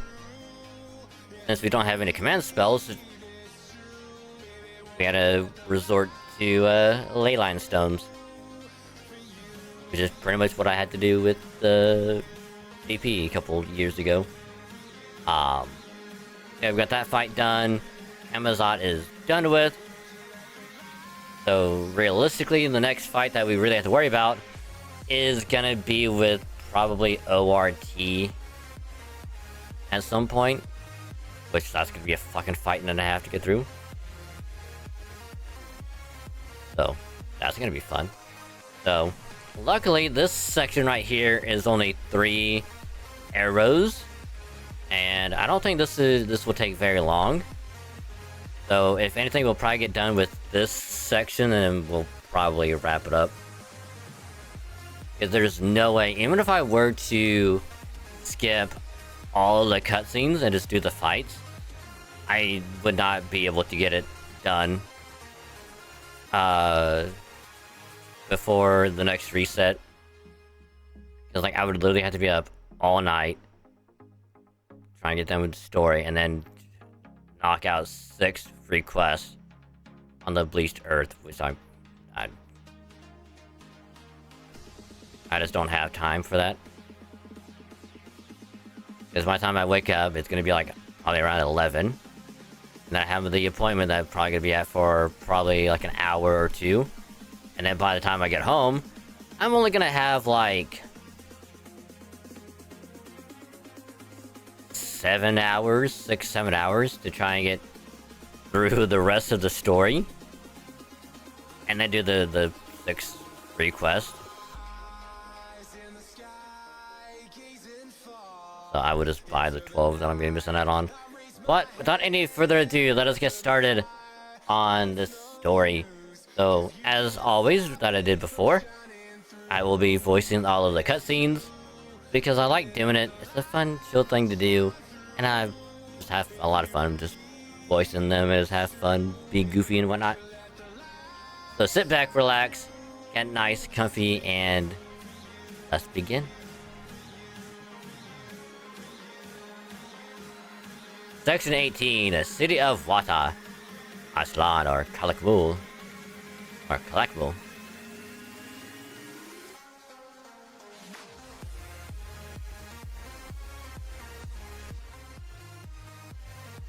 Turn this down a little.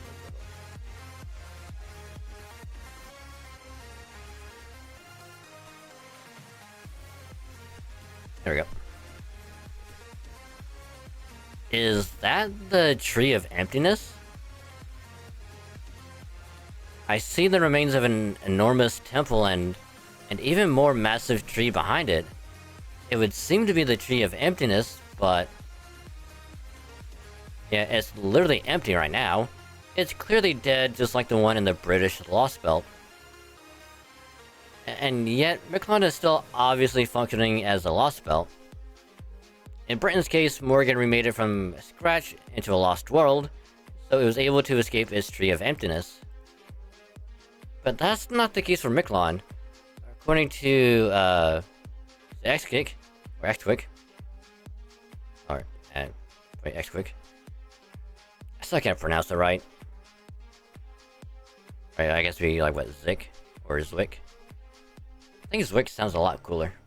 According to Zwick, it's been a lost belt for its entire existence, all the way up to now in 2019. And that must mean... is something other than the Tree of Emptiness keeping it around? Yeah, once we get to the roots of the Tree of Emptiness, everything should be clear. But first, gotta make a regular check-in. Would you call the Storm Border Mash? Understood, opening a line now. Storm Border here. Is this the Underworld Pilgrimage team? I am glad you're all okay. We confirmed your arrival at the 9th Stratum via your ID signals. Unfortunately, the video feed is not as nice. We are getting a ton of static from the 9th Stratum. The cosmic ray concentration is well above safe levels for humans. I remember you telling us that Master Dragon Saint is wearing a special protective sheet. But please be careful to ensure it does not get torn. No worries there. The Dinos made this sheet. It's way stronger than anything Chaldea could make. Anyway, how's the storm border coming along, Shion? Is it gonna be operational soon? Oh yes, it has been 14 hours since all of you left Tsutanissa. 4 hours ago we successfully restarted the engines, just as we planned. At the moment we are working on charging our emergency power reserves, enhancing the border's armor plating, and generating all manner of weaponry. We expect it to be another 4 hours or so until we are satisfied with everything. Whoa, that's 2 hours sooner than we planned for. Nice. You all must be working super hard right now. Alright, but what about Caddock's team? We lost contact with Caddock's strike team 4 hours ago. The good news is that the Shadow Border's signal is still strong. Meaning the most likely explanation is that they are simply unable to contact us as a result of some unforeseen difficulty. And are David and Tezcatlipoca making their way here right now? That is highly probable, yes. Alternatively, my mouth. Alternatively, they may have already passed you during the 4 hours you spent making your way through the 4th Underworld. You have two choices. You can choose to wait for a Caddock's team to arrive, or you can move on without them. You are your team's leader, Dragon Saint. Since we are unable to reach Goroth at the moment, the decision is yours to make. What will you do? Let's keep moving. Because, like, if we try and wait for them, they probably still wouldn't be able to make it, and we probably run into David sooner or later anyway. So it's best just to keep moving forward, get ahead as much as we can. Yeah, right now moving forward is our only real option. Shion, we're going to head to what looks like a temple built near the foot of the Tree of Emptiness. Could you ask Caddock's team to rendezvous with us inside once they get here? Roger that. In the meantime, we will continue to prepare the border for takeoff. Good luck with your expedition. So we're not gonna wait for Caddock's gang to get here? Right, since the Shadow Border is still intact, I'm going to trust that everyone is okay.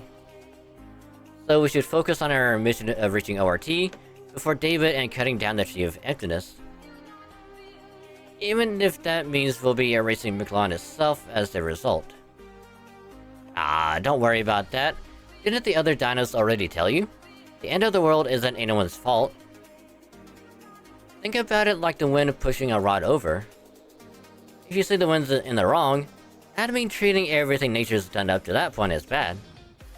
If you say the rod's in the wrong, that'd mean ignoring all the work it did to stay upright until now. And if someone were to push the wind aside so they could run up and kick the rod away, well, I wouldn't know what they were doing, something like that. Wait.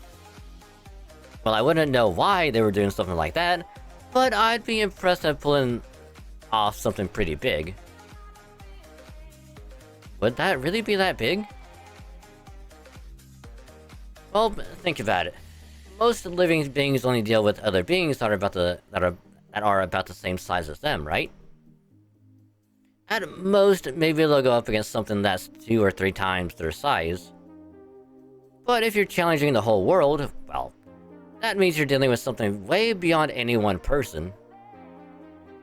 So I think if someone's gonna do that, there's gotta be a bunch of other people who'd be willing to take their place cheering them on. The only thing that can kill the world is the world itself.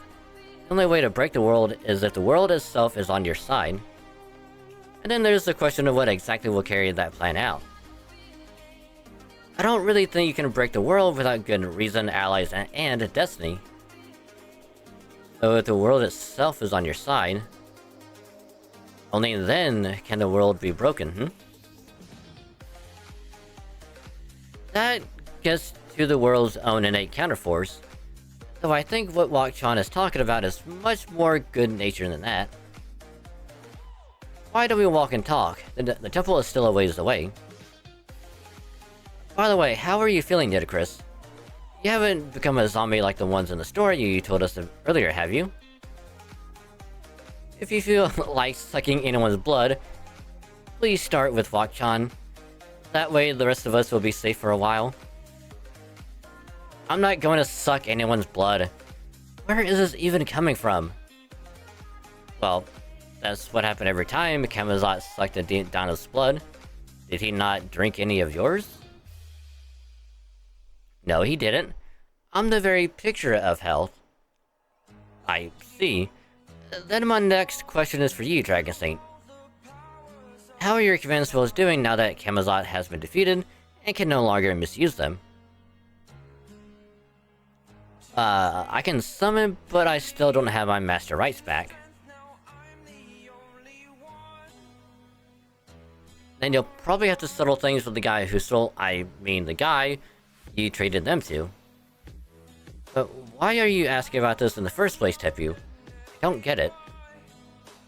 So that we all have an accurate picture of our combat capabilities. You see, I'm not sure how to say this, but I've been hearing noises from the nearby trees for some time now. It seems we're surrounded by hostile creatures. Is it an ocelotl ambush? No way, this place was filled with toxic gas just 4 hours ago. Nothing could be living down here with all those toxins in the air. It must just be the wind, or whatever the hell those things are. See? Crap. Sorry guys, but we gotta make a break for the temple. Those are G of Emptiness seeds. Well, that's no good.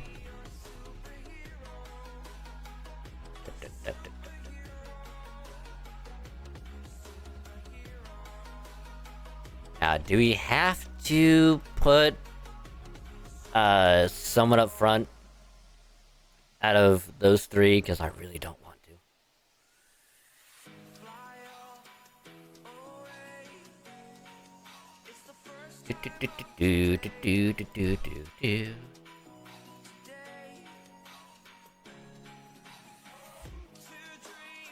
Okay, so let's see if we put you. Alright.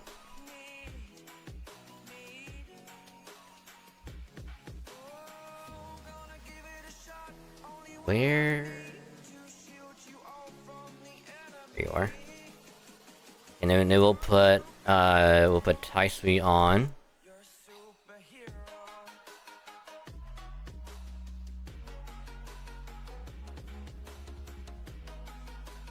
Just put that on. And then what is that?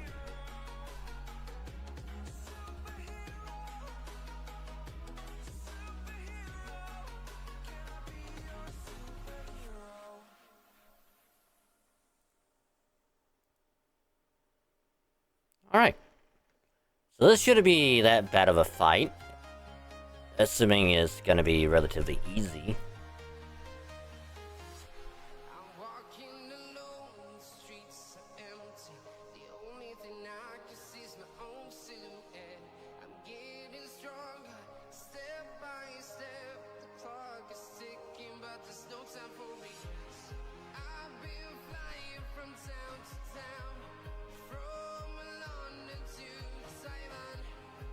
Man, he's gonna get so much of a refund from this because we're fighting 6 enemies at a time.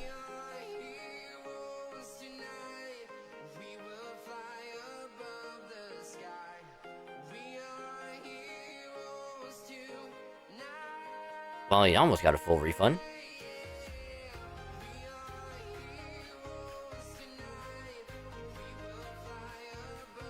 That's right, attack! Attack, Rasputin!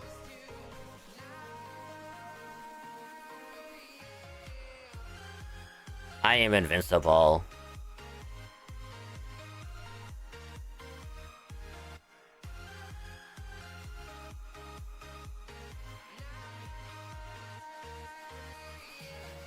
The best part is, if we had Bazette instead, he would have countered every one of them, and it would have been so good.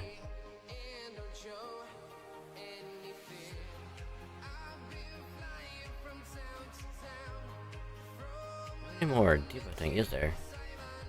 Oh, 3 turns are used. Fuck.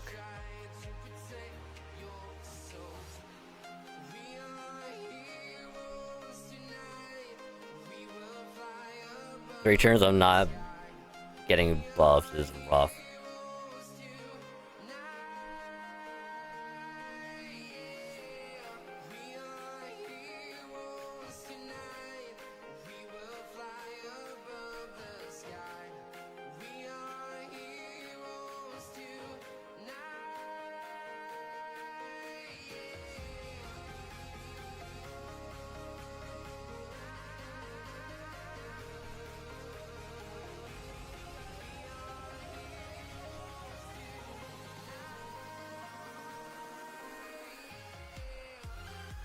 Damn, that is so much damage. Holy crap.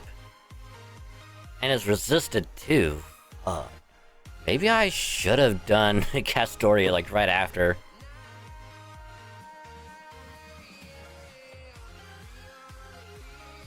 I live. I live, bitch. Hey, maybe I should have done that in the first place, because I would have got rid of the the debuff. I'm so fucking stupid. I forgot about his healing.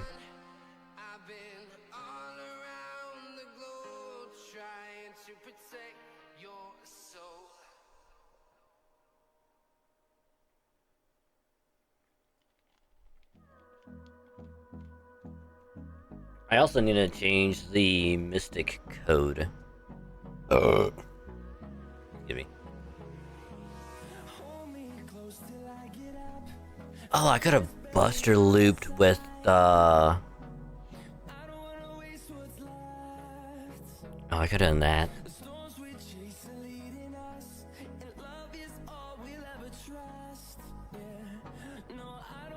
Ooh, no battle. Hey, I guess we're in for a long story bit.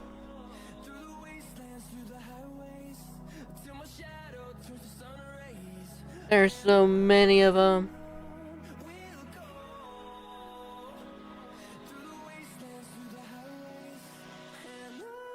Huh. Are they not following us into the temple? So it would seem. Did they recognize this temple as sacred ground or something? Beats me. I can't even tell if those things are intelligent or not. It may not be intelligence as so much as ecology, some sort of animalistic instinct that causes them to band together to protect the territory when they sense danger. Do I look dangerous to you? Is this lovable face so dangerous? Is it? Use your answer wisely.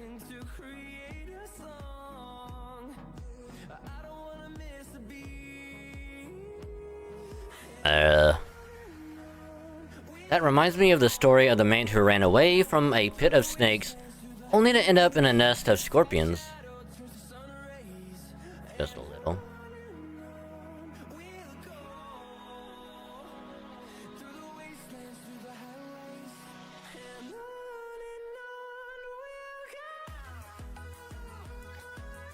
Good.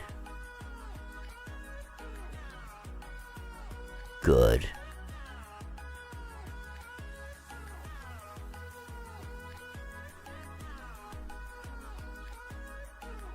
Good.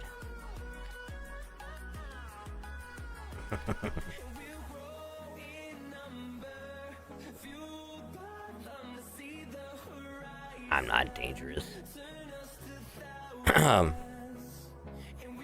On a different note, is it just me or is it rather hot in here? It's getting hot in here, so take off all your clothes. Okay, what? I know temperatures in Miquelon are generally hot, but it's almost like the air itself has become pure heat.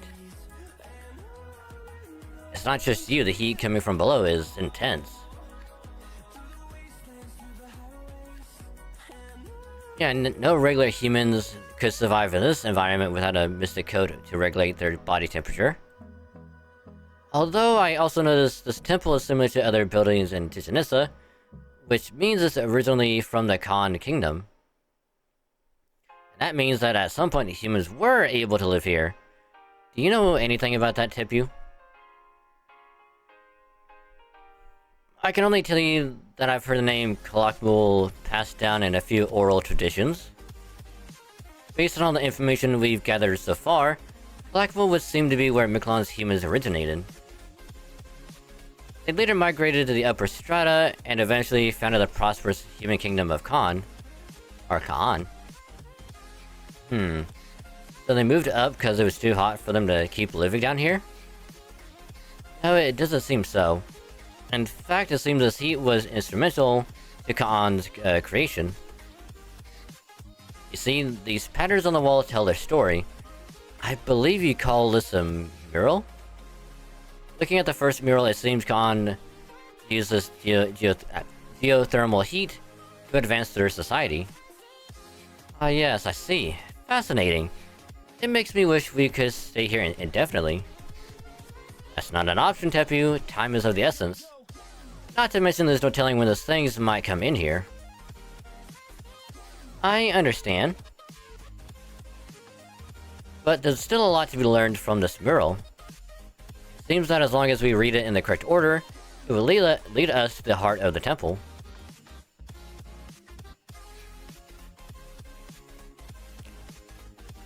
Ikuno Huailoyan, that's what it seems to be called in the Ka'an language. How did you get that? Yeah, how do you get all that from those doodles? Tepu's, no, all Dinos' brains are as powerful as supercomputers. Decrypting something like this is no problem for them. Ikuno Huailoyan. In Aztec mythology, that was the name of the Miquelon underworld's lowest layer. It was a world of peace and regression shrouded in thick fog. The dead people who managed to make their way here from the first layer would have their souls purified and be released from the suffering. That is why it was also known as the true Miquelon. So this was the underworld's finish line. When we saw ORT's corpse in Mistitlan, it wasn't inside a building like this. It must be even further down, into Ikuno Huailoyan. Even further. We must go even further beyond. What's Ultra?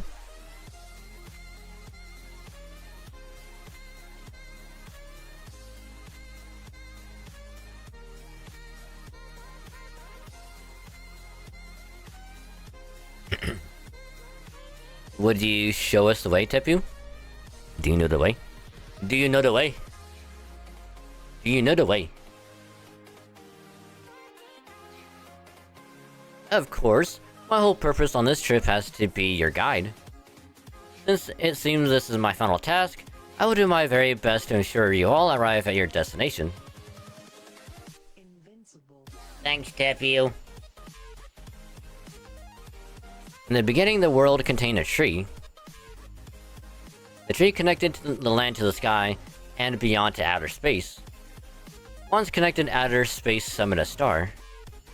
The star was shattered to pieces and the world set ablaze. The visitors who escaped the planet, the Mala or Greenery, set about rebuilding this world. This brought about an age of gentle reptiles with neither predators nor foreign enemies. This age of reptiles lasted for 100 million years, until the second star was summoned, a Terminus star. The Mala went on to create a world underground, and became a miniature sun. This was how Miquelon began.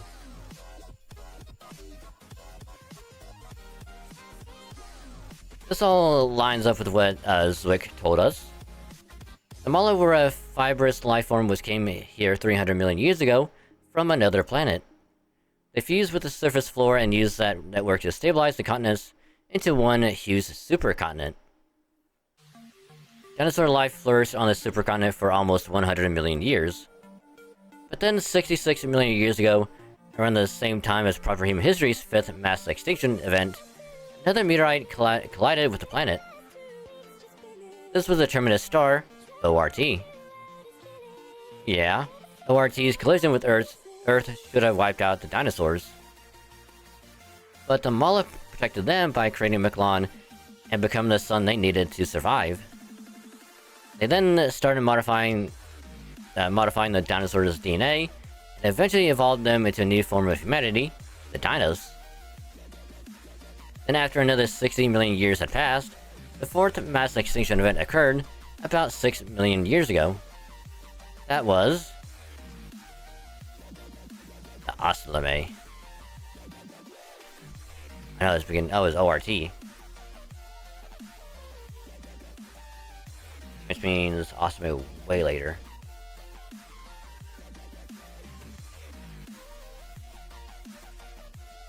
That was when ORT began functioning again after being shut down. ORT went on to destroy the sun, nearly driving Miquelon to ruin. But then the dinos and the Khan, every living being here, banded together to cast ORT down to the very bottom of Miquelon.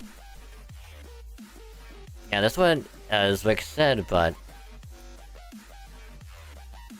Senpai, is there something strange about the mural? I've been looking at it very intently. Oh. This order of events is the opposite of what we thought. In this mural, ORT doesn't emerge until after the sun has gone dark. But then that would mean...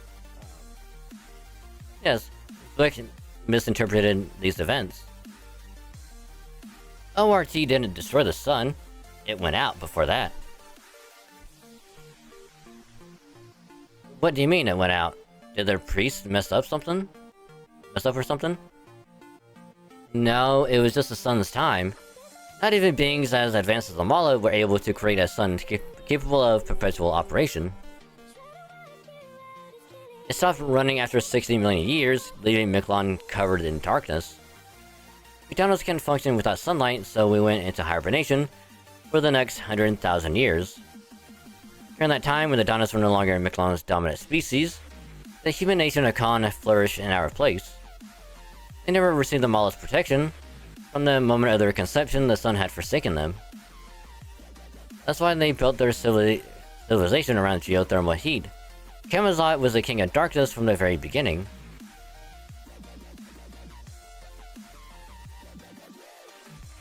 Only Miquelon will die when the sun goes out. I will never change. The dinos will accept their extinction as they did before. But not me. I'll never go extinct. I can live off the heat of the land alone, even without the sun. Interesting. Hold on. Does that mean the dinos, the Mala, didn't do anything to help defeat ORT then? That the only ones who could fight to protect Miquelon when it lost its sun were the people of Khan? No. Camazot alone? Since the sun had gone out, yes, that must have been the case. Humans mustered all their might to shut ORT down, and the sun returned to Miquelon once again. By the time the dinos had woken up, the kingdom of Khan was gone. We never saw Khan. Theirs was a civilization that developed during the 100,000 years. The sun was absent. And we used what remained of their civilization without a second thought. I see. That's why the dinos were always so afraid of Camazot. We had no excuse for what we did to his people's legacy. The kingdom of Khan is arguably Miquelon's only mythology. Now we know that Camazot was very much a resident of that mythological world. The mural ends here. The Kono of Hylian must be deeper inside. The last part of the mural says, when the king tore open the terminus star, it became the space tree's seedling. Do not touch the star's body, for it has become the foundation of Miquelon itself. The terminus star is now nothing less than the seedling of emptiness. And does that mean... if the terminus star became a space tree, does that mean ORT fused with the Tree of Emptiness? Yeah, looks like that's what happened. Maybe ORT absorbed the Tree of Emptiness as an energy source after the people of Khan wounded it. Or maybe the people themselves used the tree to finish ORT off. Either way, now we know that ORT and the Tree of Emptiness are fused together, that explains what happened to the Tree of Emptiness outside. The tree itself may be dead, but it lives on in a different form. It looks like we have a new ultimate objective, or rather we've gone back to the one we started with. Our job in the 7th Lost Belt is to destroy ORT. Alright, I mean, gonna be easier said than done.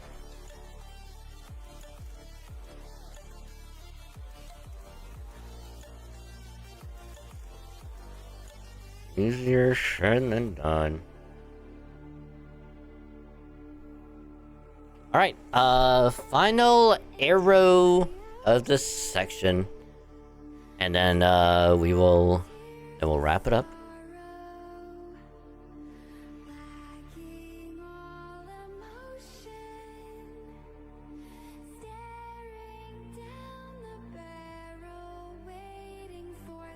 Wow, we have to get through 7 parts. The main story. Wow. Alright. Final arrow.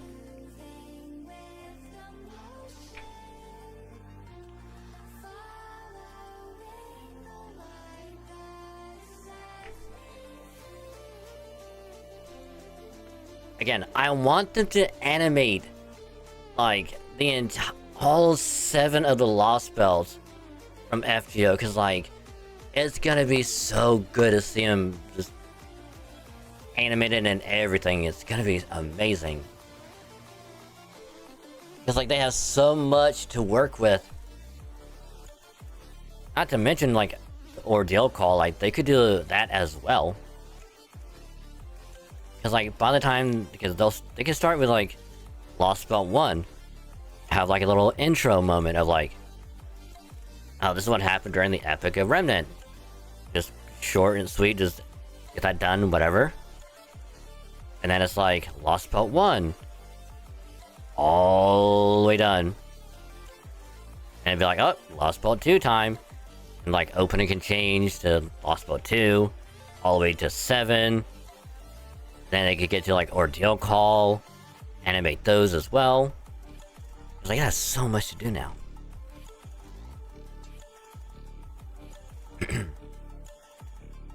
I see a temple in the lava, but how do we get there? Yikes, is that a sea of actual fire? No wonder it's so hot in here. Wait, if it's fire, where's the smoke? So this is where the temple's hidden staircase led. The ceiling of yet another underground cavern. Now I see. Gordolf did say it was every gentleman's dream to own a house with a yard, a pool, and a picket fence. I'm guessing residences like this are fairly common in proper human history then?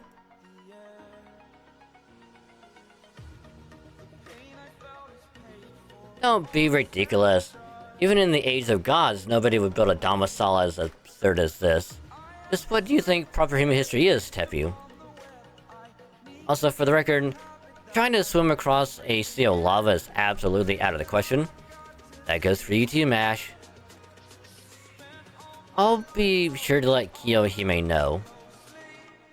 More importantly, if the very bottom of Miquelon is made up of flowing lava, does that mean the nice stratum we saw earlier is as far as Amala's power reaches? And from this area onward is Earth's natural geological formation? Yep, this has got to be the mantle. It's probably not as solid as a mantle would usually be because there's something beneath that pyramid-shaped temple. Mash, can you use Shiba to scan the structural composition of this area? Done. There's 100 meters between the ceiling we're on now and that temple at the base. There also appears to be another cavern 200 meters in diameter below the temple. So it goes down even farther than we thought. Maybe it's an elevator? Yes, that's right, Master. According to Shiba, the temple is a shaft that leads farther down. The space at the bottom is most likely Miquelon's end point, where we'll find the Tree of Emptiness's roots. So you've gotta keep going down then. The walls are pretty scraggy, so you guys might be able to get down using those footholds, but... Okay, Wakshan. You can just wait here. Those footholds were obviously built for humans anyway. They'd crumble under your weight, but don't worry, we'll be right back. I should be able to come along. I'm not too heavy, and I can glide if I need to. Okay, then Wakshan, you stay here and watch our things, while the rest of us head down. We'll use the footholds in the walls to climb down to that bridge, then cross it to reach the temple. Dot dot dot.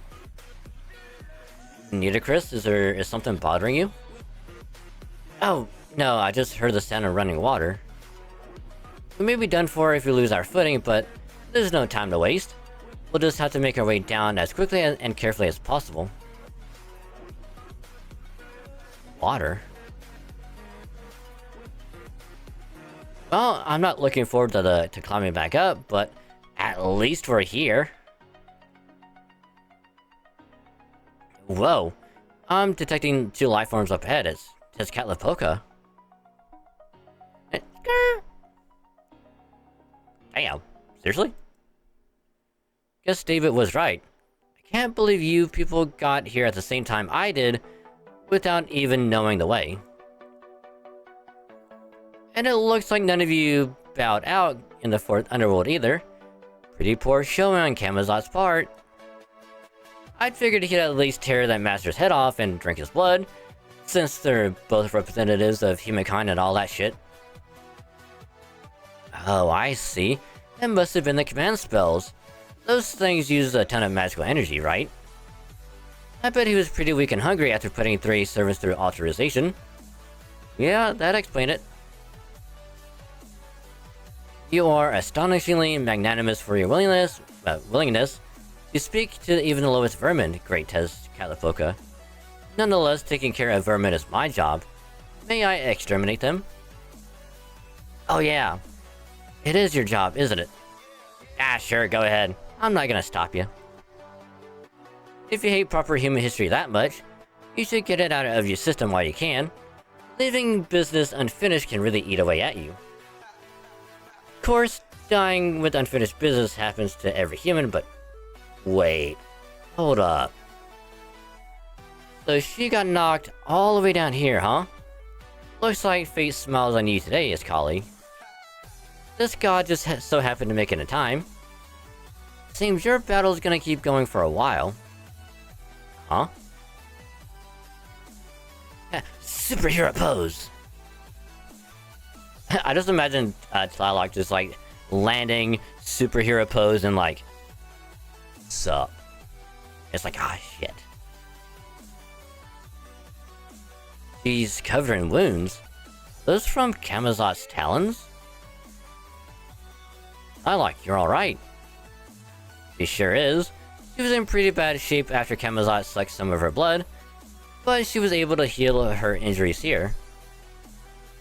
This is where she was summoned. In proper human history is known as Atmon, or Aslan, the land of beginnings. Why don't you show them who you really are already, Hummingbird? You're not gonna be able to defeat them while you're hiding your true name. Forget your godly duties. You never took them seriously anyway. You've always been stronger when you're fighting for humans, right? For humans? Gods exist to rule over humans. Why would Tlaloc ever fight for... Tezcatlipoca? What, no more brother? Eh, that's a shame, but I guess I got no one to blame but myself. I'm taking his colleague to the coffin. You stay here and kill them. After that, do whatever you like. Disappear, go back to Mexico City. Go nuts! Let's go, Iskali.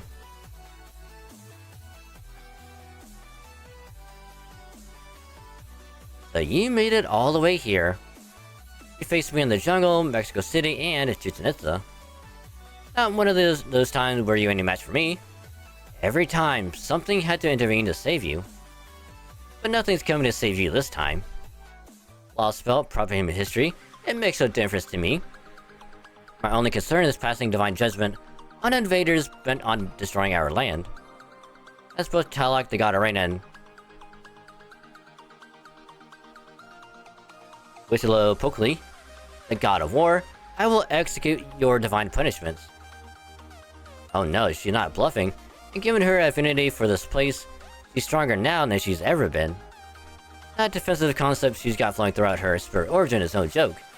Amazon might have had the edge defensively, but she's clearly the best when it comes to defense. I don't think we'll be able to fight our way past her. We'll have to figure out some way to go around. No, we don't have time for that. She's far too vicious to let us escape anyway. I'll deal with her. It's time I avenge my humiliation.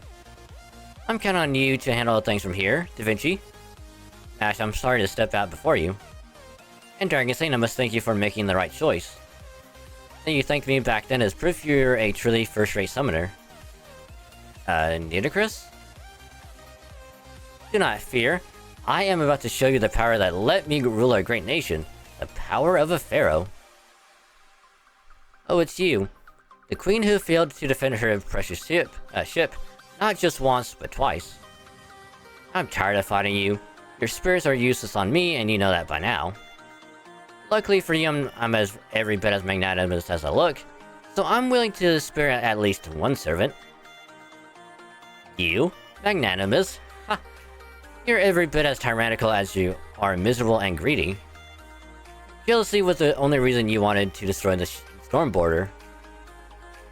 You were desperate to destroy it because you saw that it was both more beautiful and useful than you, and you just couldn't stand that, could you?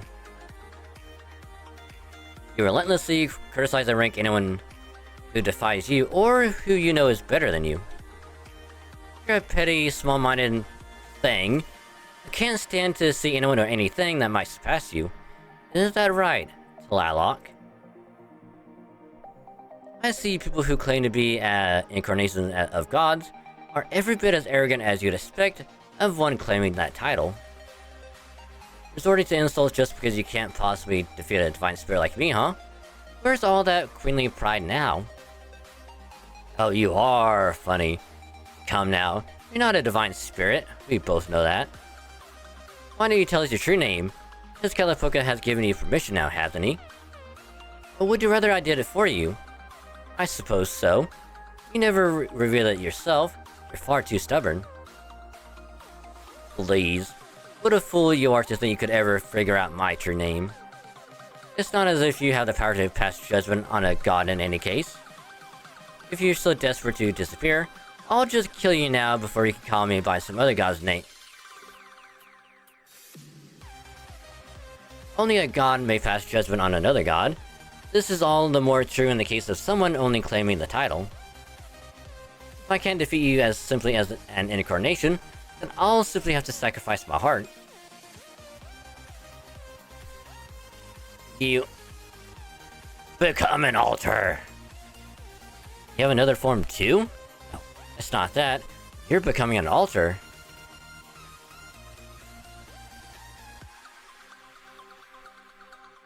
Get fucked. Your ass is mine. Trying to deceive me? Such insolence. No matter of falsehood, fabrication, or forgery can stand before my scales. You are no god. You are certainly not several gods. You said blood not for godly laws or humanity, but solely for those who live in your city. It is clear that your true name is Mesleopon, or the Lake of the Moon. Now in that form, perhaps I should call you Technoclin. Or no, Tenochtitlan. I remember that. Tenochtitlan, the most prosperous floating city in Mesoamerica, and the one which worshipped the gods Tlaloc and Huitzilopochtli. But you really are an idiot, aren't you? How could a city become a heroic spirit? Shiba's spirit origin observation has stabilized. I should be able to add her to the spirit origin graph, no problem now. You bitch! What kind of servant blurts out another heroic spirit's true name on a wild guess? Insolent whelp. My golden eyes see through all. Here in my underworld, gambits like yours are forbidden. Come, show us your true form. Do it, and then I will crush you. Why, you You think you're so great just cause you're an altar now? Fine. You want my true form? You got it. Ta-da!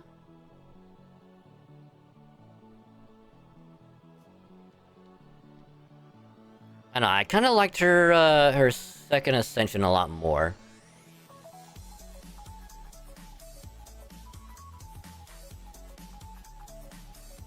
Aztec myth has no place for a desert god. I'll render you back into the dust you came from. Ooh, true name construction. Dialogue is now Tenochtitlan.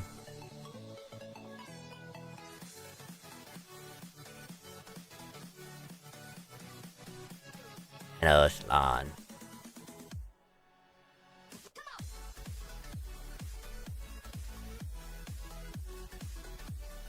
Wait a minute, do we have to use... We do. Fuck. But no, this is fine. This is totally fine. Totally not gonna be worried about this in any way, shape, or form. Because it's not like I know what she really is. And the best way to defeat her.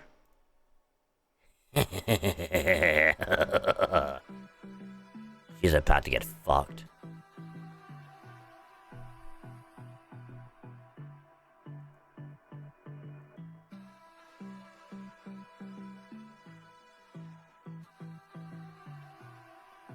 Because there's one way to beat a pretender, surefire, and that's with a foreigner.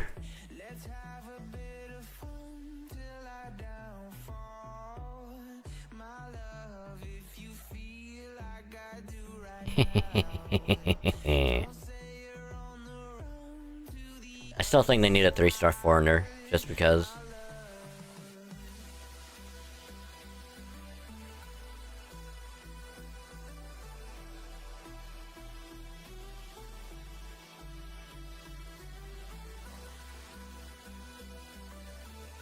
Hold on, there it is.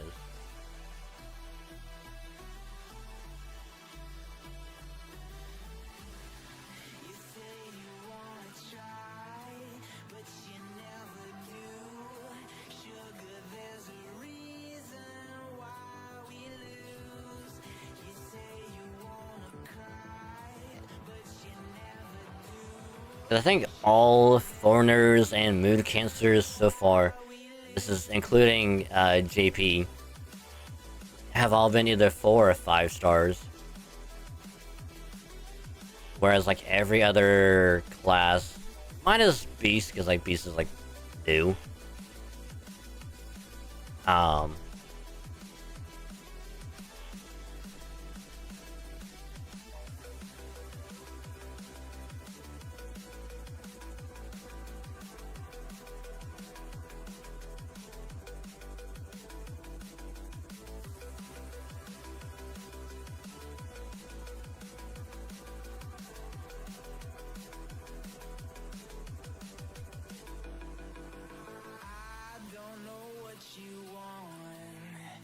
Yeah, we're just gonna treat her just like Oberon, and just do this.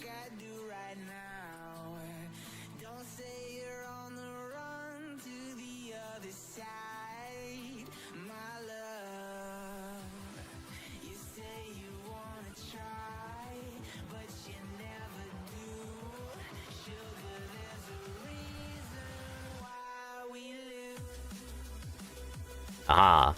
Get charged, take it away, idiot. Haha.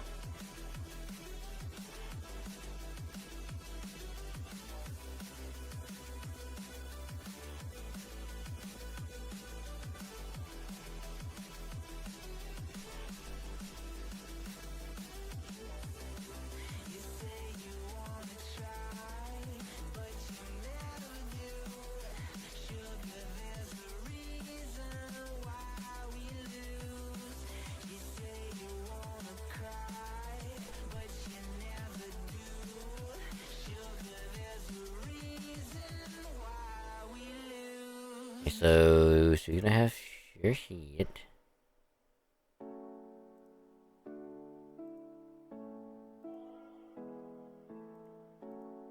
Ha! Get stunned, idiot. Haha.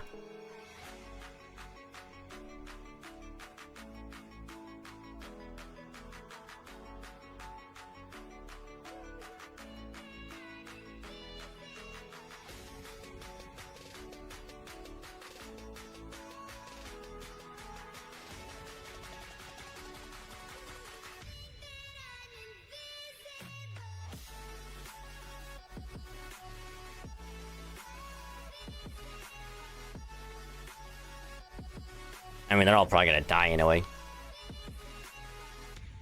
So try and get as much damage off as I can.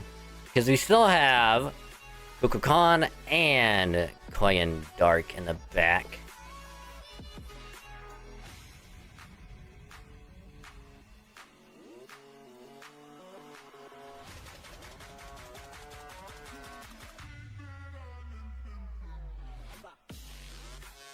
And yes, her NP for Talok, she has a fucking big ass Gundam.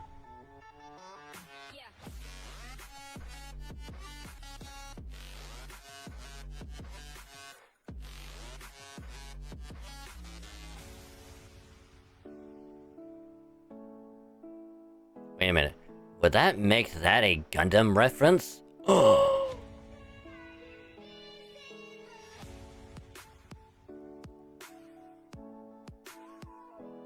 I doubt it, but it was just something like that. It was just something that a lot of people looked at and was like, "Wow, that looks like a Gundam," or even like a Megazord. You know, they're like, "Damn, that looks kind of cool." And if I'm not mistaken, I think her summer form also makes use of it as well. I could be wrong.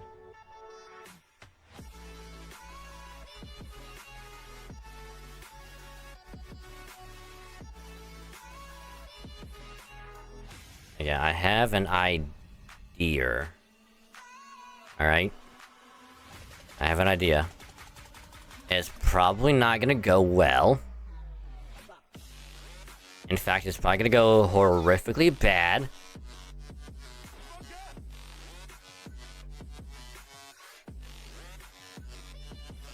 Alright.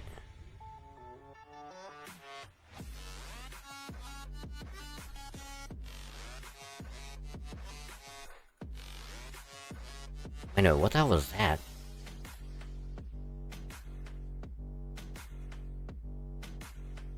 Do I have to use, like, certain... like, cards?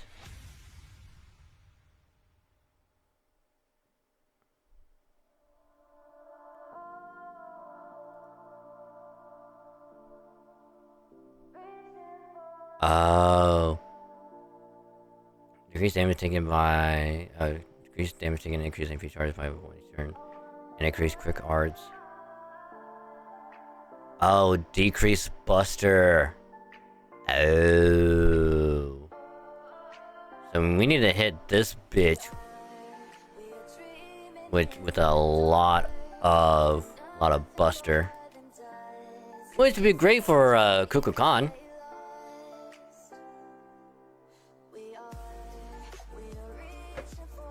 Which honestly, I'm pretty sure Kukulkan would be busted for this fight. Just put like crit stars on her and she's good. By the way, it wasn't like a rough fight. It's just the fact that it just takes a while because of like all of her like defense up and whatnot, resistance to everything. That's really the only thing about this fight.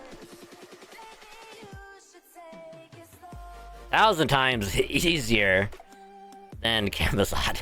I got fucking 1,000 times.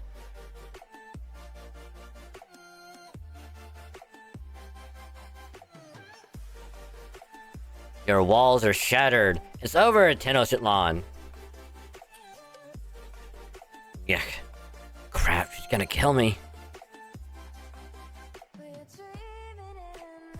Huh? No noble phantasm? She's not finishing me off? How long are you going to just lie there? That you are incapacitated doesn't mean you have suffered a fatal wound.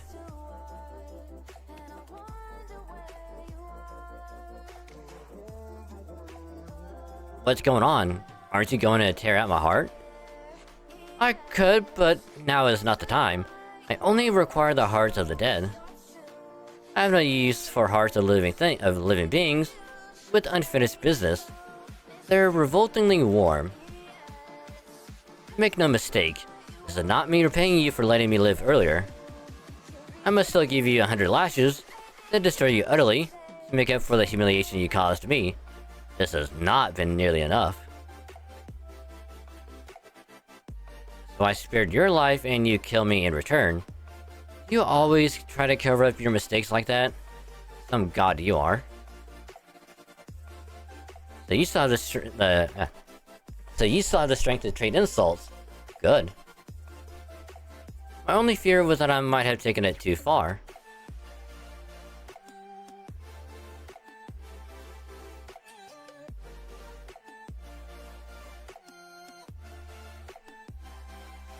That way you're disappearing. That's not a normal exit. You should be more careful, my ally. Have you forgotten how barbaric that Mesoamerican heroic spirit is?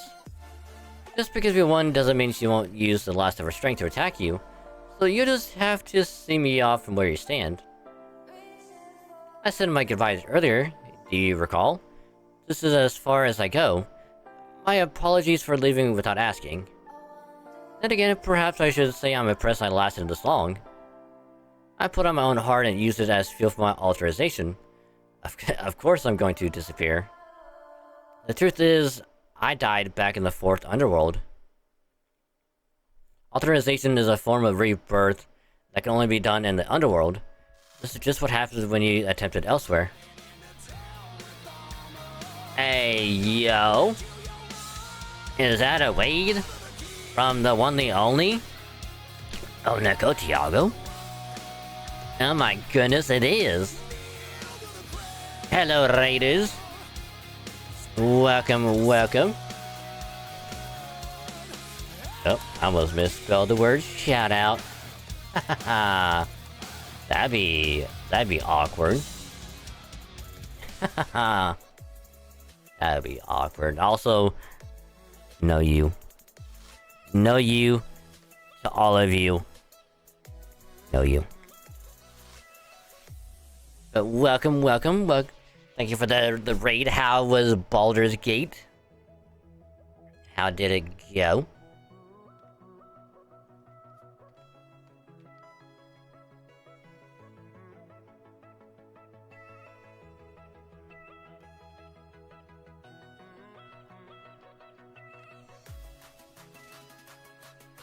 You had a fight in a fireworks shop. There was some collateral damage.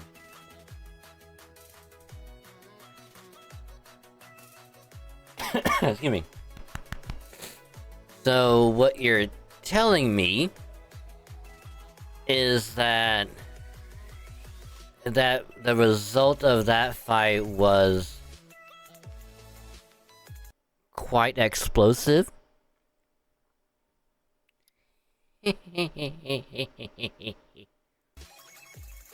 Or I guess you could say that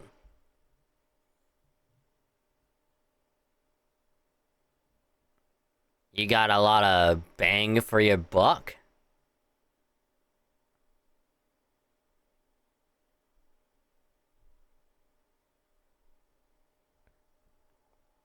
I am sorry.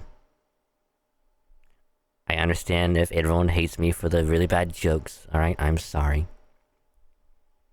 But anywho, welcome Raiders. I am a Dragon Snake from the local Dragon to VTV streamer.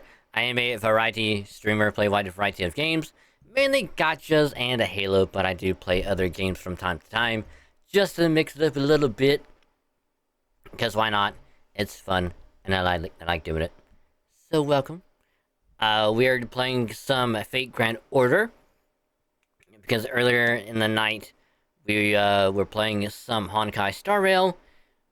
Getting through more of the 3.2 story.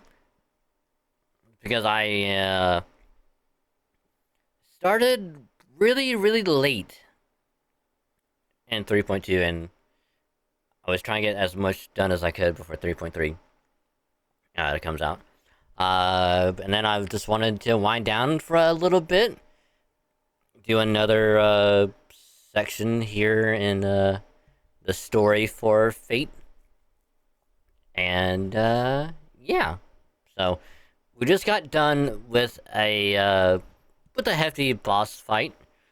So I am going to be finishing up this cutscene, and then I will be wrapping it up myself. So again, much appreciated for the raid. If you haven't followed Onoko yet, you totally should. They are an awesome being. They do a lot of good stuff. So check them out. They are one of the nicest people you will have the pleasure of meeting. And they're really cool. So support them. They deserve it.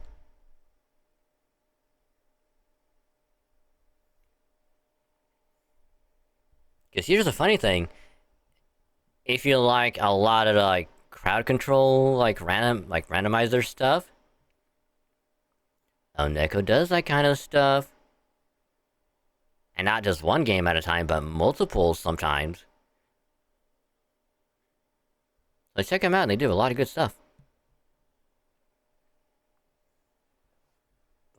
That being said though, post-stream R&R, if you need to get something to eat, drink, stretch your leggies, or do whatever else, please take care of it and yourself at the same time. I will be very sad if you don't, and you don't want to see me cry, because I will be sad. And you don't want to see a dragon cry. It's not pretty. It's not good. So please take care of yourself. So, hope it goes well. And that being said, if you do have to head out, get some sleep, or whatever it may be, thanks for stopping by, checking out the stream, and all that good stuff. Pleasure to have you. Hope to catch you in the next stream. So, have a good rest of your day and or night, and I'll catch you later. But if you want to stick around for a little bit longer, while I get this cutscene done, and you want to stick around for the raid later, it'd be a pleasure to have you, and thank you for the lurk. Much appreciated. Thank you. With regards to if you have to lurk, you can either mute the tab or just turn the volume down on the stream, just don't mute the stream itself. That way your view can still count, and it helps out a lot more than you think. So thank you. Turns out having the barbarian with the temper problem and a heart replaced by demonic engine that belches fire when she's high strung and not the nice. Oh, that is hilarious. I love it. What are you long to for friendos? How long has it been? Like, at least what, 4? Maybe 5 years? No. It has to be at least 4.5. Because next month is going to be my 5-year anniversary. So it had to be after that.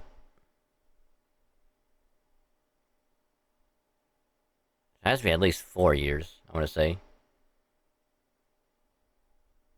Yeah, I was gonna say it can't be 5 yet. So it has to be at most 4, I'm gonna say.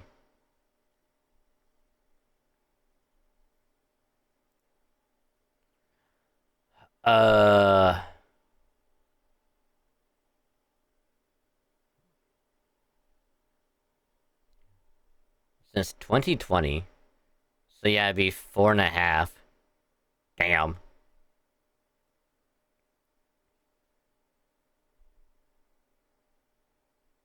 Well, late 2020. Yeah, 4.5 years is wild. You did do a... How does one even do 100-game randomizer? That's just wild. Because I would think even trying to get like a 2-game randomizer going at the same time is difficult. Let alone 100. Jesus.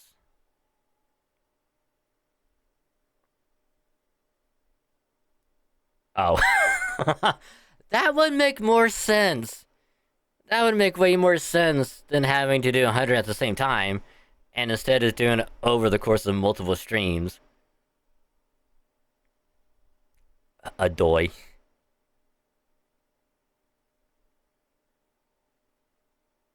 Adoy.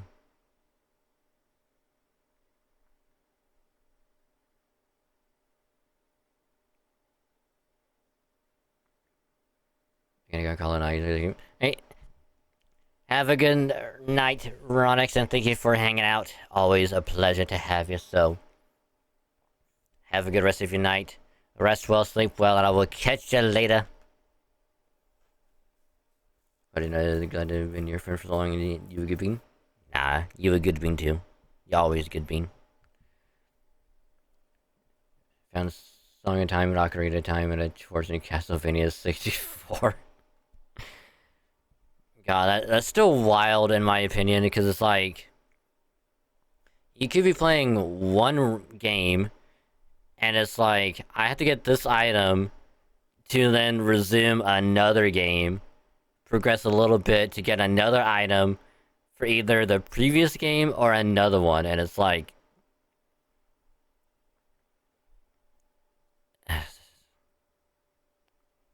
That's... crazy. Because, like, imagine... Like, for example... Like, you're playing Pokemon in, like, a gacha game, and it's like... You have to find an item in a Pokemon game, swap over to the gacha, progress story in that until you get, like, a TM, or, like, an HM that you need in Pokemon, then go back over to it. That would just be... mind-boggling.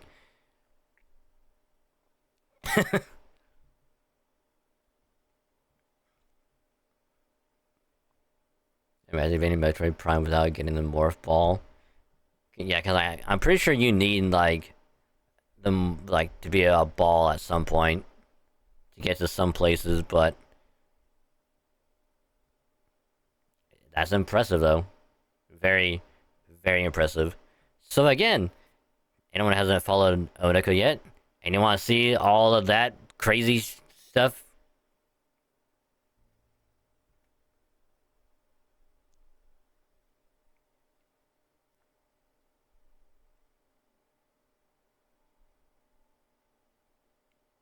I mean, I would have to assume there's probably like glitches or something you can do to bypass some spots, or at least that would be like my initial thought of like using like exploits and whatnot. All you need to have is all the artifacts being typed and phase on suit. Oh. Huh.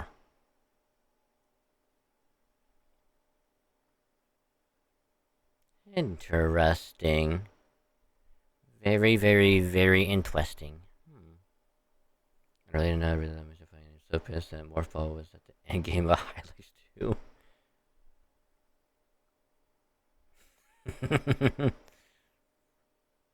Yeah, but here's the thing.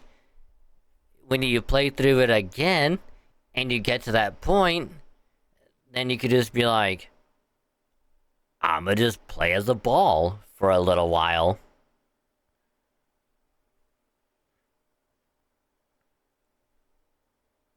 I just get to roll around at the speed of sound, and I just get to have fun.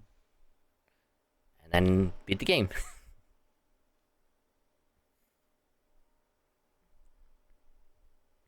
I mean, that's just what I would do. Because, like, the weird part of my brain is like, oh, we're at the end, point of no return. I am Ball. I be Ball for a while.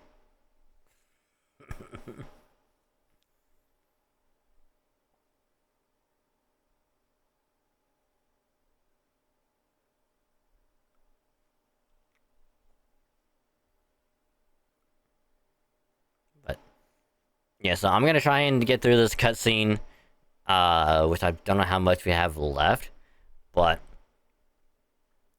we only did one section tonight, because yesterday we had to do a very, very, very difficult boss fight that had like multiple health bars, which we managed to get it done, luckily. But we had to use like new resources that were added recently to the game. But we beat it, and then tonight we continued from after that. So like the story so far is we're in this underground area.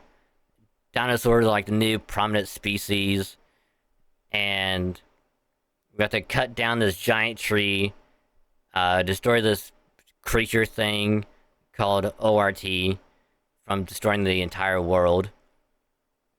And in the process, we meet other dinosaurs. The foreign god is like the big bad that tries to kill everything. Has amnesia. We travel for a while, but then she later regains her memories and then leaves. And then in the process, we kind of die, but not really die, because we give our like these, we call it command spells, which is like unique things on our hand to use. We trigger those to live, and then we had to go through separate parts of this whole underground world to get them back. And in the process, we encounter other species called Ocelotl, which are apes that can use guns, and they're in a battle with the dinosaurs to be like the prominent species of the area. But in the process of all that, we fight gods, people lose their lives and whatnot. So now we have to get all the way down to the bottom of this area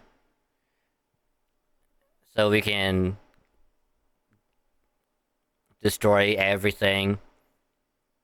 But in the process, one of the friendly, and I do friendly in giant quotations because they were friendly at first, but later they're like, hey, if you keep going down, I can't go with you. I'm gonna have to kill you. And it's like, alright, we have to keep going. And she's like, alright, deuces. When we meet again later, I'll kill you. And so after that, we keep going further and further down. Then we fight Kamazot, which is like this human that can turn into this giant bat.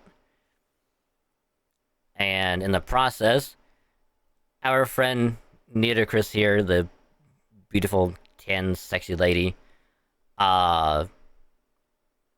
essentially went into like another form by literally taking her heart out and sacrificing her entire being to beat him. And in the process, after that, we go to this other temple, go down it, come into this area here, and then we fight another boss, and she kicks her ass bad, and we win. And so she lets her live because she is disappearing. So that's pretty much the gist of everything so far. Apes that can use guns, so humans. Kinda, but also not really. Because the lore, and when I say lore, like, I mean, it gets deep. But basically, it's like, many millions years ago, Earth was like, extinction events, like meteors crashing, all that stuff. And so, like, this alien life form takes all the dinosaurs underground, makes a new like area to live in, and kind of converts the dinosaurs into like a life form that can just survive off of water and sun, kind of like being plants.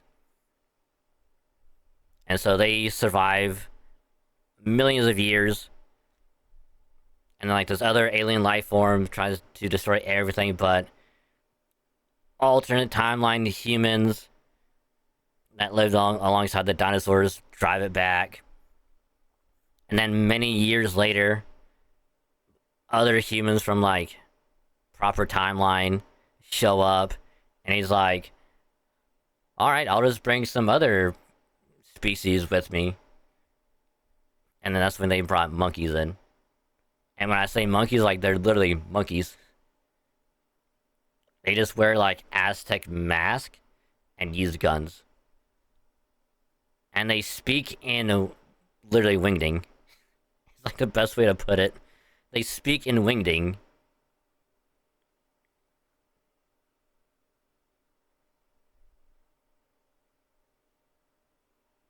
And I wish I was joking, but I'm not.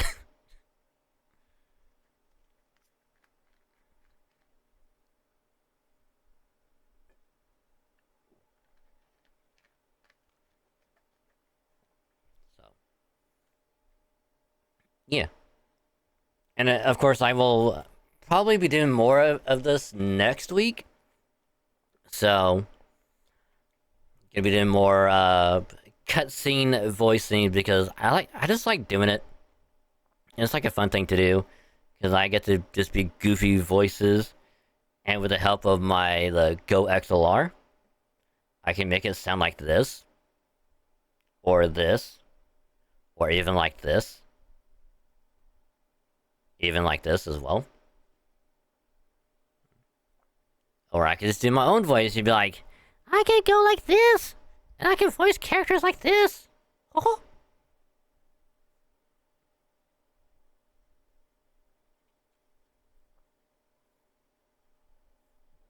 But yeah, it's funny that you mentioned that because they refer to themselves as Ocelotl, and in order to kill the dinos, because they call themselves dinosaurs, so it's like,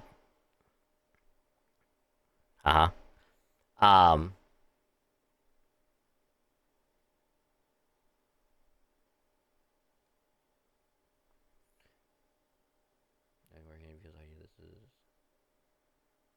oh, it did not. Pretty sure it did. Huh. I'll worry about it later.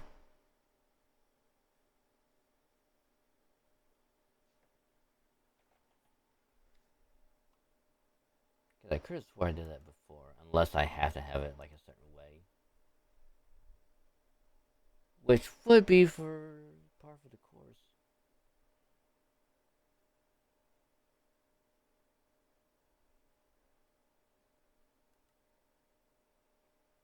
I'll worry about it later.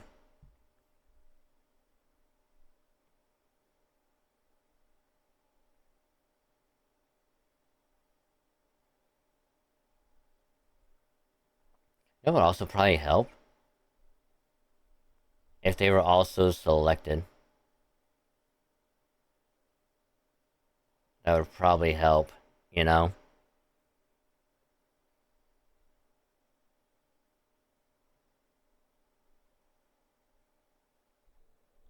Like if I did that, probably. But it's fine. That would... yeah, it's fine.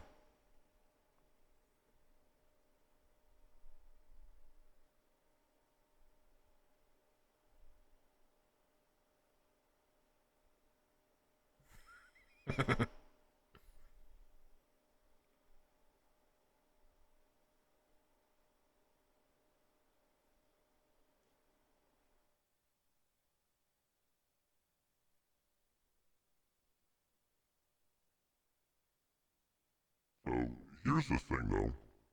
Alright? Here's the thing. What if I were to leave it like this for a while?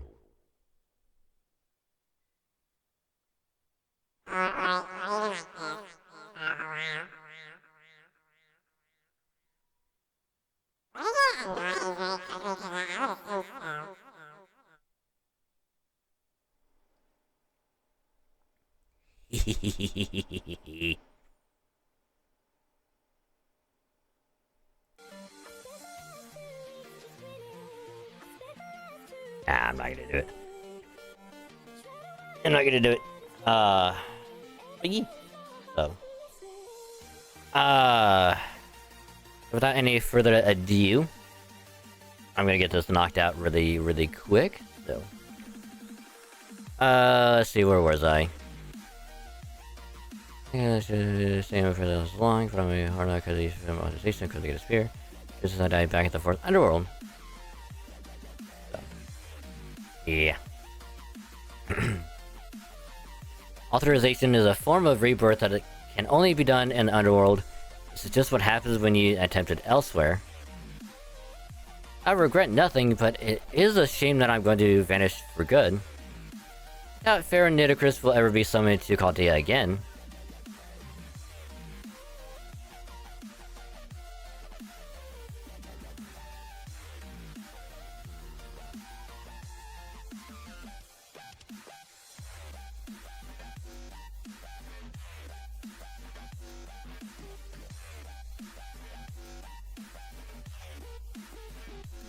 Okay, don't worry, I'll take it from here.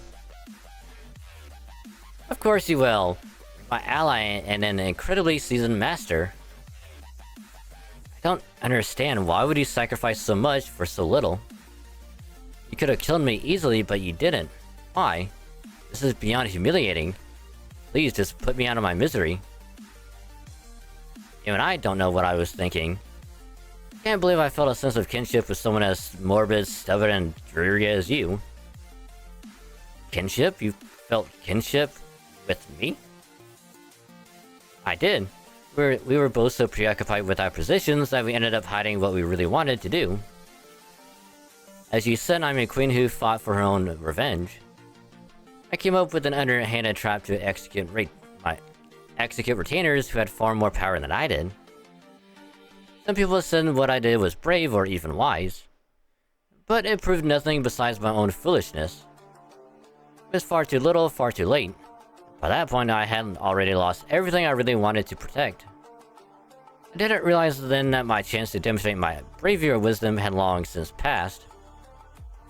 Instead of fighting to kill the ones who killed my brothers, I should have fought to protect my brothers, even if I was too weak to do so effectively. No amount of self-punishment after the fact can make up for the regrets I carry in my soul. Seeing you fight so reluctantly reminded me of myself, back before I lost my brothers. So while I know this is very self-serving, I want to make you a request I wish someone had made of me back then. Once you know who your true enemy is, and when you should fight them, don't lie to yourself. You're the incarnation of a beautiful city, and you said you would gladly spill blood for your people's sake. Are you certain you don't still have regrets in your heart? Bye, Nitocris. It was nice knowing you.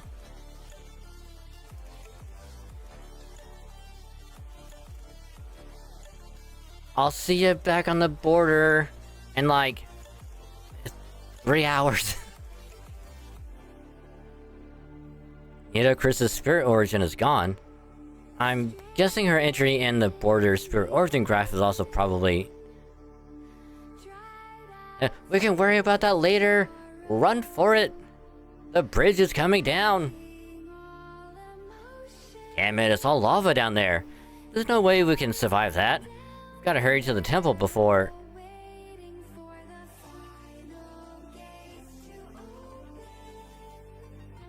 Oh no, we're falling! Now we get to play a real game of the floor is lava.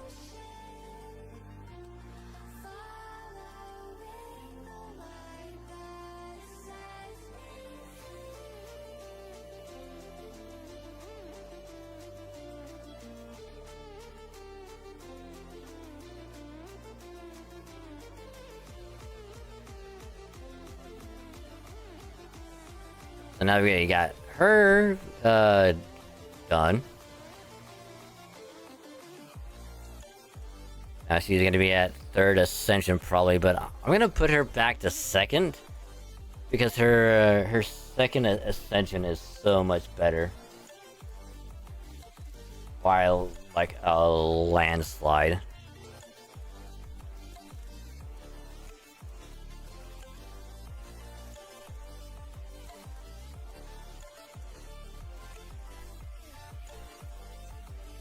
Also, apologies if you can hear the fan going as well. It is kind of humid outside and I need to have it going.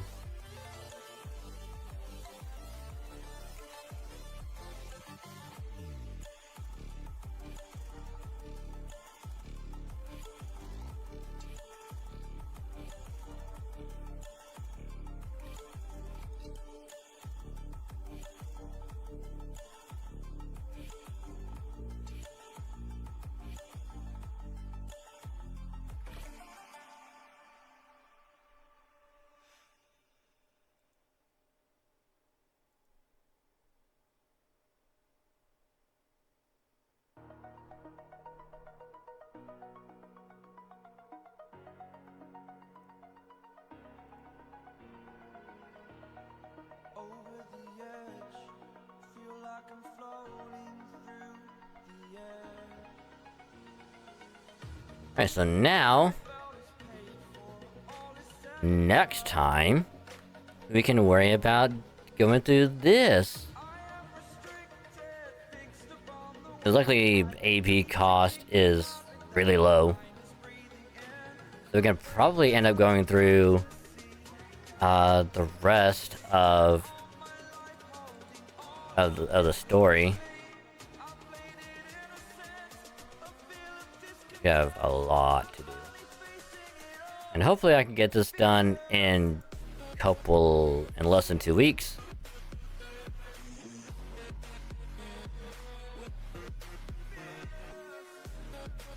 Because this way I can get all these quartz, which is probably what I will end up doing next week.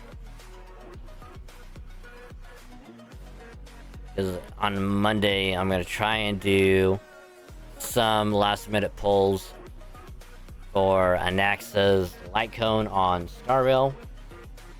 And do some GP pulls for FGO. Before Lilith goes away. Try and get her. She's actually really good. I'm going to try to go for her. And after that... Because I think we'll start off with Star Rail and just do Light Cone. And then we'll do GP pulls until we get Lilith. And then after that, we'll probably just focus on doing story. I think I might make next week.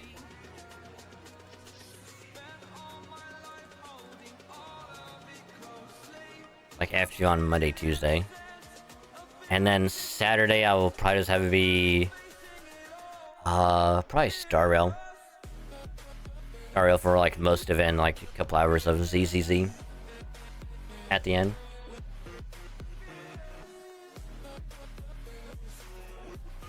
So, that'll probably be, what we'll do next week.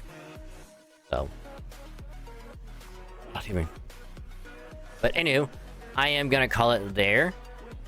For tonight, because I still got to do a couple other things before I myself have to go to sleep. So, all in all, still a really, really good stream.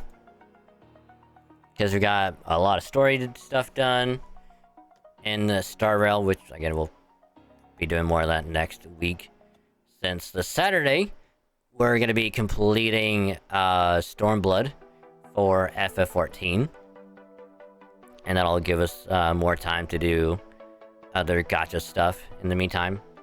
So, plus, hopefully we get all done before a new story biscuit added for Fate later this month.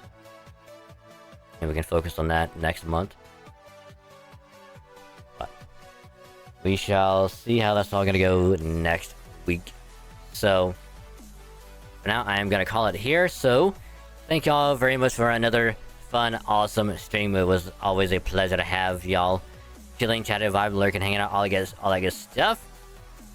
If you did have a good old time, thank you very much for hanging out. Hope to catch you in the next stream as well. So, as always, if you're new, join at the beginning, partway through, or you stumbled on in at any point tonight, or if you stuck around from the raid earlier, thank you for sticking around. It means a lot to me, and then always nice of you to stay around. So, if you want to support the stream, consider dropping a follow. It is a purple button below the stream. You click that, get a nice little pop-up notification in the top right corner. You click that, then you pop over here, chill, vibe, hang out, just be comfy with everyone, with whatever is being played for the night. And it would be a pleasure to have you. So every little bit does help out the stream, and it means a lot to me, because every follow does get us closer to the good old 2K mark, because little by little we're getting there. And you also get some pretty cool follower emotes to use for free anytime you're here. Don't gotta pay nothing for those emotes. They're 100% free, and use them to your heart's content when you're here. So thanks again. And if you want to follow me elsewhere, I already did it there, but I'll do it again just in case. You have a Twitter, or X as they call it nowadays, and a Blue Sky as well, because I do post whenever I go live here on Twitch. Stream schedule also gets posted on both places, so if you follow me on either one of them, you can see what we're gonna be streaming for the week. Or if you follow me on both, that'd be pretty cool as well. So if you do follow me on either one or both, much appreciated. Thank you. And then in addition to that, also do post whenever a new YouTube video goes up on the main YouTube channel. That way y'all will be informed on both places in addition to everywhere else. So if you do, thanks again, much appreciated. And speaking of YouTube, do have a VOD channel. That way, if you can't make it to a stream, or if you want to see what happened during a particular part of a stream, go to the VOD channel, watch the VOD, have it as background noise. Either one is fine with me. But if you do drop a sub on the VOD channel, get notified when a new VOD goes up. Which VODs are rolling back out again this week. New VOD went up earlier today, and another one will be going up in the afternoon. So look forward to that. But if you want more original stuff to hold you over, main YouTube channel right there for all that good stuff. Whether it is Gacha, Halo, Pokemon, whatever else, be up on that channel for y'all to enjoy. Gacha being like FGO, Star Rail, ZZZ. You know, anytime there's a new banner up, we'll do some polls, see if we get lucky or unlucky. Have a nice little poll session for that night, and then I will get that session highlighted, then edited and uploaded. Usually the Friday after I do the session. It'll be done as soon as I can. Which next gacha video is going to be up this Friday, which is going to be part 1 of the FGO GP Lilith polls from last week. It'll be up on this Friday, so I'll get that edited in the afternoon, so you don't have to wait very long for that to happen. And then every Monday is when a new Halo weekly highlight will go up on YouTube, because every week we always play Halo, whether it is MCC or Infinite. You know, we just play some games, have fun, chill, vibe, goof around, just have fun with it, be goofy, whatever. And then I'll make a highlight out of some of the best games, funny moments, random stuff, or whatever else that happened during the night. Get it done on the weekend and have it ready on a Monday, because every Monday is when a new highlight go up on YouTube. Which latest video was the Halo games from last Thursday. Went up earlier on Monday, so enjoy. And then every Wednesday is when a new Pokemon video will go up on YouTube. No set time on Wednesday, but they will be uploaded every Wednesday for y'all to enjoy. Which right now, we are doing a Alpha Sapphire Randomizer Nuzlocke. It is in full swing. We're having a really good run right now. And the next episode is going to be number 7. That will also go up in the afternoon. So there is a playlist of the previous episodes. If you want to just binge them, get all caught up before next episode goes up. And then you can watch that. And then there's also a playlist of the previous ROM hack that we played through. And the other Nuzlocks as well. So you can watch all of that if you want. And then any other videos, if I decide to do anything else, I'll be like, I got some ideas I want to do, that I will record them, edit them, and then upload them. If I have any remaining free time between work and whatnot, that'll be done as soon as I can. But in the meantime, link right there, click the link, drop a sub, get notified when a new video goes up on the main YouTube channel. And if you do drop a sub, helps to really, really grow it out, and it means a lot to me. So if you do, thank you, thank you. Which if you do enjoy the videos on that channel, you know, maybe let other people know, spread the word. That way we can get more people over there to enjoy all of that good stuff. And if you do that, much appreciated. Thank you. And then last but not least, also have a Discord as well. If you want to join it, just click the link right there. If the link doesn't work, just let me know. That way I can get the link working again. And then you can join the server, hang out with some awesome people, chill, just be comfy and just have good vibes all around. And just have fun with everyone. Because they're really cool people, if I do say so myself, they're awesome. And then you also get notified when a new post goes up on either Twitter or Blue Sky. New video or VOD goes up on either YouTube channel. And whenever I go live here on Twitch, because I do notify in the server. In case you missed it anywhere else, it'll all be in one place. So again, click the link, join the server. And if you do join the server, welcome to the cave. Call this wonderful, wonderful place. It would be a pleasure to have you. So thanks again. You're all awesome. But like I said earlier, though, you gotta be calling it a night for now. But not before we find someone to raid. So it is getting kind of late, so why the heck not? We did them before, so why not?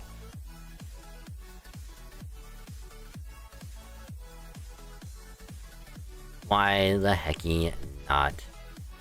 Do a quick raid to wish this awesome VTuber a great time.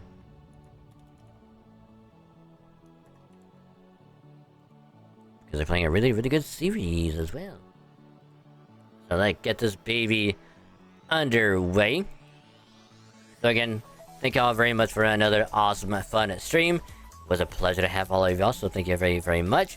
Gonna be rating our good friend Ultra R2, who's currently playing some Metal Gear Solid, the first Metal Gear. So if you like Metal Gear, good streams, comfy vibes, and just someone who does really good art, check him out on Twitter and all that good stuff. You're gonna have a great time over there, so do support them if you can. They do heckin' deserve it. And if you are subbed or you have 100 channel points, that is a raid message right there. Just copy and paste that. If you have 100 channel points, or again, if you subbed, use the huggy emote. Just send some hugs and good vibes their way. They do deserve it. So, but again, another fun stream, and I thank y'all very much for hanging out, all the good stuff. No Wednesday stream because I got an appointment in the afternoon and a bunch of editing that I have to do later. But we'll be back on a Thursday to do more Halo stuff and possibly other whatever else as well. But y'all have a good rest of your day and or night, and I'll catch y'all later. Bye. Halo on Thursday.